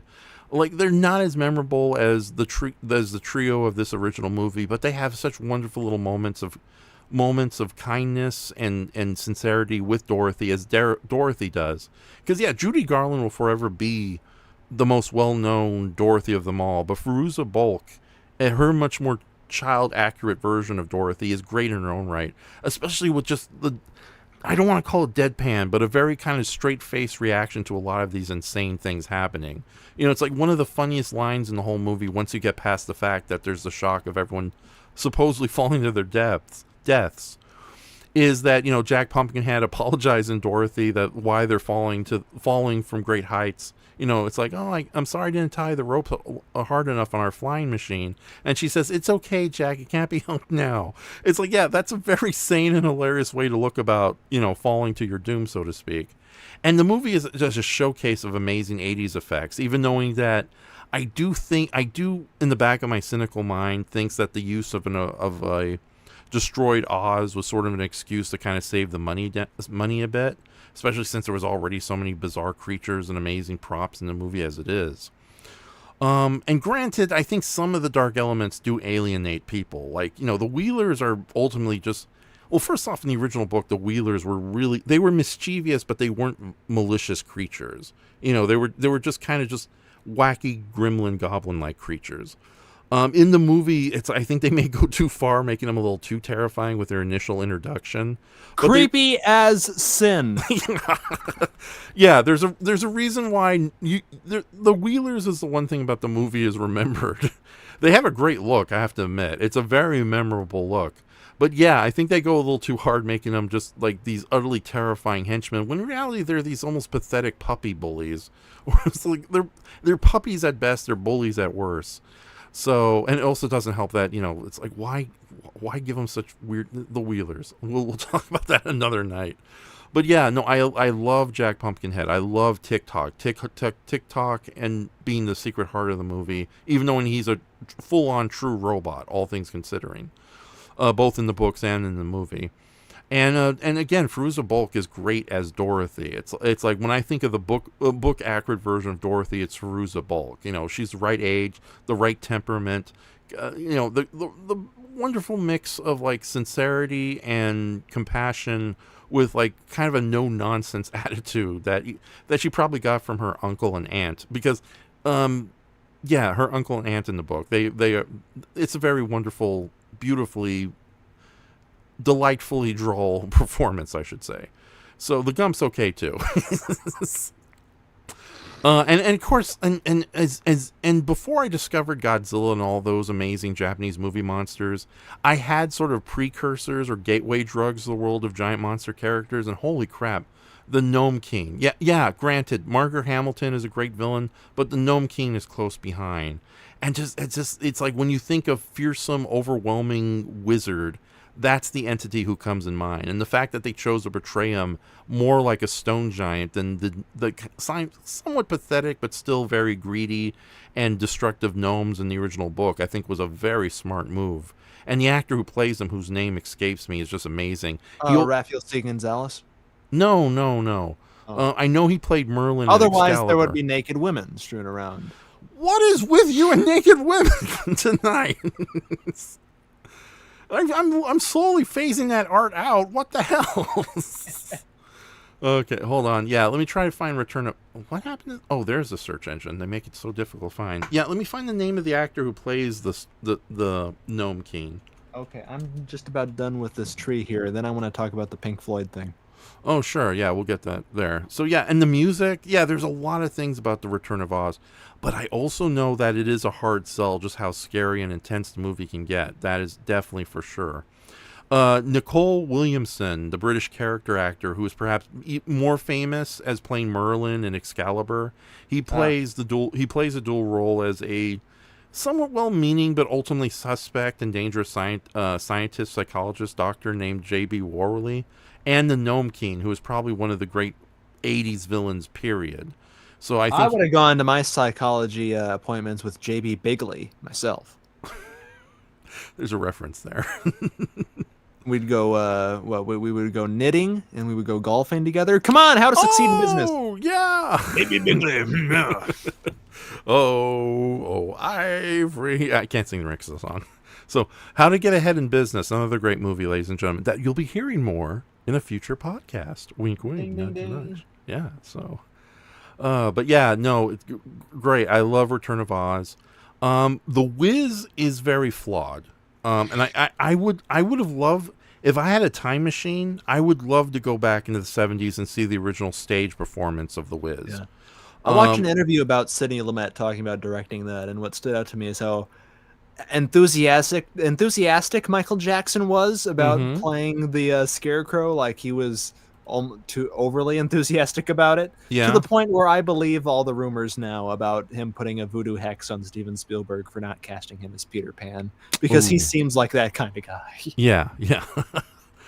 Oh God, yeah, and yet the Wiz has other actors who are, well, I don't know.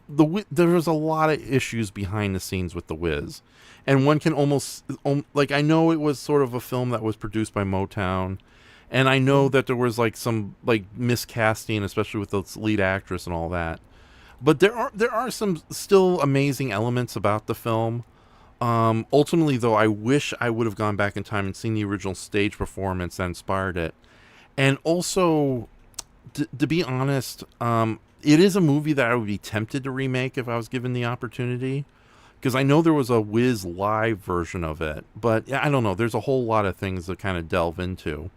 It has a mostly strong cast. It's like, I know Michael Jackson. Richard Pryor as the Wizard. Come on. Yeah, no. Diana Ross and Michael Jackson are not exactly the number one picks for Dorothy Gale and Scarecrow, but I think Nipsey Russell and Ted Ross as the Tin Man and Cowardly Lion, respectively. Ted Ross, of course, is Uncle Phil. Oh wait, is this the movie? Yeah, Uncle Phil in Fresh Prince of Bel-Air. No, he's not. No, okay, then I'm mistaking I'm mistaking actors and characters. Damn it.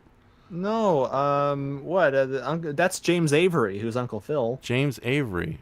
Ooh, my God. James Avery's also Shredder. Okay, yeah, all right. But Ted Ross is really good as a Cowardly Lion as well, too.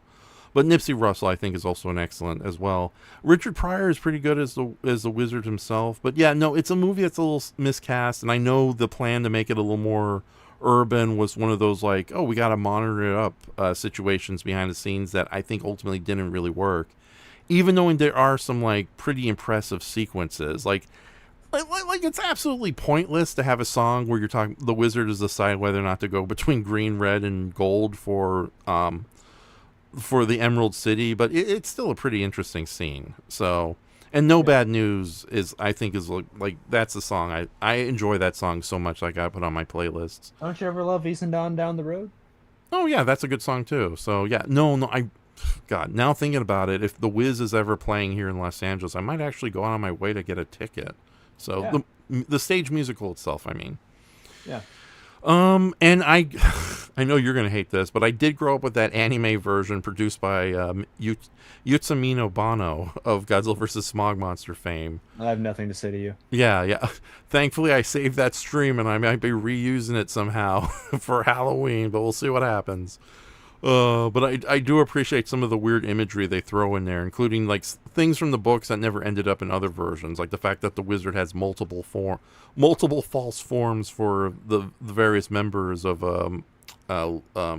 Dorothy's gaggle of killers, and some like just weird sequences that stuck with me as a kid with the swarm murder of crows turning into a gigantic singular murderous crow. So. What other versions of Wizard of Oz is? I don't know. There's been some misfires. The Muppets Wizard of Oz. Shockingly, yeah. Yeah. You'd think that'd be a slam dunk. Yeah, I don't know. It's not that bad, but at the same time, I guess it just considered too edgy for a Muppets thing, or the humor just didn't land. Like not counting the one too many toe sucker cameos.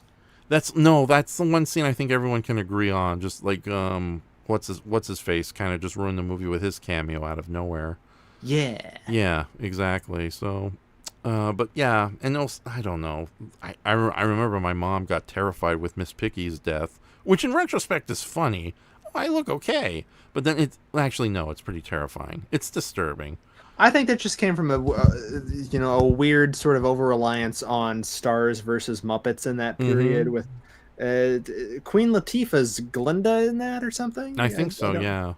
But where the Muppets kind of feel sometimes secondary, there's I don't know. It just wasn't a quality adaptation in the same way that their Christmas Carol and their Treasure Island were. Yeah, that is true. Yeah, I think they were just trying too hard. It was a little too 2000s hip and stupid. So, Yeah. and I think we've talked enough about Wiz the Great and Oz, not Wiz, Oz the Great and Powerful. I had a great and powerful whiz earlier today. I know you were going to do something like that. You know, yeah. Yeah. So, and it's like I know I don't know. Maybe Wizard of Oz does need a rest, although the hip kids seem to like this Wicked movie quite a bit. So. Yeah, I like it quite a bit. I would like to talk about the Pink Floyd connection. Yes, with let us. Dark Side of the Rainbow. Yes, going into detail about that because I never really wrapped my head around that bullshit. So. Well, that's the thing. So, for people who don't know what it is, in the 1970s, fans noticed that if you start Pink Floyd's album, The Dark Side of the Moon, at the exact moment the MGM logo disappears in The Wizard of Oz, some of the music and lyrics seem to sync up well with the events on screen. It doesn't really work all the time if you watch, because it was posted on YouTube like that, so you were able to see it with no hassle a few years ago. But as far as I can tell, it became a really big phenomenon and referenced constantly, like in the 80s and 90s. To where like people would joke about, syncing up other, funny albums with not so funny movies.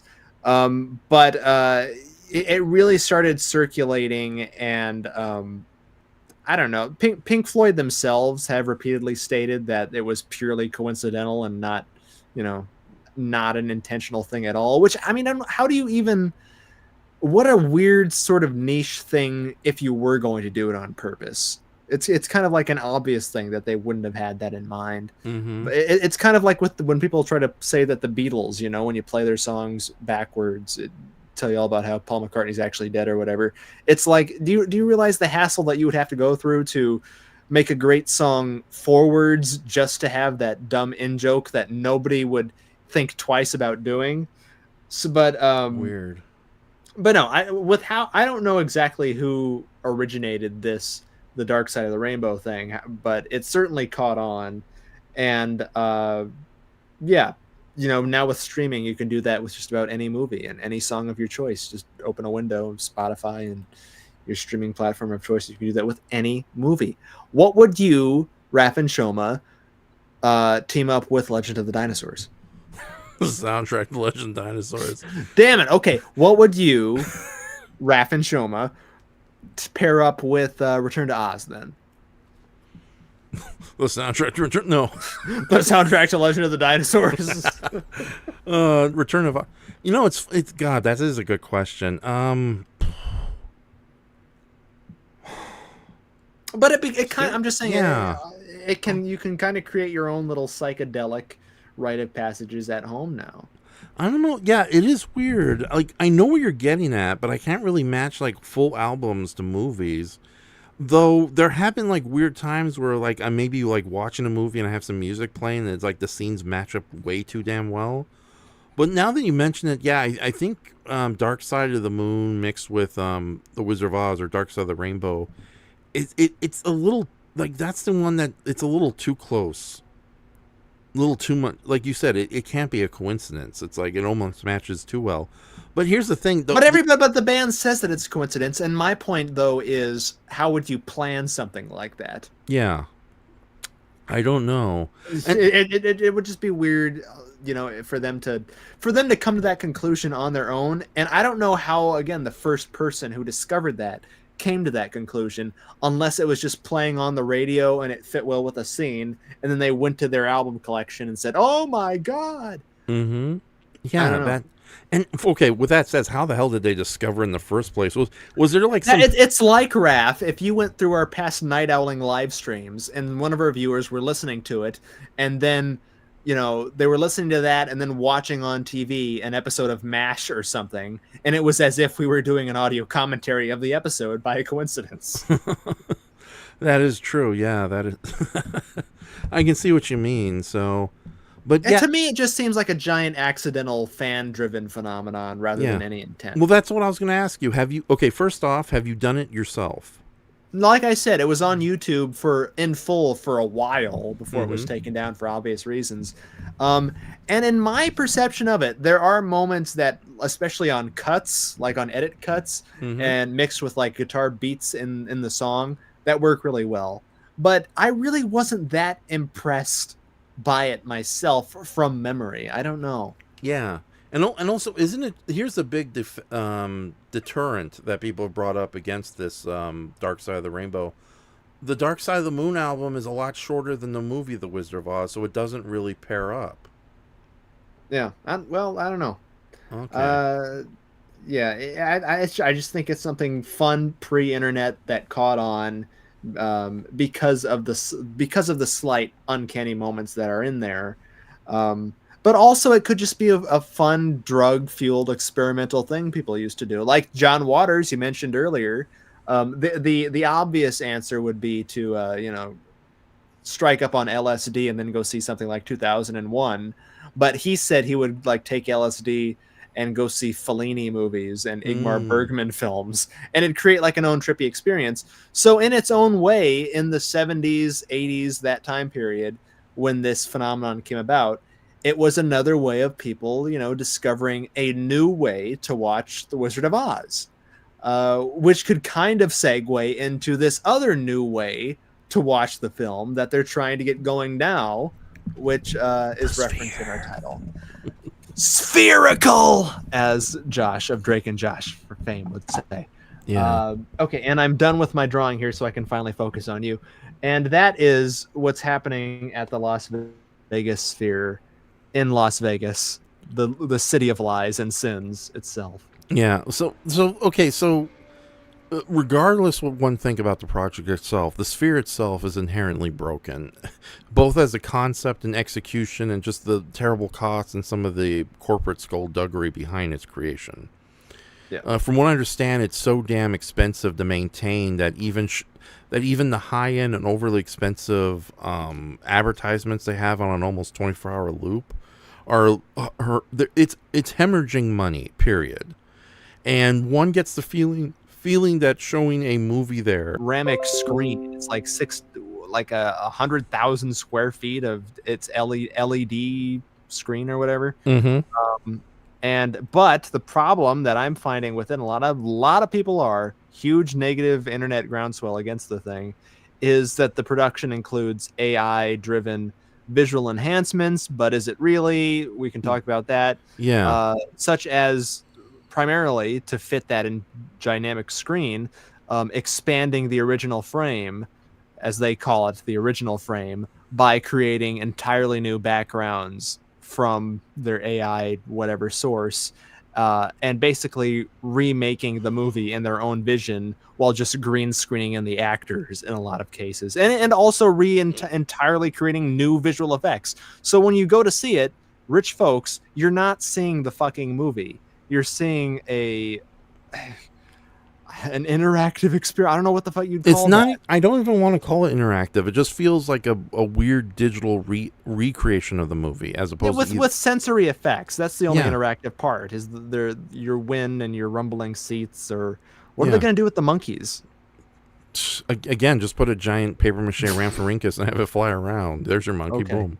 Yeah, and it'll poop out candy bars for free. So, but no, for me, the Sphere is inherently broken to begin with, because first off, it's an ugly looking design. The concept is neat, but it's just hideous. It's like, I've heard all the horror stories. I've seen some better videos about people actually visiting it, saying how it's way too damn expensive, how it never works, how like some of the cool elements they threw in to actually make the experience more enjoyable are rarely available. Which shows that it's like Disneyland not maintaining its older rides and then replacing it with like really crappy screens of characters with like IP of like really lazy screens of animated characters people recognize. Or they let their older rides with actual effects and props go to waste. And not only that, but the whole dome itself is similar to like what the Roman Colosseum represented in the dying days of the Roman Empire, when you had all these rich, affluent emperors and royalties just committing civil war against civil war towards each other, and eventually bankrupting the empire regardless if the Visigoths helped or not. And it just represents everything that's wrong with technology these days, and just how tainted it's ruined by like really dumb money decisions and even dumber people behind it. And I say this willingly and openly because I doubt the Sphere is going to come to you and me and, hey, you want to do night owling on the Sphere? Or a poor little owl in the middle of nowhere. It's like, there, it's amazing. Talk, you two. But yeah, and there's been complaints about just how shoddy the whole place is, not just in the execution, but the fact that AI imagery has been openly used during concert footage. It's like you have this thing that's like, almost $2 million a day just to operate, and they couldn't afford basic real life artists and paid them $100 per illustration. Instead, they use like the ugliest actual real world AI for like background visuals for concerts. And AI with no texture too. You saw the same.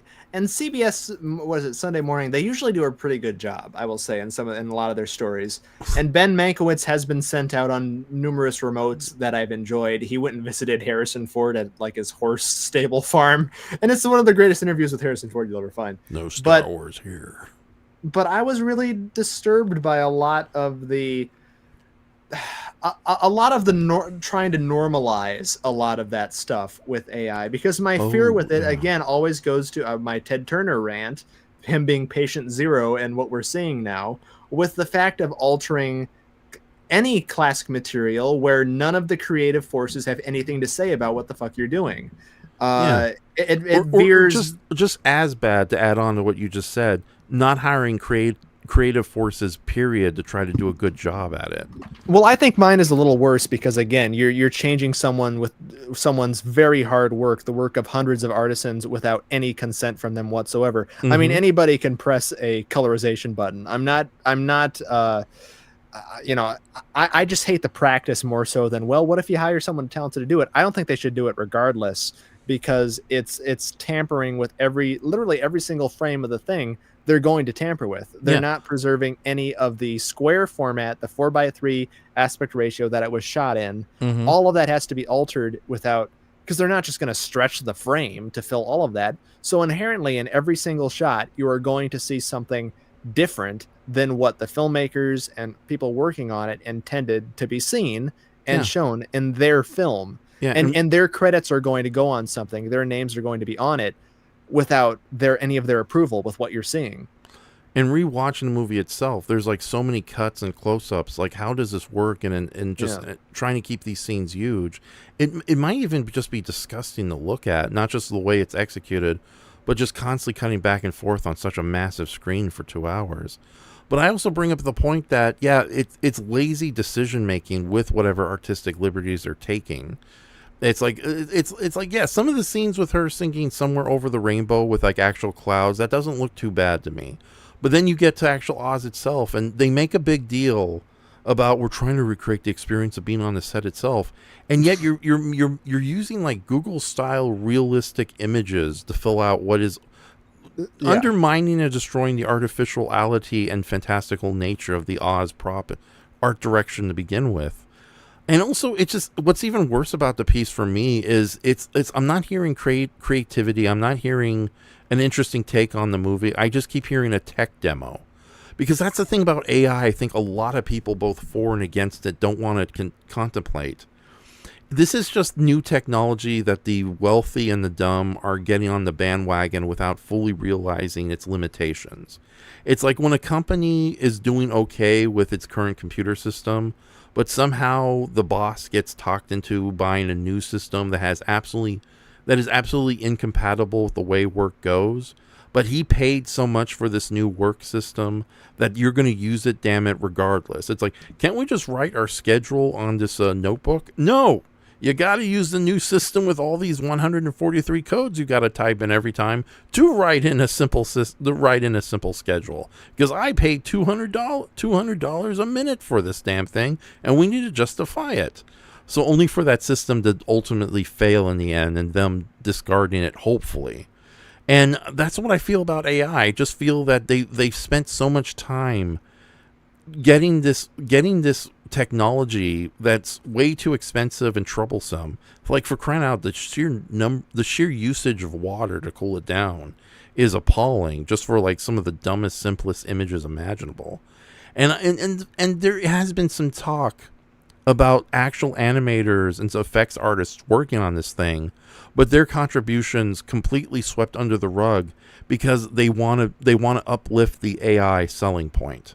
It's like, oh yeah, we have no actors, no real artists working on this whatsoever. We didn't pay anybody. It's just AI. And I hate to say it, we live in this time where you can almost pretty much convince anybody that AI can do anything. It's like there was clearly some animators and real animal references for Crypto in the Superman movie. Yet even my own mom thinks it's just they just pressed a button and boom, the AI did everything, which is not the case. Why didn't they just use a fucking dog though? Yeah, there's that. There's problem. that too. Yeah, it's not like it's not like the dog was in trouble or anything. It's like he just flies around a screen and attack Nicholas Holtz for a couple of minutes. That's not so dangerous. I mean, I want to do that, but yeah, we all do. No, I just think it's my problem with it is I disagree so strongly with it inherently that if you call yourself an artist, even these people coming out, you call yourself an artist and yet you have no qualms with this. You have no qualms with literally editing someone else's work full sale, claiming it to still be and putting their name on it as if they signed off on it. I think is a really disgusting practice if you call yourself an artist and are involved with this. Yeah. Maybe you're just so blinded by the perspective that you don't see that, but I think it's just a slippery slope for corporate remaking of things that I really find gross, and I think it sets a precedent if this is successful, which I don't think it will be. But here's the funny thing: again, the Sphere has been confirmed to be such an extreme money waster that there's no way this can be successful. So, and we all love The Wizard of Oz. The Wizard of Oz is a popular movie, but are you going to pay $300 to $400 just for the cheap seats alone? So there's not that many stupid rich people out there, and regardless who's in the White House right now, the economy isn't going to support that. Period. Like, quite frankly, I think they should just close up the Sphere and let it, put on hiatus on a seasonal basis. Well, I'm not saying that a lot of movies will be shown at the Sphere this way, but I think it could raise alarm bells for other corporations and conglomerates to do similar things elsewhere, which I think is gross, of making them feel empowered to just repackage almost any film using AI, presenting it as a bold new thing or a way to experience the film. Yeah, well, undermining the actual work of any real people who were behind it. Yes, bypassing the original creator's intent, and I think it raises a lot of troubling questions about just corporate control on art, and who should really own these movies. Belong to us, not to them. At the end of the day, they belong to them on paper. That's all. Yeah, and it's an exploitation of a piece of our cultural entertainment heritage that is in this new tech bro society we're living in. Something we really do need to resist if we're going to call ourselves preservationists or just active advocates for movies. I think you should strongly resist this kind of digital tinkering because it goes far beyond anything that Ted Turner ever foreseed with his. I mean, he was just trying to get his shit shown on television and make money off of his new acquisitions. This is not giving you access in the way that he would on television. This is absolute elitism. And it sucks too. With, if you want to talk the Sphere specifically, movies traditionally have been the most accessible art and designed for the masses, for us common folk. So transforming a classic movie that we all hold so dearly into a really high-priced, multi-sensory spectacle, whatever the fuck they're calling it, available only at a mega venue for all the people in fancy feathered hats to go to, feels really exclusionary to something that we all love dearly. Yeah. And it's a luxury gimmick rather than any sort of showing this new showing this cultural thing to a new generation in a new way. I think that's all BS. Yeah, it's a double whammy of like, your argument is they're ruining the original classic, and my argument is they're ruining an original classic just to show off really shitty technology that everyone's on the bandwagon for, even though the bandwagon is obviously on fire. And it's like I said, that CBS thing was such a disgusting fluff piece. It's like, AI is doing this and AI is doing that and AI, I'm Ben Agowitz. It just gets really annoying. This is no different than the NFT thing, except it's taken to a much more extreme level. And sadly, I guess we're stuck with it because one, I get the very strong feeling, both from people who are actually dealing with this technology, that they're stuck with it and they have to justify the horrible cost and the inefficiency. And I pray it will end up like NFTs, where they turned out to be such a failure, they just drop it and pretend it never happened. I think, but I know the argument is that AI is here to stay, but I don't think it's going to be as prevalent or as awesome as people think it is. But there's a lot of really stupid people in charge of these kind of dumb projects. The tech bros have taken over the world, and they don't know what the fuck they're doing either. I think it is here to stay. I understand. I hear your point about NFTs, but I think it's wildly different in the fact that AI is going to stick around. It's just to what degree that it's going to stick around. Yeah, it has to be limited. Yeah, it needs to be limited, and I also pray it doesn't, like, I know it's not going to disappear like NFTs are, but I just hope it doesn't end up being the constant conversation. AI this, AI that. It's kind of the point where it's like it's almost as stupid as like people in the 50s thinking that we were already in the push button age. When, let's face it, 1950s people, you had a lot of engineers and mechanics just to make anything move, period, button or not. So we're in a push button age. No, you're not. You're in the 50s. Your refrigerators need 400 circuits just to keep one glass cold. While we were talking, I looked up on Straight Arrow News here. Over 120,000 tickets sold ahead of opening night. That's opening night. Oh, wait, that's not a good number. That's not a good sign. No. Oh, shit. I mean, but I just feel very, very uneasy about it. I think. I mean, I'm all for, especially. There's an argument to this. I'm all for, especially in this day and age. There should be something. I feel, because everything is streaming now. We're so, home viewing has won at the end of the day. The actual theater experience is really, really fucking struggling. And I say this as a theater. I live in the theater practically. I live in a theater practically. And I think there has to, it's good that there be something that gives you a reason to leave the house to, ooh, I want to see that projected on the largest screen possible. And I'm not against immersive forms of doing that in movies. I think some of the D-Box stuff can be really cool given the right film that you go to. And I'm not inherently on the surface, I'm not opposed to like the William Castle method of fun and showmanship at the movie. I think that's great.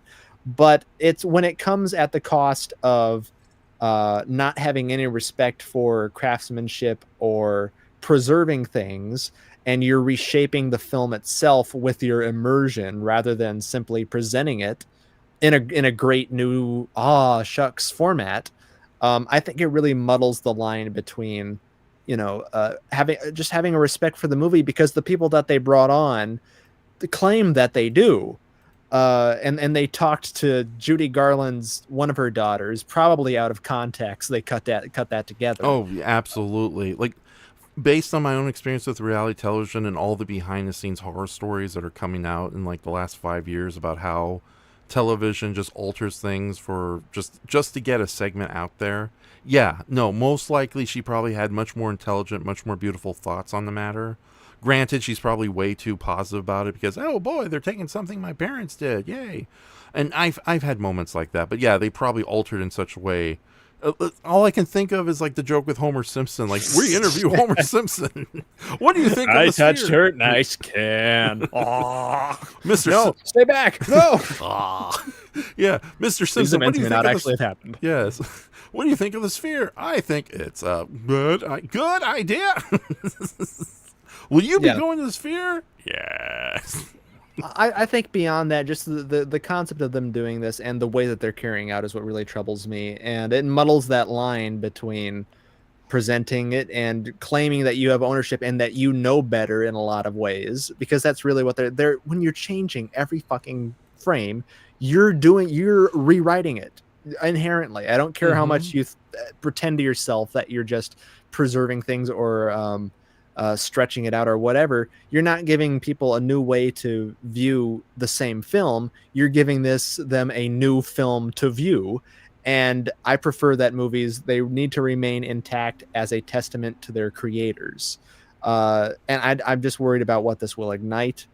It's ignited a lot of backlash online, and hopefully that translates to people willing to shell out bucks. But I don't know, 120,000 tickets sold already. It's troubling. Yeah. I mean, well, I don't know how many. That may just be one. I don't know how many people at seats, but like I said, I think this is a gigantic boondoggle. It's not going to succeed, and even I like does that succeed, word. it's barely going to succeed. Because the dome, like I said, the dome itself is inherently broken. It's from scratch. It's a house of Usher. It shouldn't have been built on that damn swamp. Has anyone checked under the dome? Can't we just get beyond the dome? Right. But yeah, okay. So we don't need another hero. Okay, what? okay, so my thoughts. I'm not defending what you said. Is absolutely true. I agree with everything you say. There is a counterpoint that you can do special editions, you can do alterations if the original version is still readily available. However, one of the problems with the way corporations are handling media these days is it's impossible to get your hands on films anymore. Like, yeah, we live in the age of streaming. Yeah, there are alternatives to the limited library of Netflix and HBO Max with streaming services like Tubi. But Tubi is the exception to the rule, and for the most part, these are very limited libraries where you have a wide variety of movies that are being kept under lock and key for petty financial reasons. And in many cases, some of the original versions will be disposed of and lost, whether it's a small edit, a small but crucial edit to something like The French Connection, to George Lucas, basically making THX no longer available in its original format. Or all the stuff he did with Star Wars. Star Wars too. But yeah. let's say, Raph, again, the big distinction is William Friedkin made the point to take the N-word out of the French Connection. George Lucas, I know he wasn't there with a nail gun and everything doing all those effects, but he made those decisions. These decisions are being made by someone who claimed that they have got some say-so from MGM or whatever, but they have no ownership over this from an artistic standpoint. It isn't just a special edition that they're doing. Yeah, okay. I see where you're coming from. The corporation is completely deciding what to do with these original versions. Yeah. Yeah, and that's even sadder because if a corporation is doing it, they're going to focus all their attention on the new thing that makes money. So it's like when a corporation remakes a movie, sometimes they'll re-release the original movie, often in a very limited form, but it gives the original movie some access again, even if it's for a fleeting moment. Yeah. On the other hand, there are examples where the corporation is so desperate to make their remake the bee's knees, for lack of a term, that they'll throw the original versions under the bus and make it almost impossible to find. It's like Disney and Warner Brothers, for example, has made their streaming services so limited because they don't want to keep a lot of titles online, and they also are kind of embarrassed for some of their older works. Well, and that this is purely corporate driven and not artistic driven, because just to use the point that you just made, this is probably one of the most accessible films of all time, meaning you can get it anywhere. Yeah. The Wizard of Oz is out there in so many different Blu-ray special editions, VH, every release format you could imagine and fathom, and streaming. This isn't a hidden thing by any means. It is the most famous movie ever. That's why they're doing this. Yeah. And it's just a matter of authorship to me. With again, I dislike what Lucas has done with his special editions, but at the end of the day, the way you can wiggle around it and see the difference here is that special editions are an extension of a living artist's intent with what they were trying to say, or if they want to change something, whatever, I still have my original copy of it. Yeah. But an AI enhancement or an after the fact rewrite. Yeah, no. Again, I agree with you. I'm just saying that there is a counterpoint. Like, yeah, if the work is altered by the original artist, that makes sense.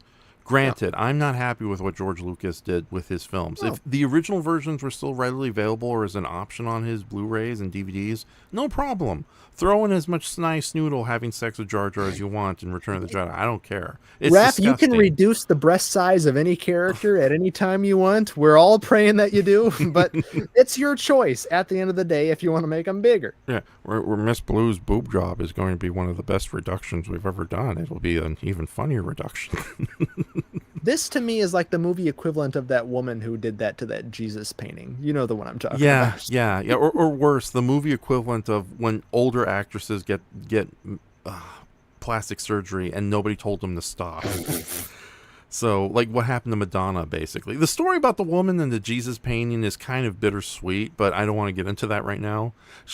I was only trying my best. Come on. This is more like there's a Hispanic singer who is really famous online for her gigantic face disfiguration, because a woman who she went to for plastic surgery was always jealous of her and sabotaged her by injecting her face with these different things that disfigured her practically. Oh. That's what this is. If you want to get down to a gory detail, Yeah. but it's the way that this is pitched as a way to experience the movie in the venue. No, it's not. Yeah, it's a lie. It's all corporate speak. It's all done for money. Yeah. Now, with that said, I do want to bring up like one version, like okay, the Doctor. Getting back to Roger Delgado, the Doctor Who re-releases. They have done a lot of special editions of some of their DVDs to replace some of the shoddier special effects or to help advance elements of the original serial that were weakened, like audio quality or visual quality. And the great thing about those is it's clearly from a bunch of fans who have a lot of love for the project. Granted, some of their additions are a little too extreme, like, you know, having like full-on CGI sets to replace some otherwise decent-looking models, because I think there's a general attitude in Britain that, you know, models suck. You know, and I hate to say it, it's like you look at interviews of these actors and effects artists, and it's like they're not proud of their work at all, even when their work is generally decent. But the thing about the Doctor Who special editions is they're still paired up with the original uncut versions. And yeah, I can kind of get behind that as long as you have the option. But yeah, that's another case where in many regards the original authors are not there, even if the surviving cast members and producers are like, oh yeah, make it look good. It's like, we hate our Doctor Who embarrassments. And then, of course, there's the animated reconstructions of lost serials, which I think is a noble endeavor, even if some of the animation is incredibly lacking. And that is done with a lot of love and care, but it's from a bunch of fans who are basically been given money by the BBC, even if the BBC is like, no, stop it, just give a decent release to this. You could also talk about all of the effects shots that have been changed with the Star Trek TOS releases as well, all the digital exteriors of the Enterprise and the, you know, all the space anomalies and lasers and worlds. Yeah, have all been altered. That's what I was getting at. It's like with the Doctor Who DVDs, we know that, especially the Blu-ray releases that openly have the special editions and the original version side by side on the same disc. Isn't it true with the Star Wars re-advancements? They don't include the original versions of the episodes? Oh, the Star Trek, no. As far as I know, they don't. Especially when it was on streaming. It was on Netflix forever before CBS or Paramount, whatever, had their own thing. Yeah. And what was on there was the the high def digitally enhanced versions of those episodes. Yeah, no, I'm okay. And it really clashes though. Yeah. With 1960, so I can imagine a similar situation with Doctor Who, where it's just like a disconnect in your mind when you see those things. You really have to. It's all tricky because you know there's a breakdown between authorial intent, what I was talking about, and just practical limitations of the time. But I still don't think that's a call that anybody should make. I would rather, if I'm a fan of something, I would rather it see preserved in the way that it was and how I experienced, rather than having any sort of hubris thinking that, well, people with high definition TVs now, they're not going to buy this. They're not going to be engrossed in the same story that I was. So let me tweak it just a little bit. I say keep your paws off. Yeah. With that says, I do want to bring up the Rodan versus String problem. The famous lawsuit Yes, where Rodin was making a lawsuit against string theory. with Pinocchio. Yes, Oh. Pinocchio. Yeah, you have no strings, die. Anyway, that was- Pinocchio was kind of caught up in court because of his, inherent weakness that he has. yeah, exactly. So you're supposed to swing me around the set, you damn kid. No, I wasn't. Oh, I was. What happened to your friends? They all turned to donkeys and you sold them for donkey meat. No, I didn't. Why does your Rodin sound like an outraged YouTube commenter? I don't get much work, damn it, and Godzilla doesn't return my calls. We live together in sin over at Mount at that lake. Next up on the program, Joe Rogan. Wow, you're big. Oh, he's eating me. You're really going in on Joe Rogan tonight. Yeah, I don't. I finally found out he's a lot more dangerous than what I originally. I thought he was just a popular idiot, but yeah, no, he's way more dangerous. So, plus, all hell's breaking loose. If I'm gonna go down, I'm gonna go down swinging. So, where was I? Oh yeah. So Rodin. When Blu-rays were starting to become the thing in Japan and movies were being re-released in higher definition, the thing with Rodin, and I may be mistaken, I may be misquoting certain facts here, I'll admit to that if I'm wrong, but I know one of the situations was that Rodin and similar Japanese monster movies from Toho were filmed with a certain film stock where it was easier to hide the strings with, kind of a slight blurriness to it. So when Toho started at first digitally remastering these movies, separate from their recent 4Ks that people seem to be more or less positive about, they heightened the film grain so much that suddenly those hidden strings became way more obvious, especially when it came to their home video releases of Rodin, where the strings were more obvious and evident than ever before.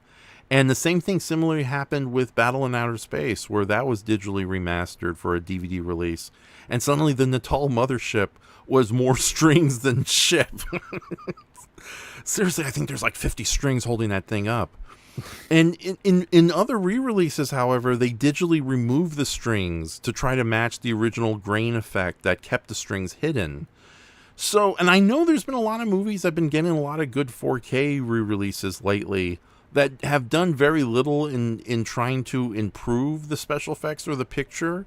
So you still see the flaws, but it doesn't seem as extreme as what happened with the Rodin Battle in Outer Space situations. So what do you think about that? When you do such a good job advancing the picture from its original version, you kind of betray some of the effects or art direction that was Well, supposed they to be do that hidden. now with Muppet stuff too. We were talking about the Muppets earlier with like digitally erasing Kermit's the rods in his arms and stuff. Mm. I That's don't know. that's a little too much because we I expect like a seeing lot. that. Yeah, It gives the whole thing a tactile nature. So again, in my purist, like, not my film purist brain would tell me keep it like before. Mhm. I don't. It's all a tricky area where you draw the line in terms of altering the original thing. It's just an incredibly different bag of worms what they're trying to do with this. Yeah, and it's funny too because we saw like improved prints for Labyrinth and Dark Crystal, and it may be a testament to Jim Henson, but yeah, I saw really no flaws with any of those creatures.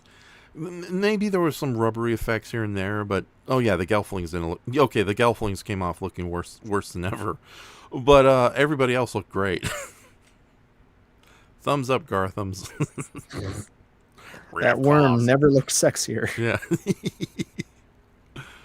But yeah, it is a weird situation, all things considering. So Yeah, it's really a razor's edge type of line you have to draw. There's a difference between polishing some things and just outright revisionism.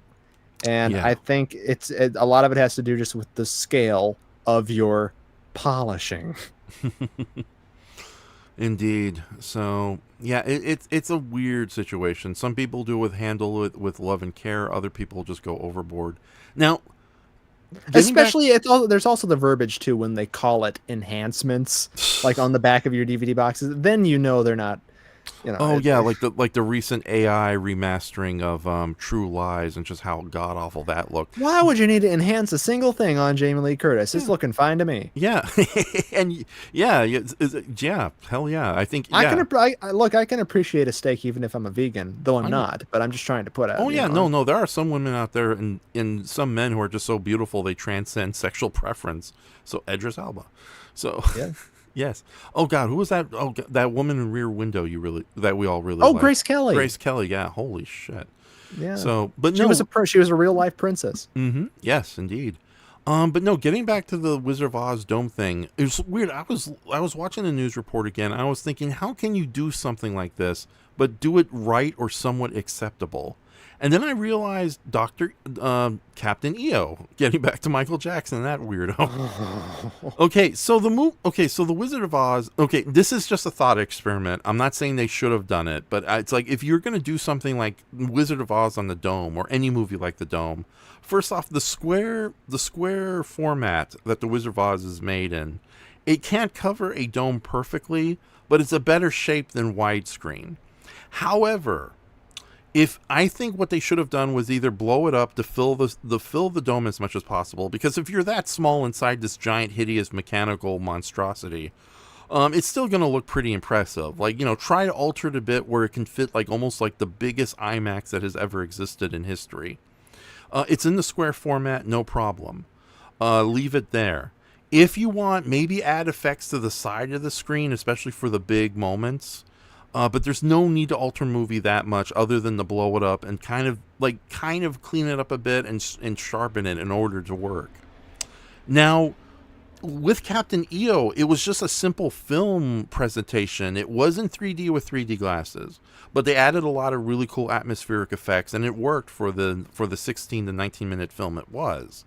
So I do appreciate things like doing the live wind effects for the tornado. That seemed really cool, especially that they're throwing real pieces of fake leaves and paper in the air.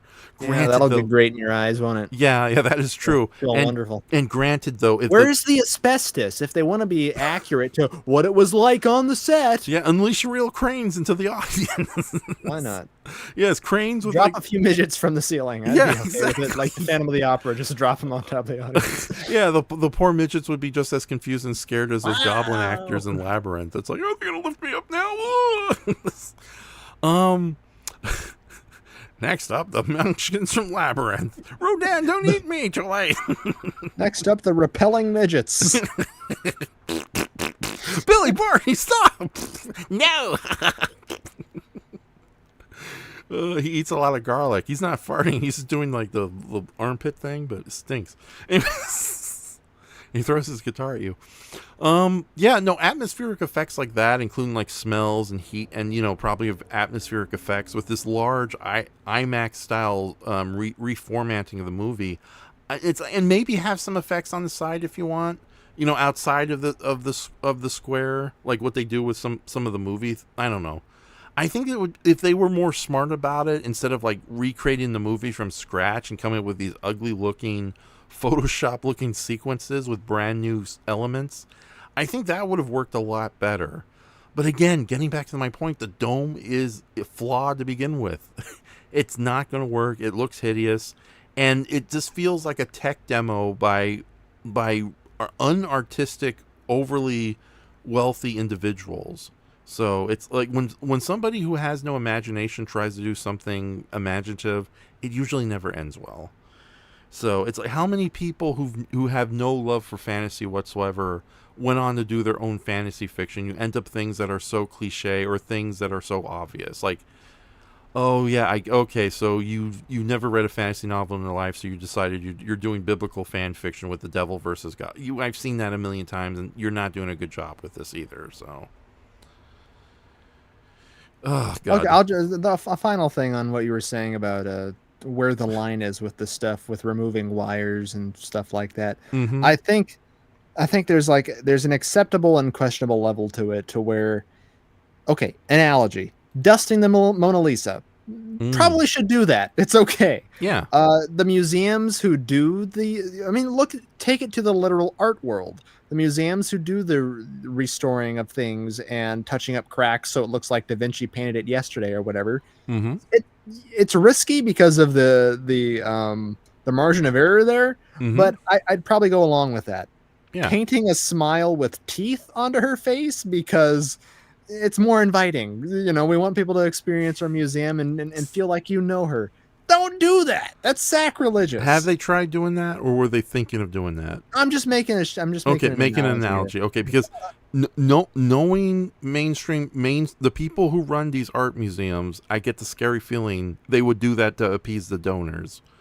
So it's the moment where you step into reinterpreting what they meant. That's where you're in the danger zone. Yeah. What's funny, your little analogy there, which is a good analogy, it reminded me of that Robot Chicken gag. It's like, okay, big smile, and then Michelangelo farts, and suddenly Mona Lisa's big smile goes to like, ugh.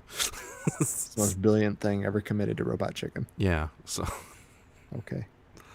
My question for you though. Why would I watch Robot Chicken? I don't know. It seemed like a good idea at the time. Peace. No, to tie it back, because you were kind of pitching a way to do something like this, right? And to sort of bring it back to, again, that video I was watching earlier about the film critic Mark Kermode talking about this when they put it in big IMAX 3D. He ends his video with a question: if you had a film, and we were joking about Legend of the Dinosaurs, I don't know if that would be your actual answer. If in your ideal version where you create this thing and it works just amazingly, and it's the purest way to see a wonderful movie on the biggest imaginable screen imaginable, what film would you show? What one would you want to see yourself? God. And it's not one for one like what they're doing with the Wizard of Oz at the Sphere. No. Just in its purest form on the biggest screen in an ideal world with atmosphere effects. Yeah. God damn it. That's a good question. Oh. Please let it be Pink Flamingos. No. Imagine the atmosphere effects. Oh yeah, just smell the stink of the couches. Yeah, just put the Rhamphorhynchus, paper mache Rhamphorhynchus, in a coming out of the guy's singing butthole. Yeah, exactly, and just dress up as Divine and have it run around shooting chocolate bars at people. Okay, enough of the Rhamphorhynchus. Can't wait to see your artistic rendition. Oh yeah, you got to send me the Tree Man, unless you want to keep it private for now.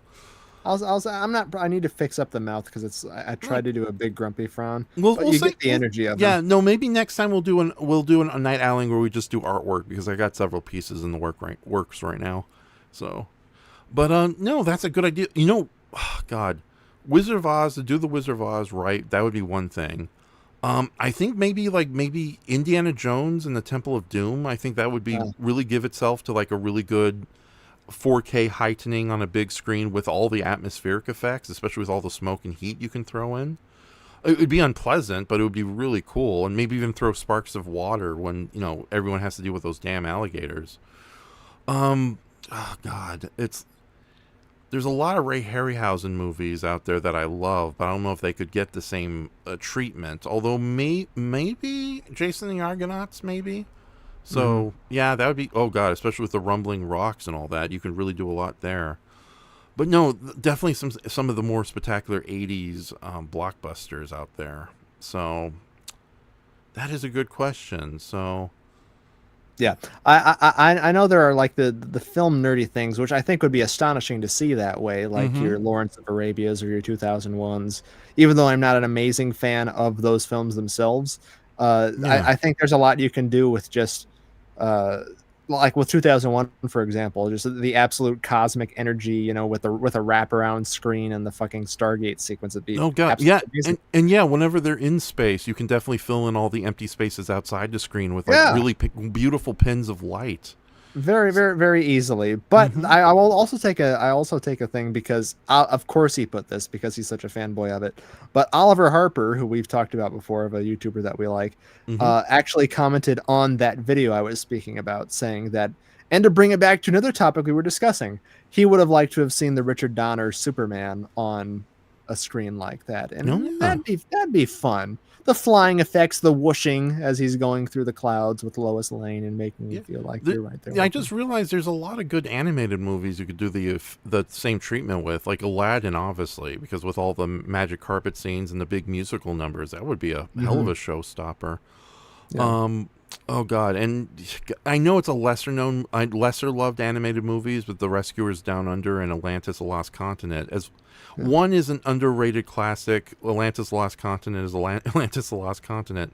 But yeah, I think those They probably will try this with something like Fantasia next or something.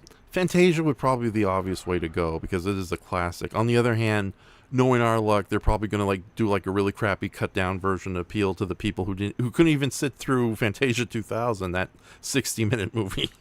God, but imagine the Beast of Yucca Flats though. Wait, they made you it. feel like you're on that mountain. Mm-hmm. So yeah, we literally, before audience members go in, we literally put pieces of toilet paper on their faces where they can feel the pain of the Beast of Yucca Flats while trying to watch through small little holes that we punched. Whatever, we just have a lot of toilet paper we gotta get rid of. Yeah. Oh my God! So there's gotta be like a really good '50s action movie that would be good in that regard too. So, oh, wait, maybe The Magnificent Seven, maybe. Like one Well, of you the, haven't even seen it on a small screen. I know, but it's like one of the big adventurous westerns for sure. So, Yeah. uh, Something in one of the the widescreen mhm. CinemaScope VistaVision Oh. would be great. Yeah, I just realized, like, I think a real, like, if you did it right, like, maybe The Time Machine, George Powell's The Time Machine, or even The Birds too. Holy crap, you could, oh yeah, like pump. Brad, like, you're becoming one of them. I must give in to the AI. Rodan, don't eat me. I'm doing everyone a service. Yeah. Rodan just kills every one of his guests. Even the ones he like, he just lets them. He live long enough for them to promote their thing, and then he kills them at the end. Yeah, I don't know, something like since we did a thing on it, like the Lord of the Rings trilogy and something like that would be pretty sweeping, I'd imagine, because I never got to. Obviously, I never saw those in a theater at all to speak of. So to have that experience might fulfill something in my heart with those movies, is a connection that I didn't have. Yeah. So, although you can obviously don't do all three movies, that might be a little too much. Which, Do one of those all night nerd things that they do, where it's like a 12-hour marathon. Nobody is allowed to leave this theater. Lock them all in. Indeed. Hey. No toiletries to speak of. Unleash real elephants into the aisles when the elephants appear. Just let Gollum out amongst the people. See Oh how my it God. goes. Oh, better yet, use the Rhamphorhynchus again. Strap on a giant inflatable head of Andy Serkis onto it and have it fly into the audience. Have the big tree guy from Lord of the Rings meet up with the little grumpy tree guy from Wizard of Oz, and they can go on a date. I can't believe we have to pretend to be ants in this damn theater, and they won't let us out. I gotta pee. Neither. Hey, you want to do it? You want to make Let's out? start a fire. Yeah. Yeah. Rub some wood together. Ooh, your bark's worse than your bite. Ooh. If anybody takes anything away from this, like, nearly 5-hour conversation, trees. Take that home and smoke it. Right. Yeah, weird Tabanga guy wants to do it too. Let's get him. It's a tree threesome. Oh my God. A threesome, yeah. Okay. Is it okay if we just end the night? Because other than that, I was just going to play random music. Like, Well, we have an outro. do we? Oh, that, duh. Okay, hold on. Let me get the newly opened folder. Thank you. I forgot. I have the power now, thanks to your patience. Your fabulous powers. Do, do, Yeah. do, do, do, Oh. do, do, do, do. Okay, ladies and gentlemen, I'm not going to share it on screen, but it's so far what Brayton has done is adorable. I want You grumpy monkey. I want to illustrate this when it's done and ready, and then I'm going to insert him into the final scene of The Wizard of Oz. It's like, you were there and you were there. Yeah, what about me?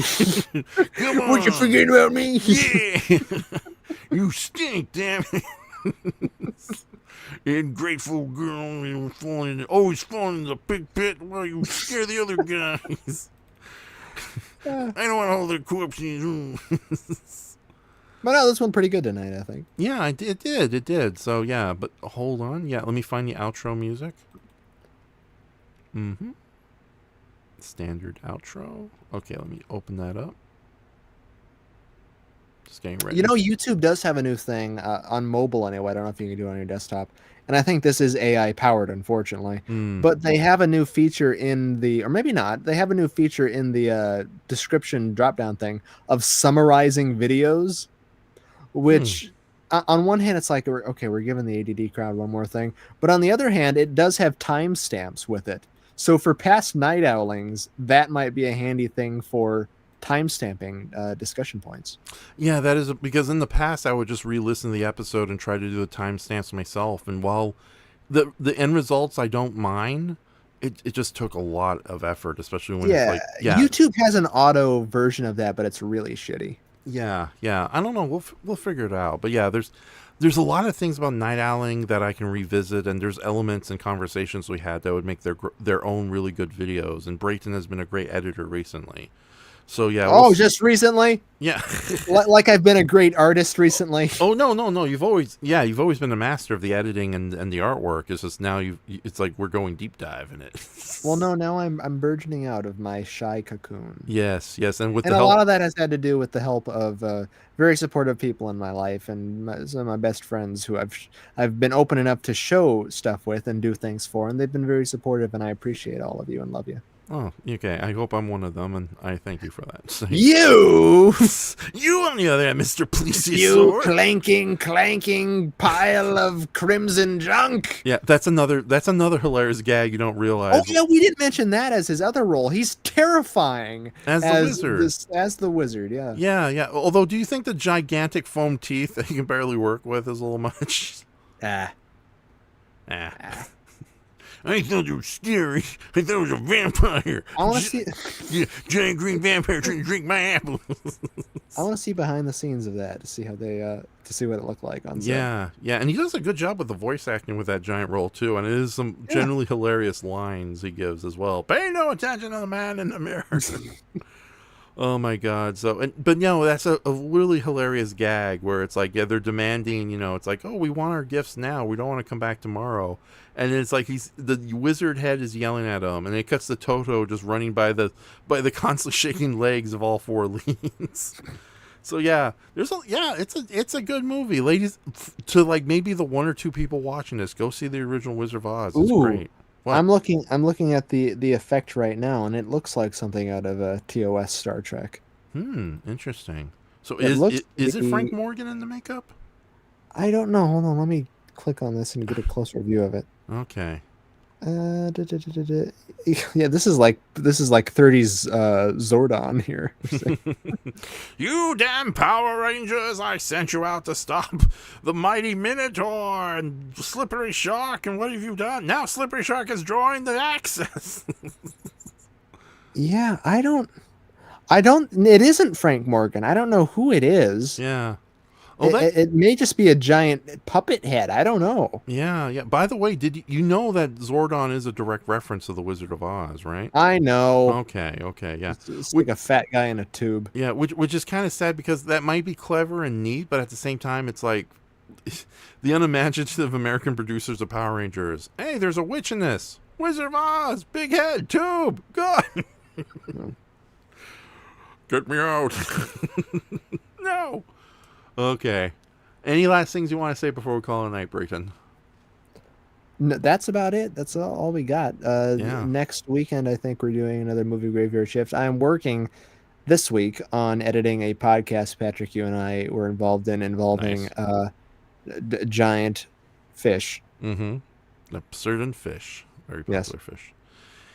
Yes, and more podcasts. And I've edited a few podcasts for you as well that I imagine will be soon. Yeah, ladies and gentlemen, Raffi is coming back to YouTube. So I'm going to try to do a bunch of video uploads and throughout September and October and see what happens. So, but yeah, I think my thanks to Mr. Brayton, I think my time of hibernation is over.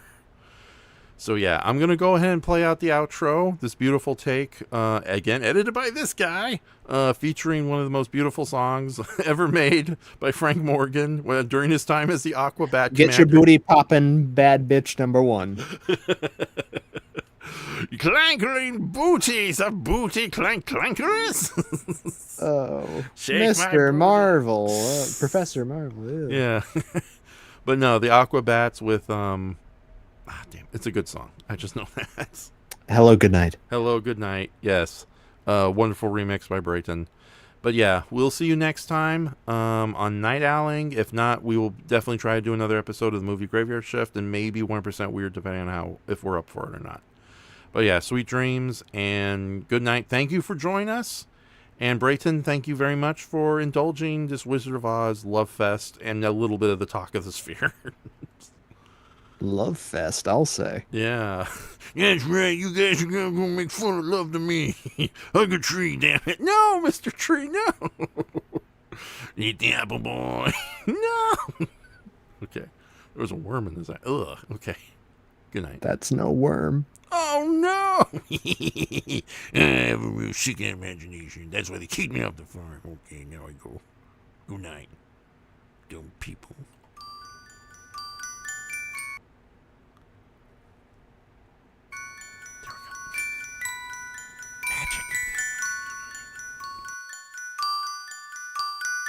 Good night, ladies and gentlemen.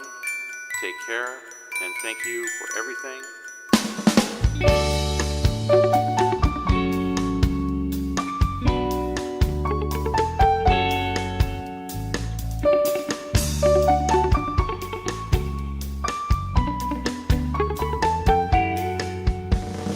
Here's something to think about when things go wrong all the time.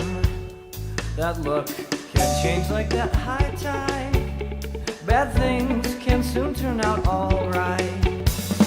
And with each passing day, so goes another life. Everybody wants to live, some people wanna die. So close your eyes, 'cause it's alright to say hello. Good night. A good night. A good night. A good night. So if this is to be our time, just think of what we left behind. Will they say good of you to last, or lose the memory of you fast? Forever and ever, a wonderful thing. Will someone be grateful for what we tried to bring? But just remember then, this day will never come again.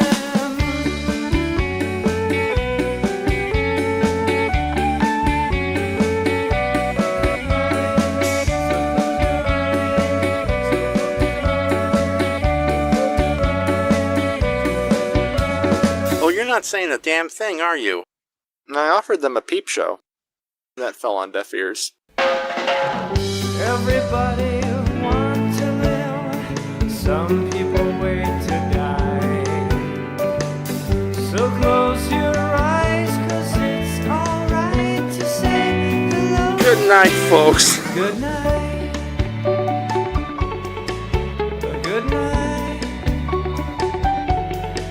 A good night. Hello, good night. Hello, good night. Good night. Good night. Hello, good night. Goodbye.